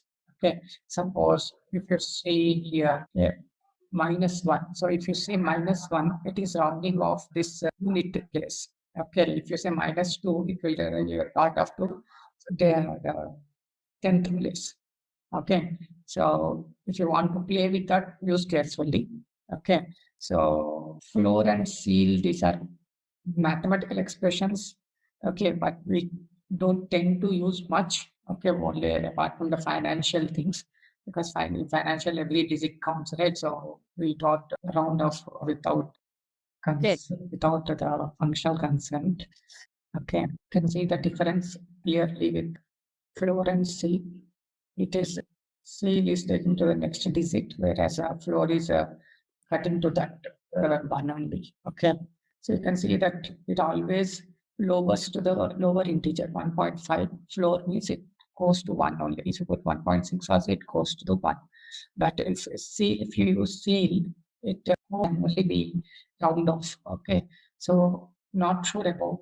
I'm not much worked on that, but you can check it if you would like. Okay, I have told you about the conversion unit today. Okay, so I have yesterday shown you that I can have a nested views. Okay, so if I create a row view, okay, I can use it in another series. Okay, as a source in 2 different things. Okay, you can either go for association as well, no problem, but it can be used multiple things. Okay, what the main advantage of this reuse is if you do calculations in one CDS view, you can use that calculation in another views without repeating it. Okay, so that is one advantage. Whatever identities which are maintaining aliases, that aliases with the help of that aliases, you can use it the other views. Okay. So other advantages improved readability. The first thing which we have which you have seen that I have created one CDS name and I have used that source in other CDS. Okay, as the so I didn't say that define as S book. Okay, since I have created the S book on the with a custom CDS name, I try to reuse it using my custom one, not instead of standard one. Yes, okay. I've shown you that one. Okay, biggest. So technically there is no limit of the depth, but generally for better performance, they said that not to go less than 3 levels. Okay, just go up to 3 levels for better depths. Okay. So while doing, don't say 1, 2, 3 level is there, but don't put this the last one again to the first one. Okay, it happens with the joints, right? So make sure that don't go with that snake thing. Okay, try to avoid the circulation. Okay, just go from top to down, and it might has okay timeout. There will be some timeouts during activation as well. Okay, so if you have too many things, the readability decreases of the model. Okay, there's like deteriorates the readability of that model. Okay, so try to avoid up to 1 or 2 or 3 levels, but don't go multiple levels. Okay, okay. Reduce the redundancies. Okay, if you are using the reuse. Okay, so recommendations they are going that if you are going group, they preferably go with 3 levels. Okay, access views that are assigned to a lower level. Okay, so if you have in this case, if you see, okay, in this case, okay, you know that you have from the first one, you have used that into your CDS views. Okay, again, don't use the starting one. Okay, if the first the used one is sufficient, just use the second level instead of going with the first one. Okay, so try to see the in that way. Okay, always go with the lower levels. Okay, if this one is if you are extending with the second one, okay, and the second one is sufficient, then use the second one for the third one. Okay, no need to go with the first one. So whenever you're using aggregation, definitely the system will ask for group by. As we have seen, when I use sum, okay, it asks for group by. Okay, so for count, average, aggregation functions, definitely it will ask for. So some other additional statements for left outer join or for full outer join when we go, right? So the last thing which you need as a supported in classical OpenSQL, okay, that is the statement which I found. Okay, so you can see that where it is windows. When we are creating a view with parameters, okay, we should have this data definition. Okay, define view with parameters.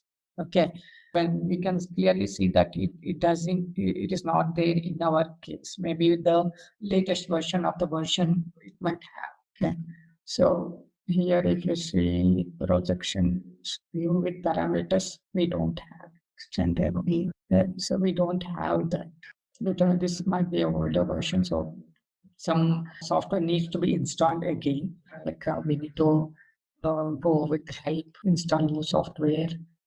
Okay, so we need to check this. We need to check this. Install latest. This might come. Okay, so it is related. Okay, so we need to install this one. Okay, so I'm not going to install it because some features might like I installed in the remote desktop. I faced issues, so I'm just not checking installed it, and I got that define view parameters, but there is still some issues. So I didn't go. I don't. That's why I'm not installing the new one. Okay, we need to check this and we need to install it. Then you will see when you restart that Eclipse and new things, you will see that thing. So this comes with the updates. Okay. So parameters which I have told you that don't use colon, use dollar parameters. Okay. You're looking for this parameter something. Pardon me.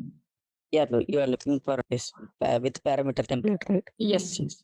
Yeah, we have a table function. We'll get the template. Table. In table functions, yes. This is a defined table with parameters. This is table function, right? This is if you see the screenshot, then this is a defined view with parameters. We don't want table function. Table function is different. Okay.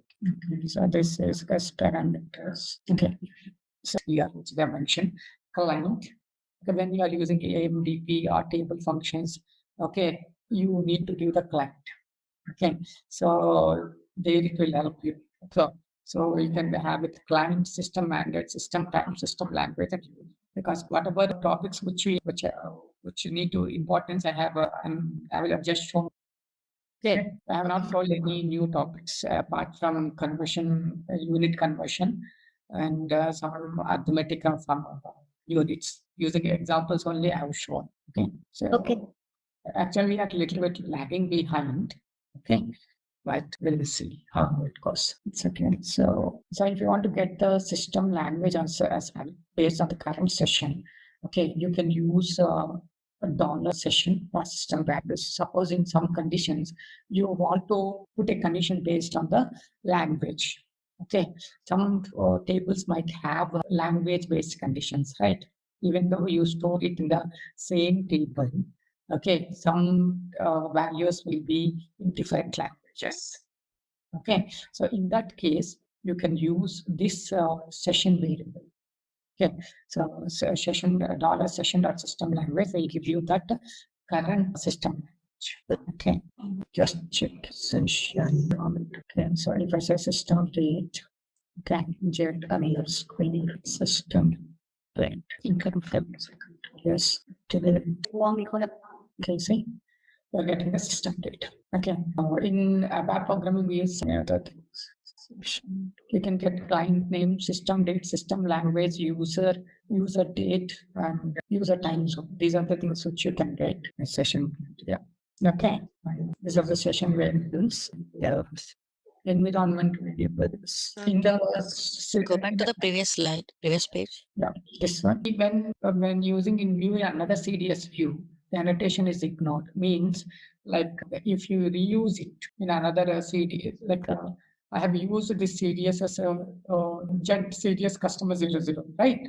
So it is when you use this CDS in another one, okay, it might be ignored. It will be ignored. Say cardinality, I have not started. So I thought of once I finish this one, then I thought to tell you that. Okay, I will tell you the cardinality, the association, things, the additional stuff. I will tell you.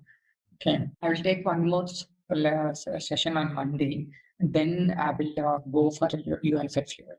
Okay, I will complete this one and then I will go. Okay, the basic thing which I first got confused is why I couldn't proceed much studies in the materials. Okay, so if you see the week 2, okay, I see very less content. Okay, so I was a little bit confused whether I need to go over the other topics or not. Okay, I just got confused here. Things I don't have the detailed topics of this one course curriculum. Let me go. So here also installing NDT course CDS, defining CDS views. We have finished till day 8. Okay, so the day 9, I thought of telling you this annotations and access control CDS. Okay, I need to tell you this. Okay, but since I have the previous things, I thought to finish the clarification first of those things and then go with the new topic. Okay, so we'll go with annotations and associations. Associations. Annotations, we have seen few. What are the other annotations which we need to consider? I will tell you. Okay, the next topic is access control series. Okay, this I will take care of this. See this in the day 10. Okay, EMBP performance or optimization leverage of CDS. Okay, this will be taken care a little bit later in the next sessions because MDP is covered in a separate topic in B3. Okay, so that will be element of intent scenario in ABAP, but this we cannot say at the moment. Okay, we can take it to the next one. Okay, but this is without completing this AMDP, okay, table functions, the advanced things, we cannot go with these things. Okay, so table functions and the next thing. So this will not be inappropriate things. Okay, so I will complete these two things. No, in the Eclipse, I meant. Yeah, you can add the package.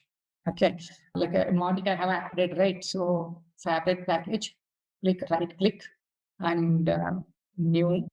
From project name, you can for a new package project. In the morning it came. I tried it. On favorite. library also we can check our packages. Added to, yes, in the Source library package at the last. Oh, yeah, add package. In system, So if you click add package and even search with the package names. Okay, so you can try. I have created 3 packages. One I'm not remembering. Okay, one is JetCDS underscore Fiori. Let me think that. You haven't created the project, right? The ABAP project. has been created. ABAP project has been created. Okay, so I will not get this. Okay.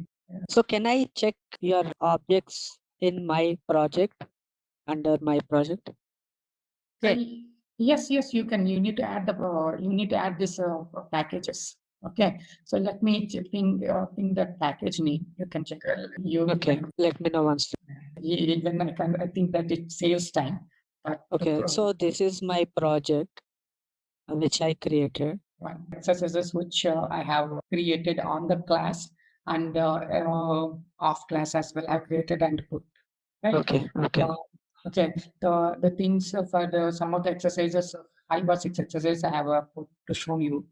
Okay, so you can go through that. If you are facing difficulty in getting the output, I have put that for 5 or 6 exercises I have put. Okay, another thing, if you want to go through the material, okay, you can go through that as well. Okay, so let me know if you're able to share. Okay, there is something called learning.sap.com. Okay, go to this learning.sap.com site and search for models 4D 430. There are many courses it is coming. 30. Okay, let me put core data. This one I'm showing, but I don't think this one. This is analytical queries. Okay. Oh no, it is not useful for you. It is different. Okay. So you can skip my search with core data service. Let me get the respond the so okay, this one we need to search with this name. Just search with this one, then you might get one. We have no basics ABAP. There are 22 results only. Do you have access to Learning Hub? There's this learninghub.sap.com where you will get the content. Yeah. So if you have that, okay, if anybody has that, okay, you will find this code source course content. Okay. Search with S4D 400, read the topics. Okay. More content will be provided because here with the you are totally entitled for the assessment, you are totally depending on the sessions only. Okay, here in the material, I don't see much content here. Okay, to be frank. So if you see material, week 2, okay, there are download that material and share within yourself and go for the assessment, it will help you a lot. Okay, because I know that you are entirely depending upon the class things and other things. Apart from that, it is not. What is the system in the learning app option? Pardon me? So many post material keywords, shape research. Yeah, S4D 430. Anything that? Yeah, sure. Okay. So if you search with this one, you will get the content such that it will help you for your assessment. Okay. Hey there! Want to get really good at coding in SAP? Our SAP ABAP on HANA with Fiori course is here to help. You can take it at your own pace on our platform. In this course, you'll learn all about ABAP on HANA and Fiori. It's like a toolkit to build and run smart, fast apps on SAP systems. Our course covers everything you need to know, from the basics to more advanced tricks.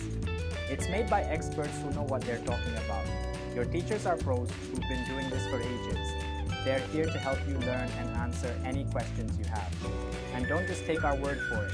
Our students love the course too. People just like you have found our course super helpful. Best part? It won't break the bank.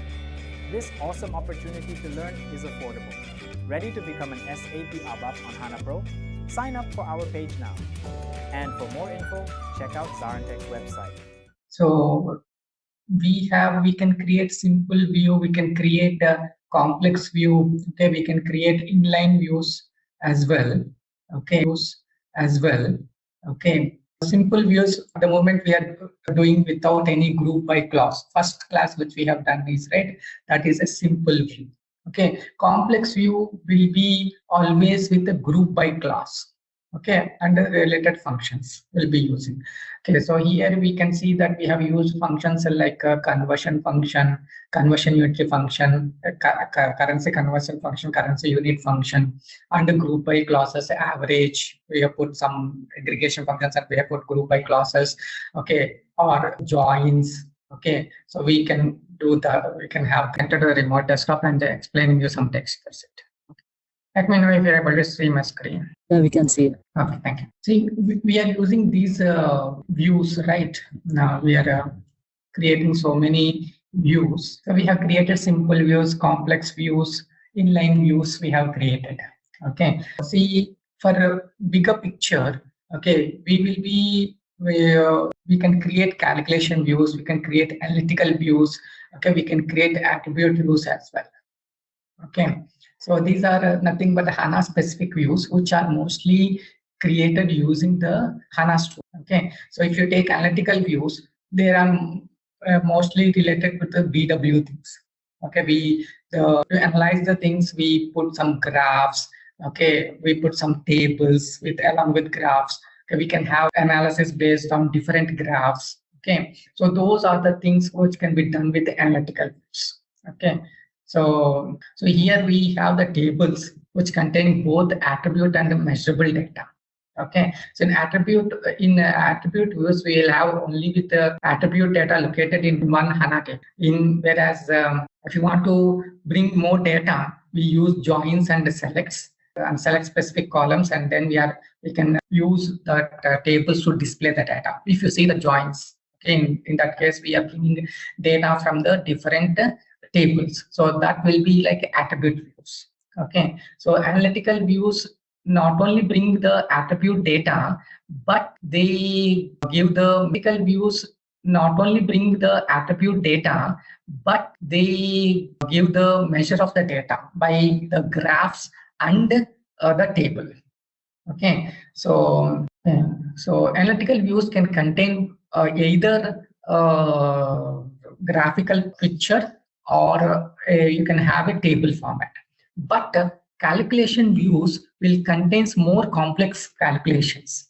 Okay, so that will contain both. It will definitely contain both. Calculation views will contain both the analytical views and the attribute views. Combinedly it will. Okay, and we can use that query to use it in the Fiori Launchpad. Okay, in the Fiori Launchpad, we create a tile. Okay, and we will use that query to display that data such that it will have that calculation views. Okay, we can also build with regarding the we are already using attribute views. Okay, simple views or with the joins we are already creating, which you have seen. Okay, but analytical views we are not going at the moment. Okay, so the analytical views, if you want to go like that is a separate course. Okay, that is UX 403. We can build the analytical views as well. Okay, using series we can build that. Okay, but we are not going through that. Okay, even though you build it in the analytical views using the CDS views, you will not be able to view the output here. you need to make it exposed as a service by adding @odata.publish true, so that it will be published. Okay, the service will be published and we can consume that in the, I'm sorry. Okay, so that will be consumed from the front end. 1 minute. Payment. Okay, so that will be consumed in the front end. Okay, in the front end, we can create the exposed services. Okay, we can consume that services in the front end, and we can create a list report which you have seen on the day one. Okay, we can create overview pages. Okay, we can create analytical pages. Okay, so all the things will be starting point of the series. Okay, in our course, the analytical and the overview pages, the things will not be discussed here. Okay, so it's only the attribute views where we can put it in a list table, and then we can expose you by publishing the service and consuming in the front. Okay. Okay, and related to the doubt which you have asked, like for the num-c 10. Okay, and you want to change it to cat 10. Okay, and you if you use cast, and suppose example, make sure that it is num, it is not there here. Okay, so if it is of type num-c 10, okay, but you want to convert into cat 10. Okay, so you can do that by using the cast num as ABAP inter 4, ABAP cat 10. You can use it, and that will convert it. But if you want to preserve it, if you use that preserve key. Okay, now this one will be for this purpose. It will be the price in decimals will be converted. If you use cast, the price is converted to decimal. Okay, but if you use preserve key, then it will be having the original here. It will be like some decimal before the price. It is whatever it is, the data type, it will be preserved to that point. Okay, but if I use the preserve key, because I didn't use in my that preserve key, I didn't use it. Okay, so I tried to use the preserve key, but I'm getting an error. It is not accepting to retain that one. It is not accepting it. Okay, so I need to check some more things, and then only I can tell you perfectly. But the thing is, if you want to preserve the original one, key will always holds the original data type instead of converting it to the. Okay, now we'll start with the authorizations. Okay, authorization perspective, how can we restrict it? Okay, we'll see. Okay, so if you are playing with the authorization check, okay, you can see that here access control authorization check I have put. Okay, I want to put a restriction on the char ID. Okay, so I have created an access control in CDS. Okay, I can control it by using the, like we can see that I have used this CDS view. Okay, and I have put a condition where, and I have used that I want to restrict with a specific column. Okay, you can go with specific column, or if you have an authorization object, you can go with authorization object as well. Like you will use an aspect with mentioning the PFCG auth, and we will give that authorization object and specific column and this activity. Okay, activity like display, change, create. Okay, 01 represents for create, 02 for change, 03 for display. Okay, so for the moment, I will just change this one to, and I'll put char ID. I want to restrict with char ID equal to LH. Okay, we'll create it, don't worry. But I would like to show you the example to better understand first. Activate it, fine. Let me change a few things, right? So let me, okay. So if I now run the application, okay, what do you see? It is only coming with the LH. Okay, so if I remove the check and I say not required, then let me check and activate it. Let me say reload and it close it. But I have changed authorization check not allowed. Okay, so it is ignoring it, and it is when I run the application, it is displaying the values starting from the AA to all the elements. Okay, if you see the number of entries, you will see that 355. Okay, so if I change it back to check number of entries, it will be 7. Okay, so in this way we can do it. Okay, so if anyone can share the screen, I will tell you how we can use this, create it, and how to do it. Can anyone share your screen? I will tell you. We will create it from the scratch. We need to create two things. One is for a simple view with the S-Flight. Okay, another one with the how to create the access. Yeah, hello. Yeah. Can I? Sure. One more question. We didn't call that role name in the first view, right? How it's working? I will tell you. I will tell you with the syntax things. I will tell you. Okay. So just let's see the example. Let's create it. Okay. You will see step by step. Sure. Yeah. Because I have put the CDS view name. Okay. That's why it is applied. Okay. I hope my screen is visible. Yes. Your screen is. Okay. No need of this one. Go to Eclipse. Okay. Starting. Just give it 1 second. One thing we can restrict the things based on column wise. Okay, or if you have the authorization object, you can use that authorization object as well. Okay, so I know char ID for the moment with the display thing. Okay, entirely depends if the authorization object changes, then that display will change. Okay. Now create a simple view, either an entity using an entity or view define. Okay. Anything noise. This view I have. Okay. Anything noise. This view I have tried. So should I create a new one? Yeah, you have the existing one, right? So go up. Do you have char ID? Yes, you have char ID. Okay. Okay. You have put authorization checkers not required. Fine. That's good. That's okay. Activate it. Yeah, activated. Just run the. Okay. So you see that it is starting from AA. Check the number of entries. Check the number of entries, how many it is. You see that 9,9682. Okay. Just filter with LH and C. Filter with LH. No, not here. Here. Output only. In the output, you click add filter. There is an add filter. Okay. Close this one. Close this. Okay. Now go to the go to your click your core data service. Okay, right click new. You see in core data service that these are the things which we can do.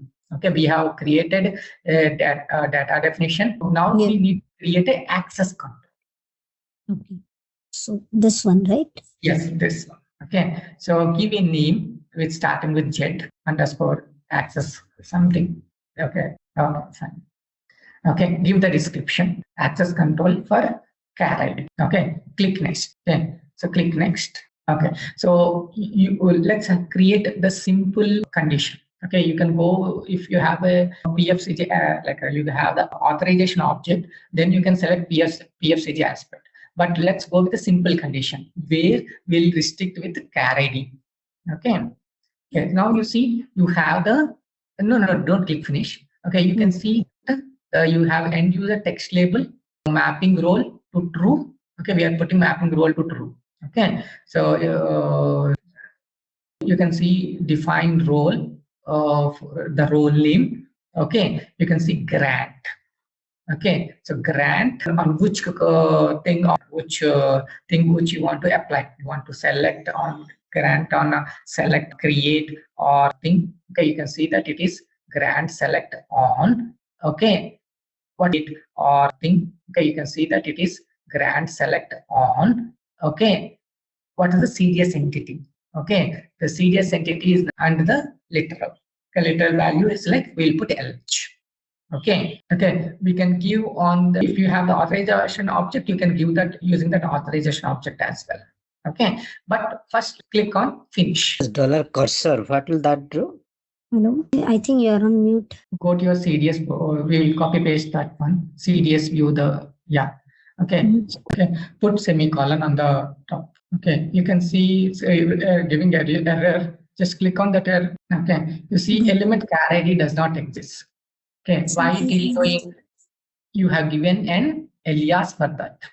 Okay, so so I need to use the alias name. Is it like that? Yes, use the alias name. If you don't give alias name, you can directly use. Okay, now you see that error is gone. Okay, activate it. Okay, so we have created a access control using the role. Okay, and specifying that we want to have grant select on the CDS view where the airline code is LH. Okay, so go to your code. You have activated it. Go to your code. Okay, now just run the code. Run this application. Okay. You are getting it. Okay, but actually you should put check. Okay, you should put check instead of authorization check not required. We need to put check. You can press the control tab. You will get. Okay, but why it is accepting that? Actually, this is confusing, right? It's confusing. It's strange because in the previous thing which I have taken, okay, it didn't take not required. Okay, I didn't use not allowed also. I just put not required. There it was entirely strange thing. It should not. Because if we have created access control earlier and no more required, so yes. It's strange. So use if you use not allowed, okay, then it is not allowing. If it okay, then it is not allowing. If it is not required, also it should not work. Okay, but strange it is working. Okay, you put not allowed. You put not allowed, and now check, activate it, and test it. Okay, not required. Like I assume that they are thinking like initially when there was no checks at all. Okay, so it didn't check anything. Okay, but since we have created it, it might have, it is checking, I think, but it should not work like that. Okay, so that's why I opted for not dollar cursor. See, previously it was like cursors. We have not seen the cursors so far, right? So I haven't touched that one. Okay, so for the moment, go with the aspect. Okay, and the element. Okay, so we haven't touched the cursor so far, so I will skip that one. Okay, and just one question. See, we have created this access control, right? And it is we are giving this access control to our CDS view. Okay, but if I want to give this access control, this is LH. Okay, this is for different users with the different values. Then user will come. Okay, we see basically we divide with the groups, right? We divide with groups and give the this authorization based on the groups, not for each user. Okay, we change. We can change that. Okay. Okay, so you mean to say that here in access control we have that template as well? Is it like that? Yes, it will have that. Okay. Just a second. One more question. Generally, we use this authorization checks in standard transactions or any custom programs, right? So if that fails, we display some messages like user don't have access to this transaction or to this program, like that, right? So is that mechanism also available here into that CDS view or not? So when you are creating a program, do you put all those things? Yeah, we will do authorization check keyword and we will give that corresponding parameters, and if that fails, we'll display some message, right? User don't have access to this executing this program, like that. But that mechanism also available here in CDS access control, or okay, so the aspect user is nothing but the user. It will be the user. Okay, but generally we don't tend to go with a single user. Yeah, we tend to go with the group. User group. Yeah, just check privilege access, role with privilege access. Okay, but in the course we have only with the simple condition and PFGC aspect. Okay, PFGC aspect, these are not covered in this one. We need to explore, because as we have used mostly with the simple conditions and PFCG aspects. Okay. But that is the basic thing, right? When a user want to execute any report which has CDS in that, if that has a authorization access control, how user knows whether he has access to this CDS view or this particular data set or not? Because We he are will get the putting, filtered data, but he yeah, don't we are know, right, putting, whether he is getting the actual data. user will not know. Okay, so because of this, we are putting specifically for CDS entity, right? So user will not. Okay. Okay, so suppose this is, I want to give this, LH for one of the user. For another user, I want to give some other value. So is it, can we add these values here with and or condition or something like that? I think we can, but we need to try. I haven't got that type of situation. Examples which I have worked with in a project, okay, related to the related to the particular thing or particular PFCG aspect. Okay, there. Okay, you can have filtered authorization objects. You can you can see they have put that author. Just scroll down, scroll to the left, scroll to the left, scroll to the left. You can have authorization many multiple authorized objects, and you can apply that. Okay, but Okay. okay, but we tend to go with a group. We don't tend to complicate much because we are restricting by the on the top itself that on the CDS only we will be dealing with the simple access conditions and PFCG aspect. It's up to you to explore the rest. Okay, Vijay. Then you have the inherited conditions. You can check that one. Okay, but I haven't used much of that. Okay, so I usually work mostly 70% front end and 30% back end. Okay, so they gave us like a simple conditions and PFCG aspect, and in the course also it was like that. So we work mostly on these two things rather than the inherent conditions. If you get in complexity, then you need to explore those things. But the basic idea of this course is to how to work with simple conditions and how to work with the pure authorization object. Okay, Vijay.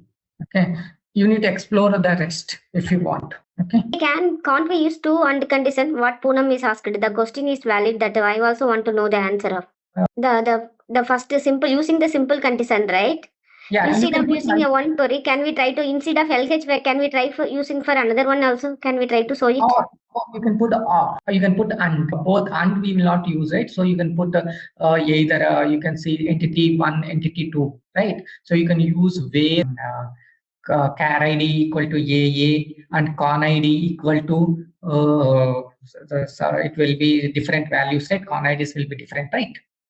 Okay, you can put that. You can put char ID equal to AA and con ID equal to another particular. Just execute this. No, just execute the check. Okay, activate. Okay, just run the application. Okay, so you see there is a booking ID. Okay, so you can put booking ID. Okay, you have put airline code equal to LH and booking ID equal to 158.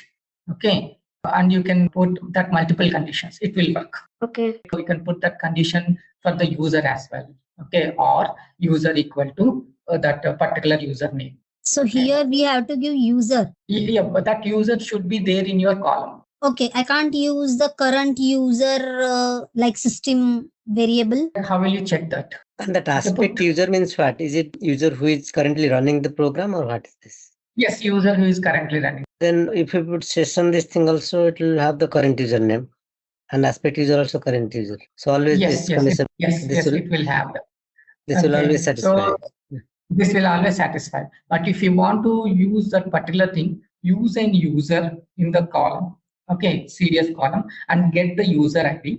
Okay, and you can put here user equal to, and the particular users only can access it. Okay. 17? Ramesh. Okay. Anyone else? Mine. Yeah, 16 is mine. Have you opened the system? You have put all or, so anyway it will line code LH and session user this, or and? this and this. No, and inside that line code LH and okay, session user this, and then or right, or this then one. and, yeah, something like that, right? Yeah. So have you logged into system? Yes. Okay. I'm giving you my this CDS ID name. You just run this CDS on your system. Okay, and check whether you are getting the output with the AE, because I'm getting the output with LH. Number of entries is Sure. Guide me how to. either I think can guide you how to Yes. search my CDS ID on your Access this package at the moment. ZAP ABAP 27. Access this package. You can search this package. Okay, I'm sharing my screen. Yeah. Sharing is okay. Tell me. Yeah, I'll close the existing one. Yeah, favorite add package. Favorite pack Okay. 27. 27, right? Okay. Yeah. Okay. Yeah, Then yeah. there will get that CDS. Data definition. The 10th one. The strng DTM PK. Underscore 10. This is the one, right? This is the one. Click on it. Okay. Okay, so try with the keyword Control Shift A. You can use that Control Shift A. Okay, sorry. Shall I run it, or do I need to add anything? Yeah. Run it. Just run it. ABAP application. Yeah. Wait, sir. I need to activate it. Okay. And just hold on. It will take 1 or 2 seconds to get activated. Okay. Okay, now just click on that run icon. Yeah. Perfect. Yeah, perfect. Number of entries. Check the number of entries. Once again, 7,002. Yeah, 7,002. Okay. Because earlier, if we display with the all entries, that it was having 99,000 something. But here now we are able to say 7. Okay. So Correct. this way we can put the user. Okay. And normally we'll use requester, reviewer, and approver. No, based on the data should be replayed based on the role, right? Vijay, please correct me if I'm wrong. I think I have this kind of scenario in backend perspective. Based on the role only we will create, but this one is in generic. Same CDS should reflect into the different role, right? Same CDS. No, same CDS will work, but the same CDS role should be given to all. Okay, the data, whatever we are fetching, that will aspects. Okay, in the course, I will be teaching you only 2. Yeah, Vijay. Can we use the roles in this syntax different? Because backend we are creating roles, right? So in the roles, they are specify the authorization objects. So roles only having the user and authorization mapping. So can we directly specify those roles in the CDS? Example is in sales reporting, the standard reporting, inside that there is a standard authorization. So that particular standard authorization object, can we use it in the CDS view? So same reporting only I am going to be used. System will taking default for the backend role.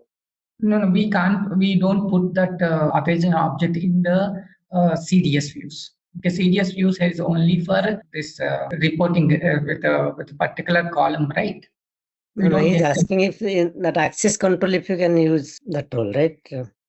Yeah, you need to use that access to put the authorizations. Then the access control, you can use that object, authorization object. Yes, we can use that. I have told you a simple condition. Okay, I have told you something here. Okay, I will show you like, okay, I like if you have an authorization object for any of the different thing like car ID, con ID, if you have anything in general, okay, you can use that authorization object as well. Okay, so let me share my screen. I'll show you. Okay, so if you see my screen access, okay, you can use either this or this. You can put or condition or and condition, you can put, and then you can have it. Okay, so you can use since I have used car ID, you can use aspect pfct auth. Okay, and we are using the 3 attributes here, that is authorization object and the field name and the activity. Okay, in this way we can use that authorization object. SCAR ID is the authorization object. Okay, we can use that authorization object. SCAR ID is the authorization object which is created, right? Yes. It was already created, or it's a new, it will get created here? Standard one. It is a standard one. Standard one. Standard authorization object here used. Yes. If you have the existing one, you can use that. Okay, because in programs you will have different authorization objects, right? You have different Yeah. So you need to use that authorization object as a first parameter. Okay. This is a field, and activity is 03 is display. So when I use this authorization object, you will get CDS is select. I agree. CDS is select, but you can have CERD operations as well. Okay. Okay. We are not dealing with, in this course, we are not dealing with the CERD operations. It's mainly for generating the report, not for update, insert, not for other DDL things. Okay. So it is mainly used for the display purpose, but in some cases we create the, or we update, we use create, we use delete, we use update as well.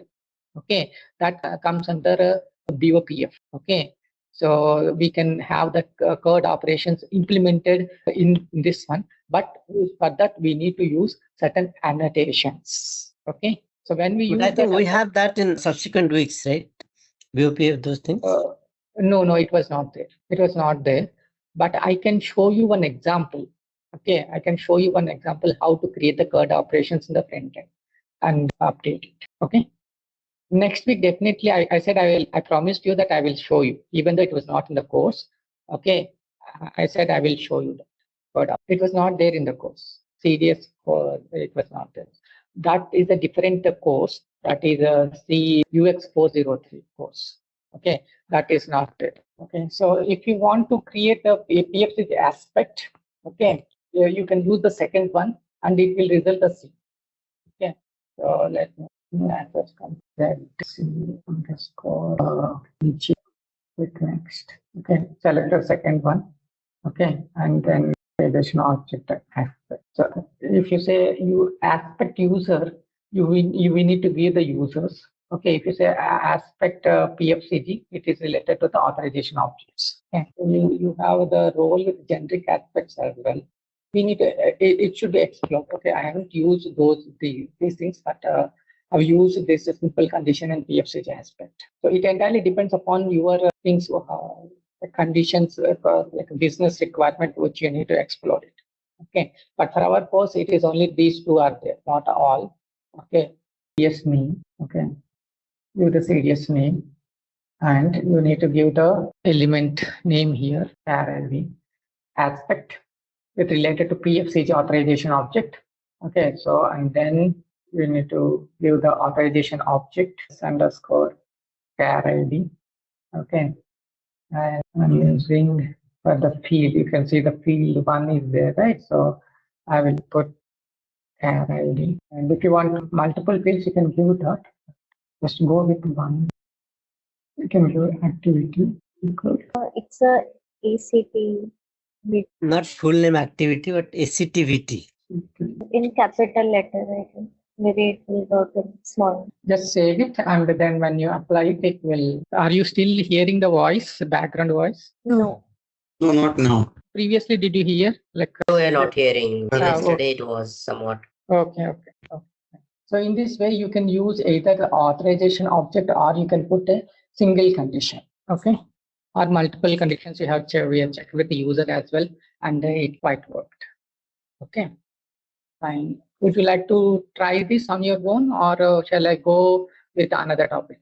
Would you like to try individually to create an authorization object for 10 minutes and then you can check it? Or That would be helpful. We can do that. Okay, fine. Then go ahead and try to create an authorization with a simple condition or the second option you can use and try to create. Okay, because I don't have authorization objects. So with so I have that will better, right? Pardon me? No, individual trying it, maybe with your own ID, if you add that to that authorization object, can we see that? Yeah, I have added it and it was coming with. And the same object, if we want to run, and we can see, right? Yeah, you can see that I have commented it's LH and I have used char ID. Okay, there's no need to put 2. I'll delete this one. Okay, so if you want, okay. So since this is a display, right, controllers, let me activate it.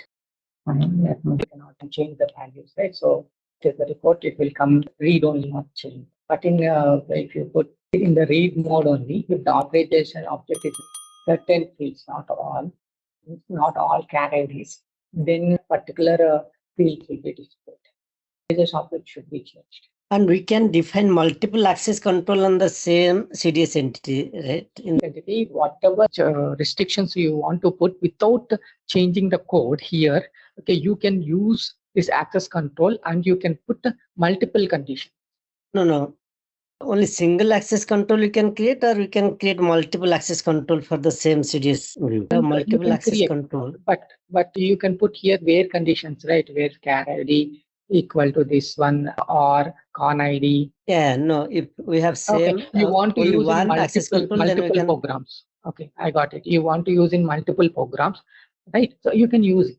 You can use it. No. What I'm saying is here on the same CDS view, it allows to create multiple access control objects, right? Yeah. Okay. Then if we have multiple access controls for the same CDS view. Okay, you want to put like you have created ZSC LH0. Yeah. It's LH00. If there is another ZS LH01 on the same CDS object, then how that works? Generally, we use one authorization for particular field. We don't tend to put multiple things, right, for the same. In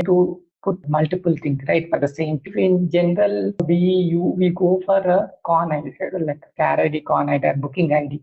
Okay, we want to put the authorization on booking ID, and if you want to apply that one, you can put in single. You can put it in a single one, or just create a new access control. Okay, and put that condition on other object, so that you can use the object on different CDS for booking IDs. If you want to use for multiple CDS views, you can use that. It should work. Okay, just try it and see. Okay, just see whether the simple one works for you or not. Okay, if it accessible for using a simple condition or a PFCG object. Okay, so we have seen simple conditions with multiple complexities. With two users, we have seen. Okay, with PFC authorization object, we have seen. So we need to try that. But I think along with this core subject was how to handle the business scenarios. Business scenario, scenarios. I agree. So usually in real-time scenarios, we'll have complex test things. all the business scenarios, right? There will be no time for us to work on only for authorization object, because see this topic, we need to cover authorizations. We need to cover this enhancement of use. We need to cover this one. What other topic is associations. Okay. Yeah, because these things anyway, the syntax and those things, we can get it somehow. Okay. Means whoever has not used, has used, it's actually written things. In my case, okay, I have used the authorization for use PF authorization, okay, and the simple condition. It entirely depends upon the requirement you get. Okay, but I got the requirement so far in my experience. Okay, simple conditions and the single PFCG aspect I have worked. I haven't worked on that business criteria. If that comes, we need to check, because there are so many access controls, right? So we need to check we need to try and test. Okay, then go ahead. Okay, let me go for enhancement. Okay, you enhance the go for enhancement. Okay, you enhance the existing view. Okay, so how the existing view? Yeah, just one doubt. So this access control can be bypassed, or is it like if I use this, if I consume you want to bypass, you need to put not allowed. No, even with allowed, if I just try to consume this view in another view, I created a new view by giving the source view. For the CDS1 first view, I given that all the authorization check, and I created access control. Now I created a new CDS view 2, and I'm using the source reference. False is not working, right? False also given. It's still able to see the records.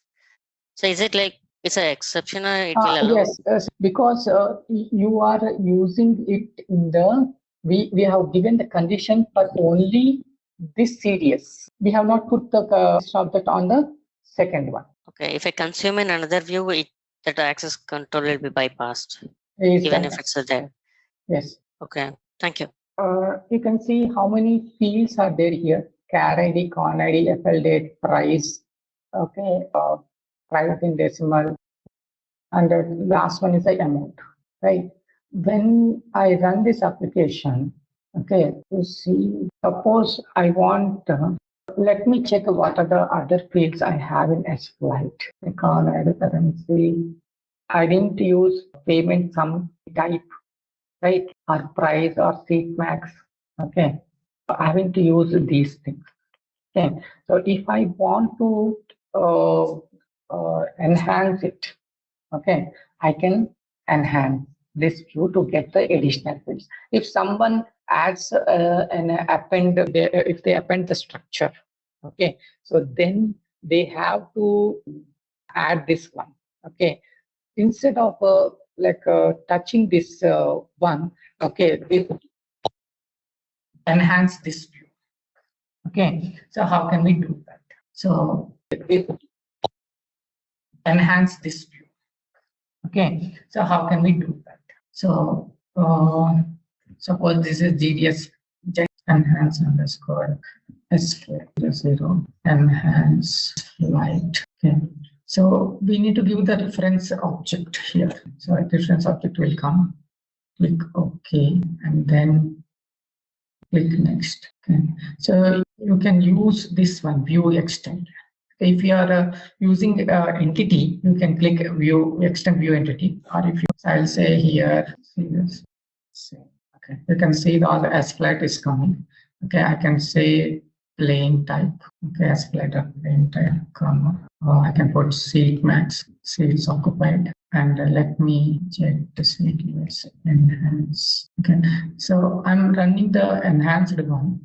And you can see that after amount one, plain type seat max, seat occupied has come, right? So let me close this. You can see that it is coming with the original series with the enhancer. Okay, suppose if I run the original one, okay, so you can see that the other three things come. Okay, so if you have a standard CDS view and you want to enhance it, okay, by adding new columns, then you can use these things. Okay, you can enhance the existing without touching the, without changing any changes to the existing view. You can enhance it using that thing. Okay, so I will show you once again. Okay, so you can right click no data definition, give the name. Yes. Then you need to give the reference object. So just say yes, select next, next. Select this extended view. Okay. If you are using entity, select this entity. Okay. And if you are using extended view, define view, then you can use this extend view, and you can select this and you can click finish. You will be able to do it. Here, can we do like see if you have standard one, okay, you will not have rights to change the standard view, right? Yes. Okay, so in that case, what will you do? You need to copy the entire code. You need to do it in the new thing. Yeah. Okay, so in order to avoid that, okay, we will create an enhancement. Okay, for the, if you can share your screen and you can. So basically, the difference you want to know, view and view entity. Oh, okay. See, view is the old one. View entity is the new one. So we cannot add any new condition to this extended entity, right? Whatever there in original only means we are just showing the additional fields or something. But if you want to suppose the standard one, and if you want to enhance some logicals or where condition or something, can we do that in extended view? Here we are only adding the additional columns that we want to see. Yes, yes. But if you want to add columns as well as restrict something, means some other logic, if you add, extend that view with additional logic. So you can use the existing fields. Okay, and based on that you can put the condition and you can add a new logic. Yeah, that's what that condition can you add here in the extended view. Can you add some condition to that? Like which field you want to have? You want to have. Suppose amount you something you had, no, amount greater than 1,000 or something, or seats marks. What is that? I will say that. Yes. Seats occupied something. Yeah, some condition on these fields. We need to have a new field or plain type maybe. Vijay, I have an example. Can we extend that? Show your screen. Is my screen visible? Okay, this is one of my view, not this one. Yeah, this is one entity of mine. So here I am showing up this table. Okay. And this is my output. So here I have ID, name, department, country, pin code, and company code. So this put in the condition, in the enhanced one, put condition where equal to 101. Okay, I need to write that and create new one actually. Put in the view entity, in the down you can put where condition, right? Yeah. At the down, at the end in the line 18, you can put where condition. This is existing view, right? Existing one, right? I want to extend this one. Definition, new enhancement name. Don't put hyphen. Don't use hyphens. Sorry. Yeah. Okay, click the reference, give the reference object. You can browse also. You can click browse. Here I need to give this table name, right? Yeah, you can click browse, it will come. You can give that name. Okay. Okay, enter, put a jet. Put on the search. Put your name. Yeah, it came. Just select one of the thing. Which. Okay. But this is different, right? Okay. Different. This 04 CDS is a different one. Your 06 you put, you had 06 underscore something. Yeah. You need to go to browse and then you will get the exact name. I think it's a CDS 3. Yeah, select that one. Okay. Extend view. Okay. As of now, mine is the entity only. So can I select extend view? So I will there is a confusion. For define view, we should go for extend view only. Yes. And for define view entity will be view. That's what I said. Correct.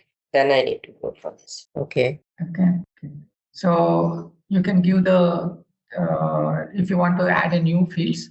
Okay. You can put those names. Z custom add is my table. You need to add the existing the original. Okay, it's a custom table. Okay, fine. You can put control space bar. You can control space bar. You can just delete that one and fine. Yeah. So company code I can take. Yeah, put company code at the end. Put a condition where company code equal to why it is coming in space where space. Okay. Company underscore code equal to where company not equal to company code where equal to will not where company sorry. Where COMPANT under code equal to. So I can hard code now. Yes. MT or company NY. Yeah, sorry. While creating, I made a mistake. Instead of Y, I put a T. Yeah. Is it really applicable? Because we are trying to add a column, not trying to fetch a record, right, from this. Yes. Actually, we are putting one condition for this our view, whatever view it is there, right? For this view, we are putting one condition. But here we are adding a column. Yeah, we are adding a column, but a column is already existing. So put in a column that is not there. Put a column that is not there. Even it's not allowing, even if it's not there. So it's Vijay, can we just fetch the roles like extending only putting condition? So this is an enhancement is for mainly adding a new columns. Okay. And if you want to play with the new columns logic, you can play it here. Okay. So let me actually as of now we are playing with only data, right? We are not adding any column. Extend is not as that example now. Let him show that one. We will be clear. Your table doesn't have more fields, so yeah. Okay. You show your example that you're showing, right? You want to see my example? Huh? See, basically, we tend to add new columns by enhancing the structure, right?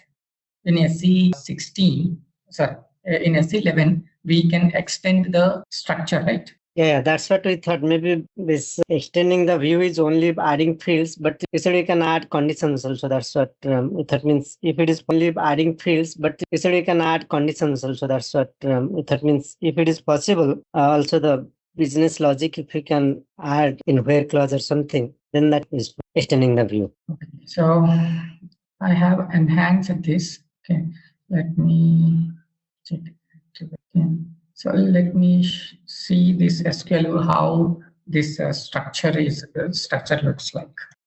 So let me say, so we go to S11, select the view. Okay, so you can see that in this one, you can see there's an appendage. Okay, the original structure is a jet series. To the original one, it added yes, it is. Okay, so you can see that in the original one also, you can see that this has been. Okay, so you don't need Sorry to for interrupting. Yeah.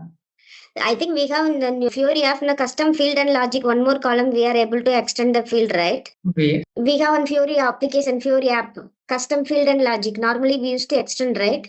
Yeah. Yes. That is to add a new field to the existing structure. There we use custom logic fields. Okay. Okay. I think this is kind of the old wave now. In ECC itself, if you implement Fiori application, they used to go for append and they try to add the field. As for perspective, we used to normally custom field and logic only, no? Yes, custom field and logic. But in this one, see, I'm using an SQL view. Okay, so whenever I have created for this view definition, okay, with the original one, okay, I have created with JetSFLect. Okay, so if I want to if I want to add new fields, okay, then I need to append this structure. Did I append any structure for this my SFLect? No, not yet. No, right. So when you enhance the CDS view, automatically the fields will be getting appended to the original one. Okay. Yeah, actually, this one was clear earlier also. And only thing is, when we append a view, whether we can also append some additional logic in the same extended view. That's not possible. That is like you can put in new fields here, okay, and you can put a condition for plain type. It's like you meant to say where condition, right? Yeah, where condition. Plain type is equal to something. Whether that is possible. It's not at the moment. It is not allowed. Okay, I will check. Okay, so I have put in new price. Okay, you can see price as flight price -10 as a new price -10. Okay, so if you put a percent, like if you want to add it, okay, so you can play with the new columns. That's fine, but it will not allow you to. So you'll see that new price column -10. Okay, that original price has been reduced by 10. Okay. You can put those conditions. Okay, so you can here it will not accept group by or where conditions. Okay, the words it will not override the original conditions. Okay, that original conditions will be there, but here you can add only the new columns, and if you have a new conditions, okay, like discount, okay, new discount, okay, then you can play with this. Suppose if you want to hide the original one, okay, then we can do that as well. Okay, in that case, we need to modify the in the front end. Okay, we need to extend the standard Fiori app. Okay, and we can do that one way. And another way is we can directly, instead of changing the code of the front end, okay, we have an option to key in adaptations are there. Okay, where without changing the code, we can hide, make it available for the particular field. Okay, and then we can have it. We'll have a new application ID will be created. Okay, that tile will be exposed to the end users without changing the front end. We can do. Okay, but in the CDS we can have the enhancements of this new and will also reflect in the back. So this is getting. So if you are using CDS, existing CDS, okay, so it will you can add the new things as well. Okay, but it will ask a new transport. Okay, and it will create a new application IDs. Okay, based on that we can use it time for another 1 hour. So we take a new topic, that is associations. Okay, so what is the meaning of association? Anyone? What is the meaning of association? Okay, fine. You have a sales order and sales order item. Okay, what is the relationship between those two things? Header item. Header item. Okay, in sales order, you have the primary case, the sales order ID, right? But in sales order items, you have sales order ID and sales order item IDs as well, right? How these two tables are linked using the one to many. Yeah, one to many. Foreign to key relationship. Yeah.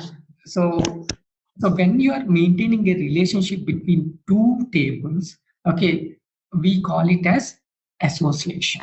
Okay, the association can be one to many, many to many. Okay, it entirely depends upon the structure design of the table. Okay, so yeah. See, when you are creating a report, okay, you have the report displayed on the page, okay, and you want to, in that, suppose you have SCAR as flight and booking, okay, so you want to navigate from S flight details, and from the SCAR flight details you want to navigate to booking details.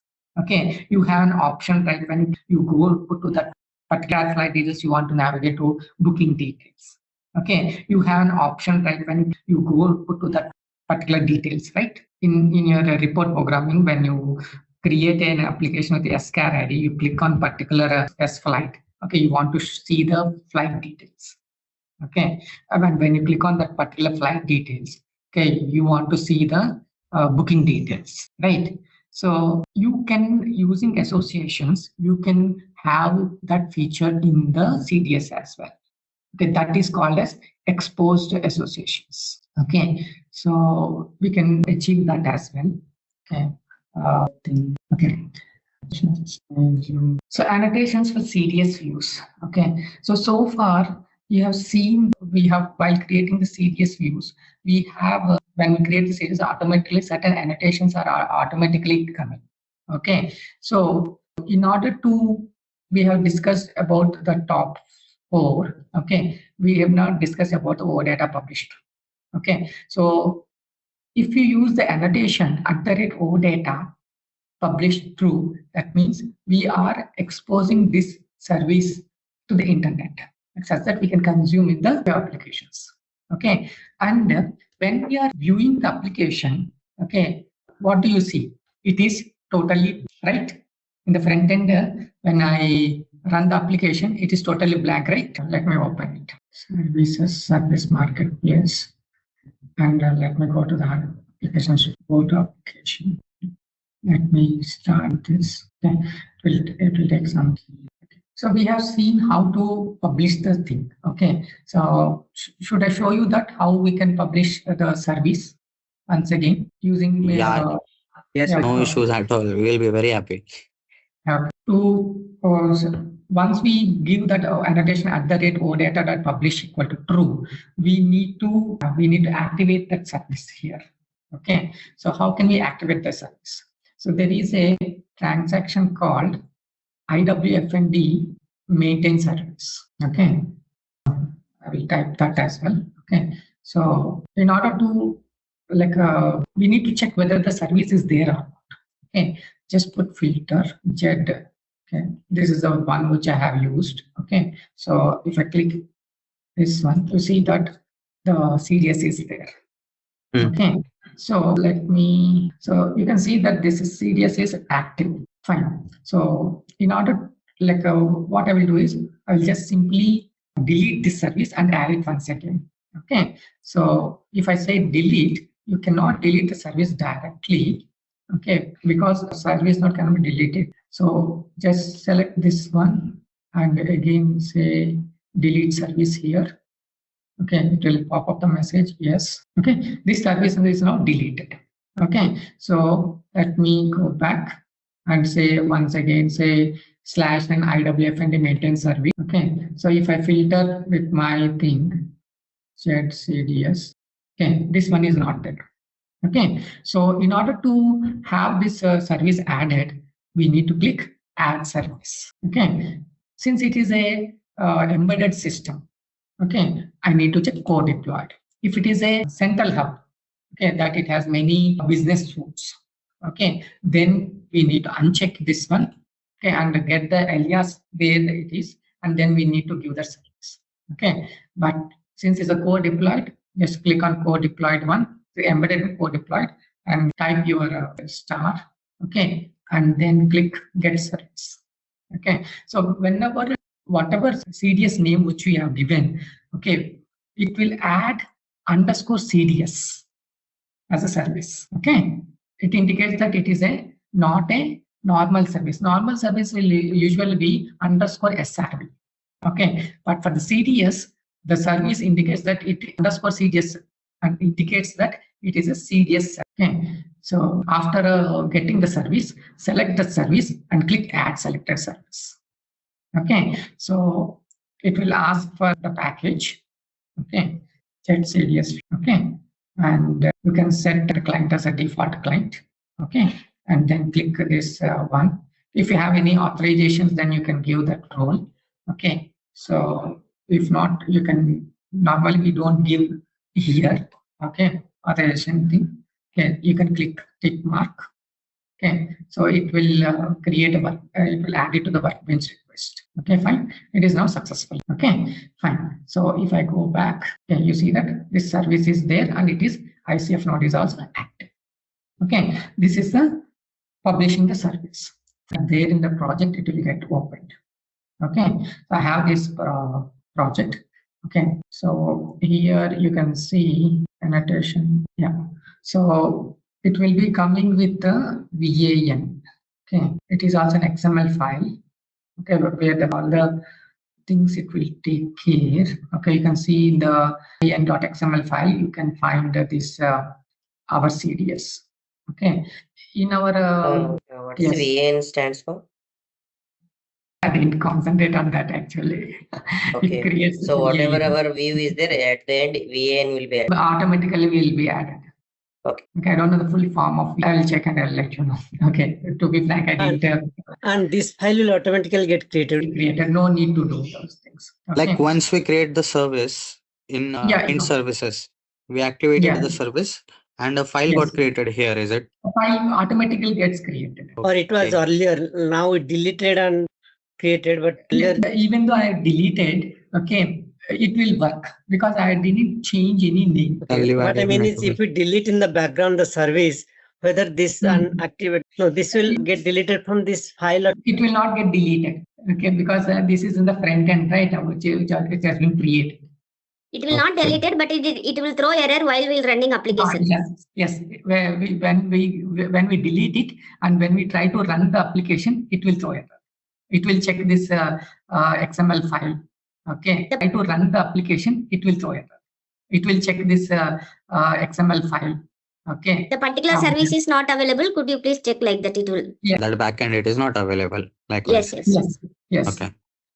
Okay. So if I want to run this application now, okay, I say preview application. Okay, I'll say no FLP. That is no Fiori Launchpad. Okay, it's pop locker. Yeah, so let me. So you see a totally blank thing, right? So initially, what I'm doing, I'm just adjust it. You can adjust like this, okay, and click OK. Then only you are able to see the columns. Okay, fine. I want like the airline carrier, airfare, all the things to be visible at the start. Okay, so in order to have that feature available, okay, we need to add few annotations in the application, CDS application. I want the char ID to be the first position. Okay, so what should I do?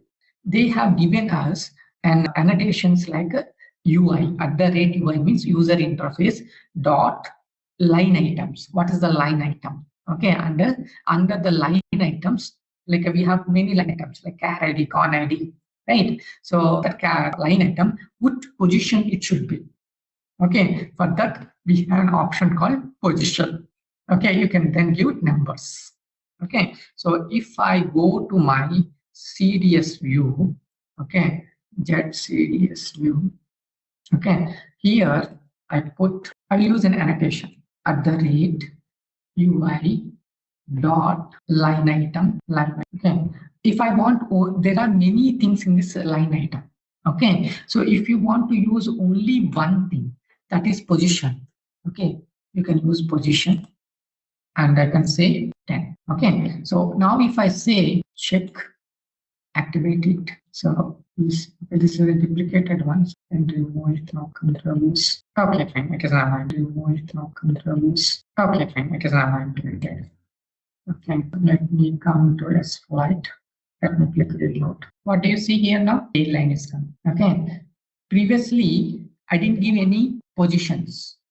Okay, so that's why in my output, I didn't get anything. Okay, so if you want to have other fields, okay, so you just need to use that line item position on the top of the columns. Okay, so I'll say here the rate. Okay, you will get UI annotations. Okay, dot position 20, activate. So you see, two fields came. Unless and until I click go, I won't get that. Okay, so it is not that I need to start only with the 10 or 20. Okay, but why we give 10 or 20? Because if any at the time, if you add a new field and you want to position between car ID and com ID, then you can put another number called 50. Okay, so I'm skipping FL date and I'm putting price here. Okay, for the price, I want to use the line item. Yeah, Can we start this position with number 1, 2, 3, or it should be 10, yes. 20, 30 only? No, you can start with 10, 1, 2, 3. No problem. Well. Okay. But if you want to put in a new field between char ID and con ID, you can't use 1.5, right? Yeah, that is fine. That is fine. The position number I can give 1, 2, 3, 4, 5, 6, 7 like that. Yeah, no issues. Okay, so you can see that multiple option means if the same field we want to show in multiple columns, something like that. Like before con ID, you put position 20. So there, if I put another position 50 or something, so will it appear 2 times? Position will take only once. It's like a binding. Then what is the difference between just dot position and? I think we can add the multiple attributes. Like position is there, so one more some other attributes must be there, like sorted or something. Color or something like that. Yeah. There are so many other things. Maybe. See, we have hidden equal to true. So if I say hidden equal to true, that will not be visible at all, even though it is. Yeah. So like something like underline like. I want to use a label. Okay, I want to use a position. Okay, I don't want the standard one, which I want to say only connection. Okay, not connection number. Okay, so I will give this label as connection. The position number you didn't mention, that's why it's showing difference. Even though it is on the top of this one, okay, it will ignore that and it will give you the position which we have defined. Okay, so now if I say let it activate, if I put here run as ABAP application, okay, we normally see whatever when we're running in this Eclipse, it will not take that UI into consideration.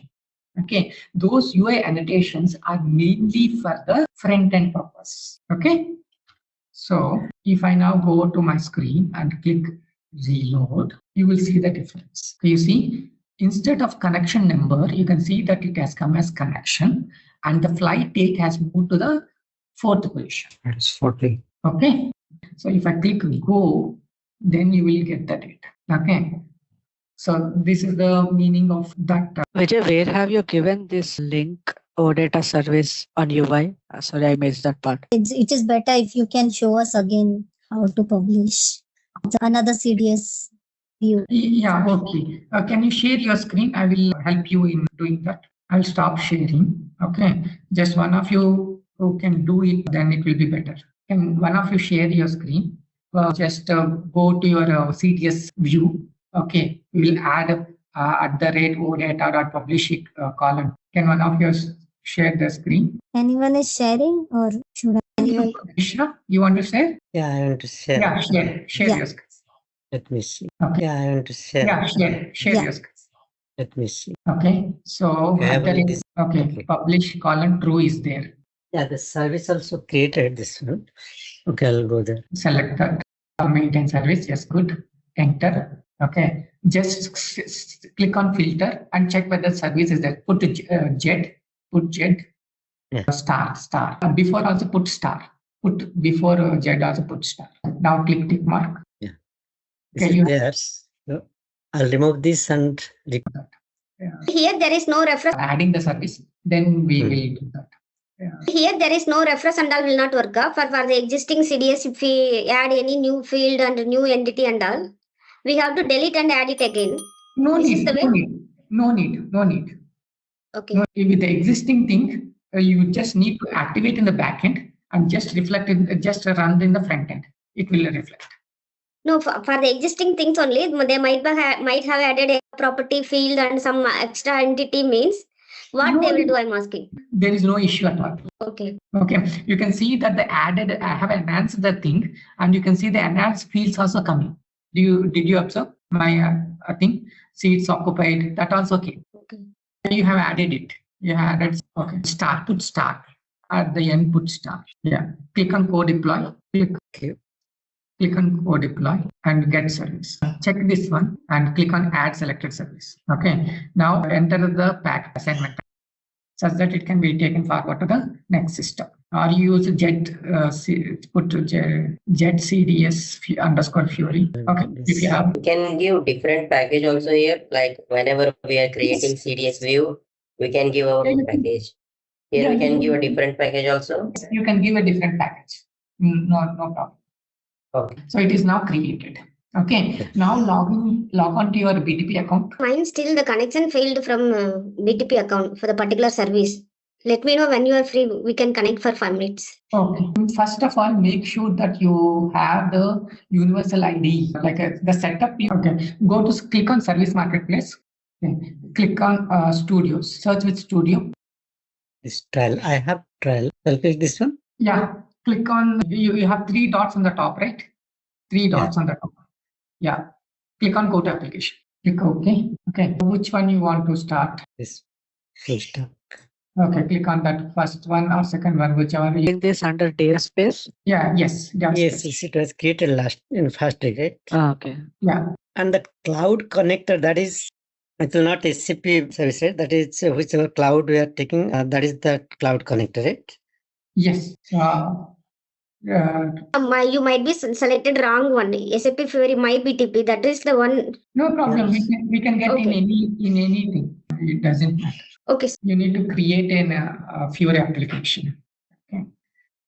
Yeah, I'll create a new one. This was old one based on the other system, SAP system. So to create new one, I'll go here and new project from template. You can go click on new project from template. You can delete it afterwards. After creating, you can delete it and you can put it wherever you want. Okay.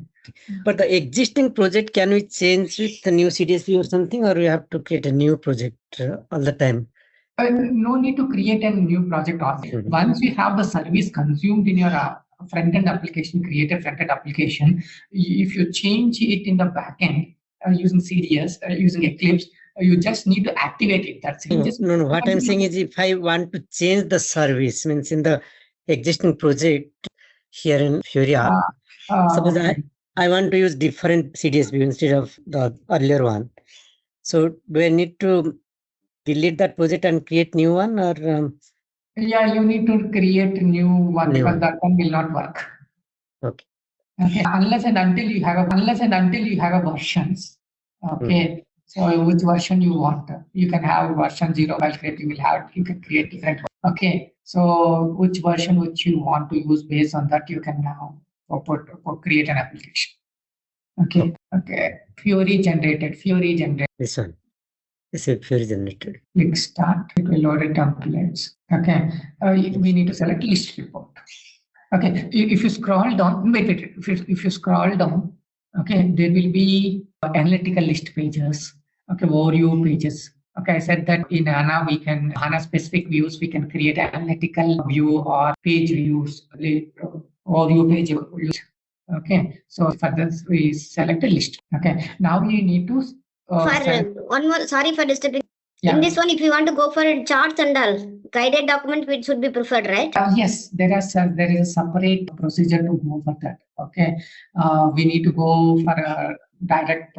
Yes. Do we have that topic also covered in our syllabus, right? That is an entirely different one.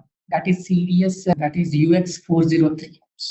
Okay, that is not covered here. And just you can say one chart and all how it's we are creating that template using that.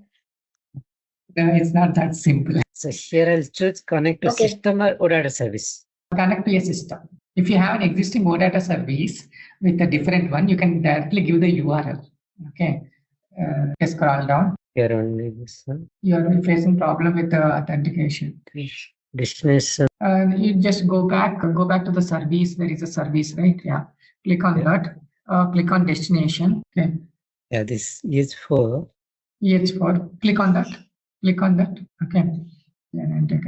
Okay, fine. Click on check connection. Why did you put SAP client 002? Okay, this was there earlier. Click on edit.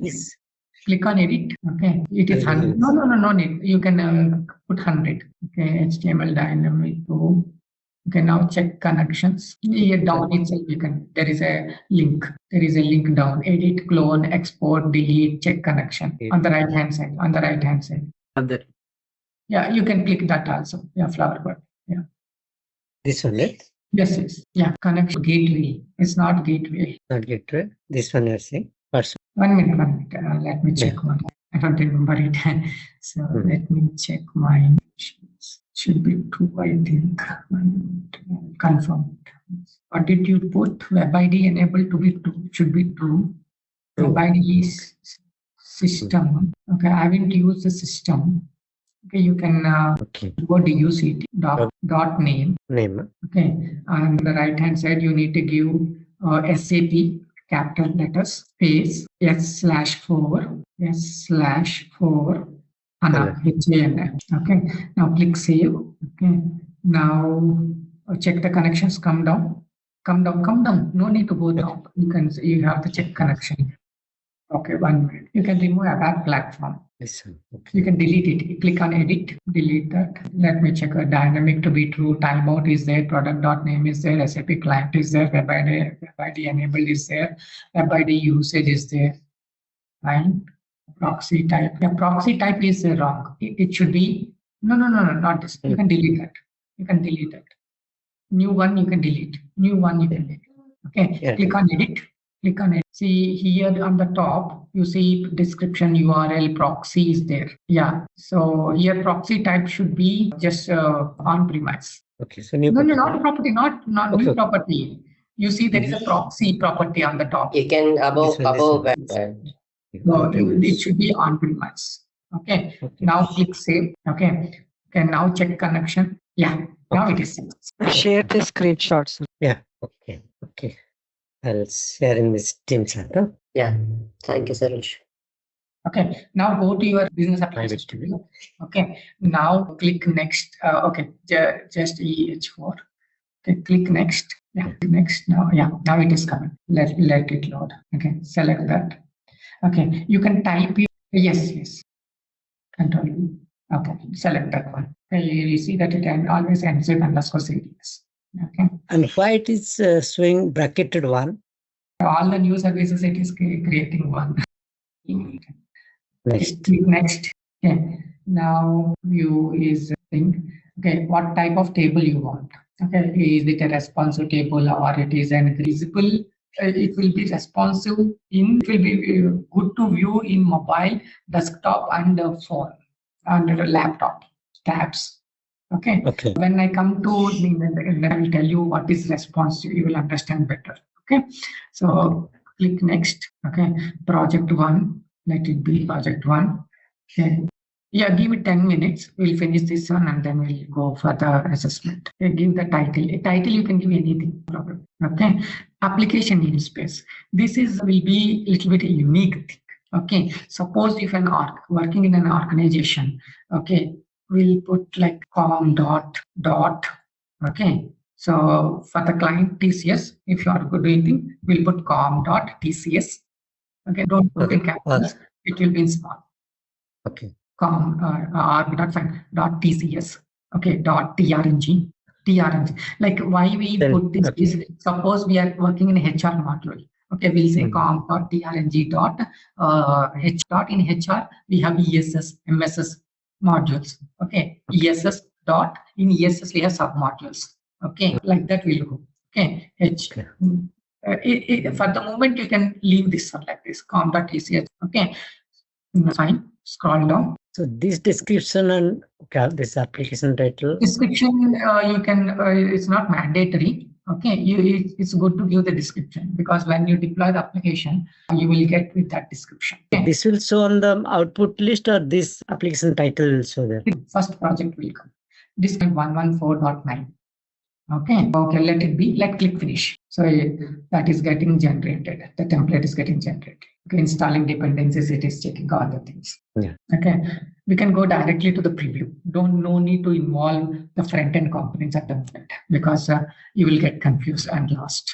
Okay, so when I tell you what is how the UFS, where is your first project? Yeah. Expand it.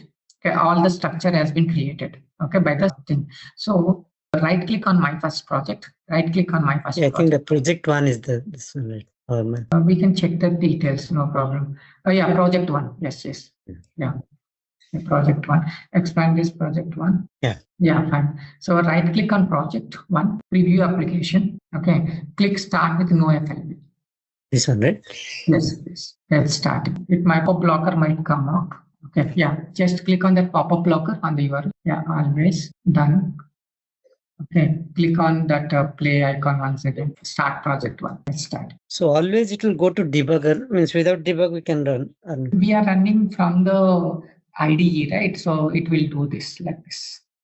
Okay, because we are not running any codes. Just using we are using the npm statements. Okay, npm commands to run that. When you click that play icon, it will run the NPA commands to run the application. The project is okay. So you see the blank thing. Okay. Click on settings. There is a flower. Yes. Click on settings. Okay. You can select which fields you want to see. Okay. Click OK. And then click go. May not be any data here. Okay. So you see data is not coming. Yeah, actually. This is new view entity I had created and I have not entered any data. So you need to enter the data. Once data you enter, it will come. So you need to enter the data. Once data you enter, it will come. Okay. So you see that the fields, the columns are not coming first go, right? Right. So to have that columns visible, okay, we go to the Eclipse again. Okay. At the line number 12, press enter. Okay. Use an UI annotation, capital UI, it should be capital. Dot. Okay. Line items. These are the line items. Okay. The columns are nothing but the line items. Okay. So it's small. Okay. So in the brackets, let it be, no problem. You can use that also. Okay. Put position, type position. Okay. Colon and comma. Okay. So activate means it will save it. Activate, it will save. If no errors are there, it will which is activated. Now go to your this. Now click refresh. Now it will open with a single column ID, student ID. If you add the position line item, if you want only use one thing, you can say @UI.line_item.position equal to 10. If you give, then it will work also. But if you want to use multiple properties of that line item, then we need to use it in an array. Array is nothing but a collection. Yes. Okay. In the collection, it uses a JSON object. Okay. This is a JSON object. Flower brackets is nothing but a JSON object. In the JSON object, it has attributes like position, label. Okay. Yeah. Fine. So we have an assessment. Okay. We are already 10 minutes ahead, right? So yeah. For the moment, this is good enough. In class on Monday, I will cover the rest of the things. Yeah. Okay. Thank you. Could you please summarize the association? We start off covering the association, right? That associations. Yeah. Okay, I will tell you that. Because we started association, but we ended with something different. UI annotations. Yes, annotations I have ended. Okay. So here, if you want to add means coloring the field or something, we can do through this one or no? Like we need to see the property, whether that property is there or not. Okay. Yeah. Based on that only we can do. Otherwise, we need to apply cascading style sheets. Okay. Okay. You can remove comma that alert. Okay. If you click that DU, click on that DU. Okay. So it is about in Fiori Launchpad, what do you see when you click that? You see some app finders about settings. If you click on settings, click on settings. Okay. So you can change the appearances. Okay. This is the appearances. Okay. So you will have the themes. You can select the theme. You can. This is a sandbox type, right? So you will not have all the features here. Okay. But when we go to the Fiori admin, you will see all these things. Okay, but why it is giving default user? Because we have, executed with our universal ID. Then it should give us our use. It should show our user ID, right, or something. Why it's showing default user? See, you have logged in with your account with this, with your name. Okay, what's the full name which you have given when you are entering? Yeah, when we entered this BTP, we gave the user ID. But the SAP connection, we gave that our ID in SAP. Right?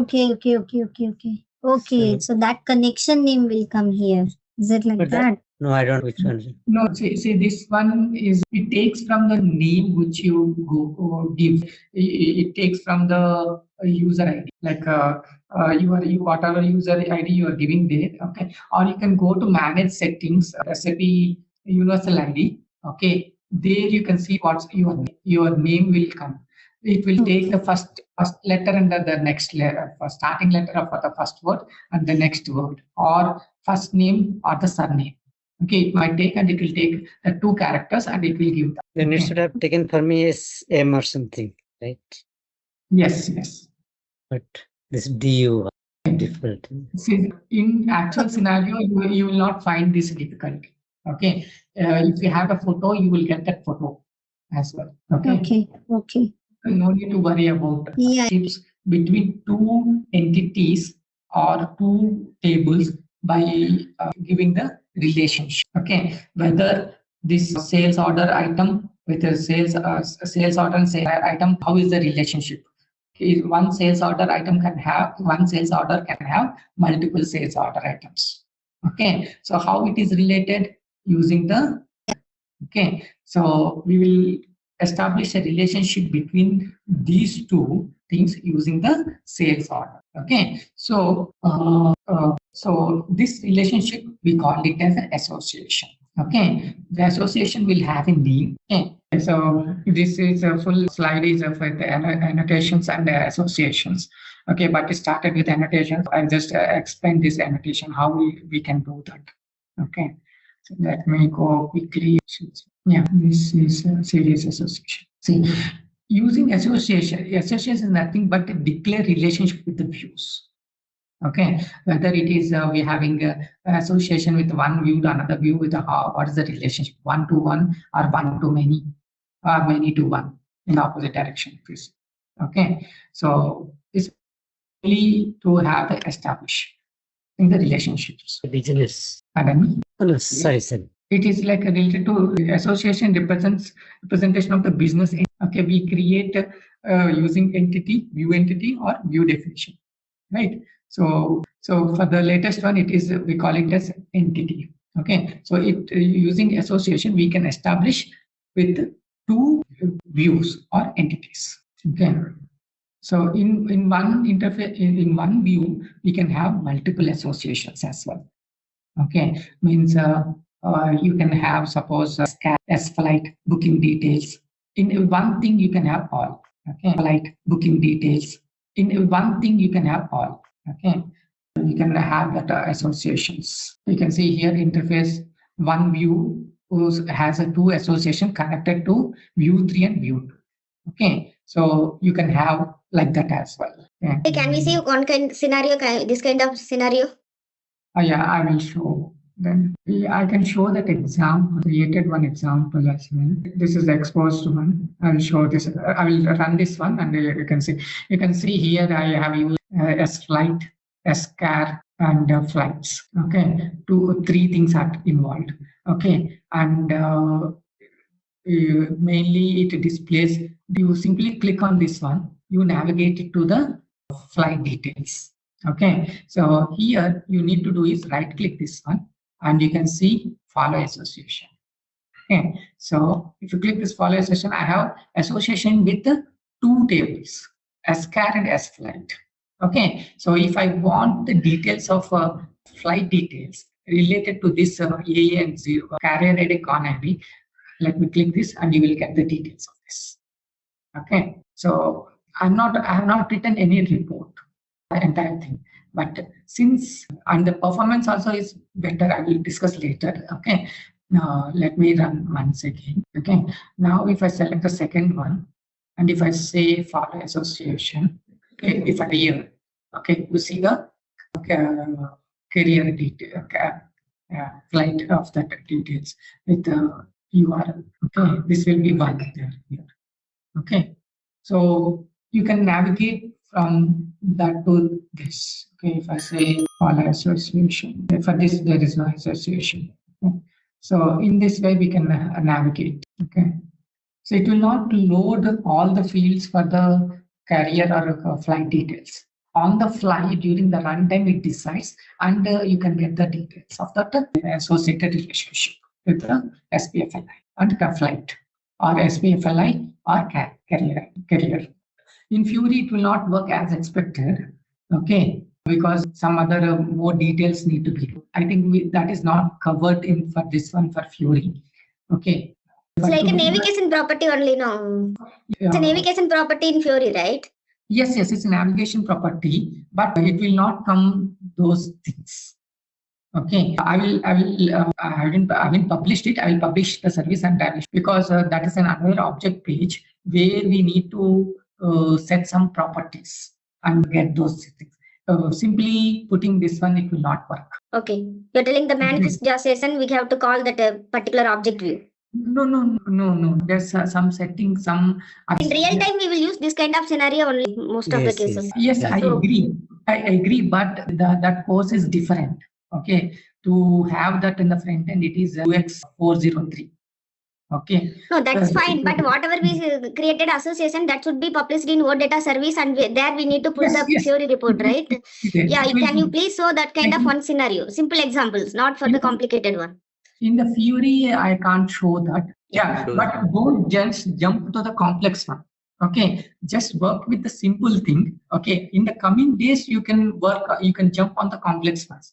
I see that you guys are jumping straight away. You are learning the basic and you are straight away want to go to the complex. No. If not like in that, subsequent weeks, if this can be shown, that's fine. We're asking, but this real time scenarios, if it can be covered in next few weeks, that's okay. If it is there in the syllabus, definitely it will be covered. If it is not, no, association concept is there in syllabus, right? But how it's it's integrated in those things, and we are asking. Rest whatever you have the previous things, that's good. We are whatever you expected, more than that you provided. These things we real time we used to see in many cases. Yeah. This we need to take offline. Okay, we need to cover a standard course. You see, if we go with the business requirement, we will be skipping the original requirement. Okay, already I'm delayed with one class. That's why. Okay, then we created one association just run in CDS view perspective, that is ADT tool perspective, that is enough. Yes. And how we will create one association just run in CDS view perspective, that is ADT tool perspective, that is enough. Yes. And how we will, whether it's ABAP reports or something, how do we call that one? To be learned, then only you can go for that. All right, let's test your knowledge. Here's a question for you. What is the main advantage of using code to data paradigm in ABAP on HANA? Option A, simpler coding. Option B, reduced network traffic and improved performance. Option C, better user experience. Option D, easier maintenance. Our SAP ABAP on HANA with Fiori course is here to help. You can take it at your own pace on our platform. In this course, you'll learn all about ABAP on HANA and Fiori. It's like a toolkit to build and run smart, fast apps on SAP systems. Our course covers everything you need to know, from the basics to more advanced tricks. It's made by experts who know what they're talking about. Your teachers are pros who've been doing this for ages. They're here to help you learn and answer any questions you have. And don't just take our word for it. Our students love the course too. People just like you have found our course super helpful. Best part? It won't break the bank. This awesome opportunity to learn is affordable. Ready to become an SAP ABAP on HANA Pro? Sign up for our page now. And for more info, check out ZaranTech website.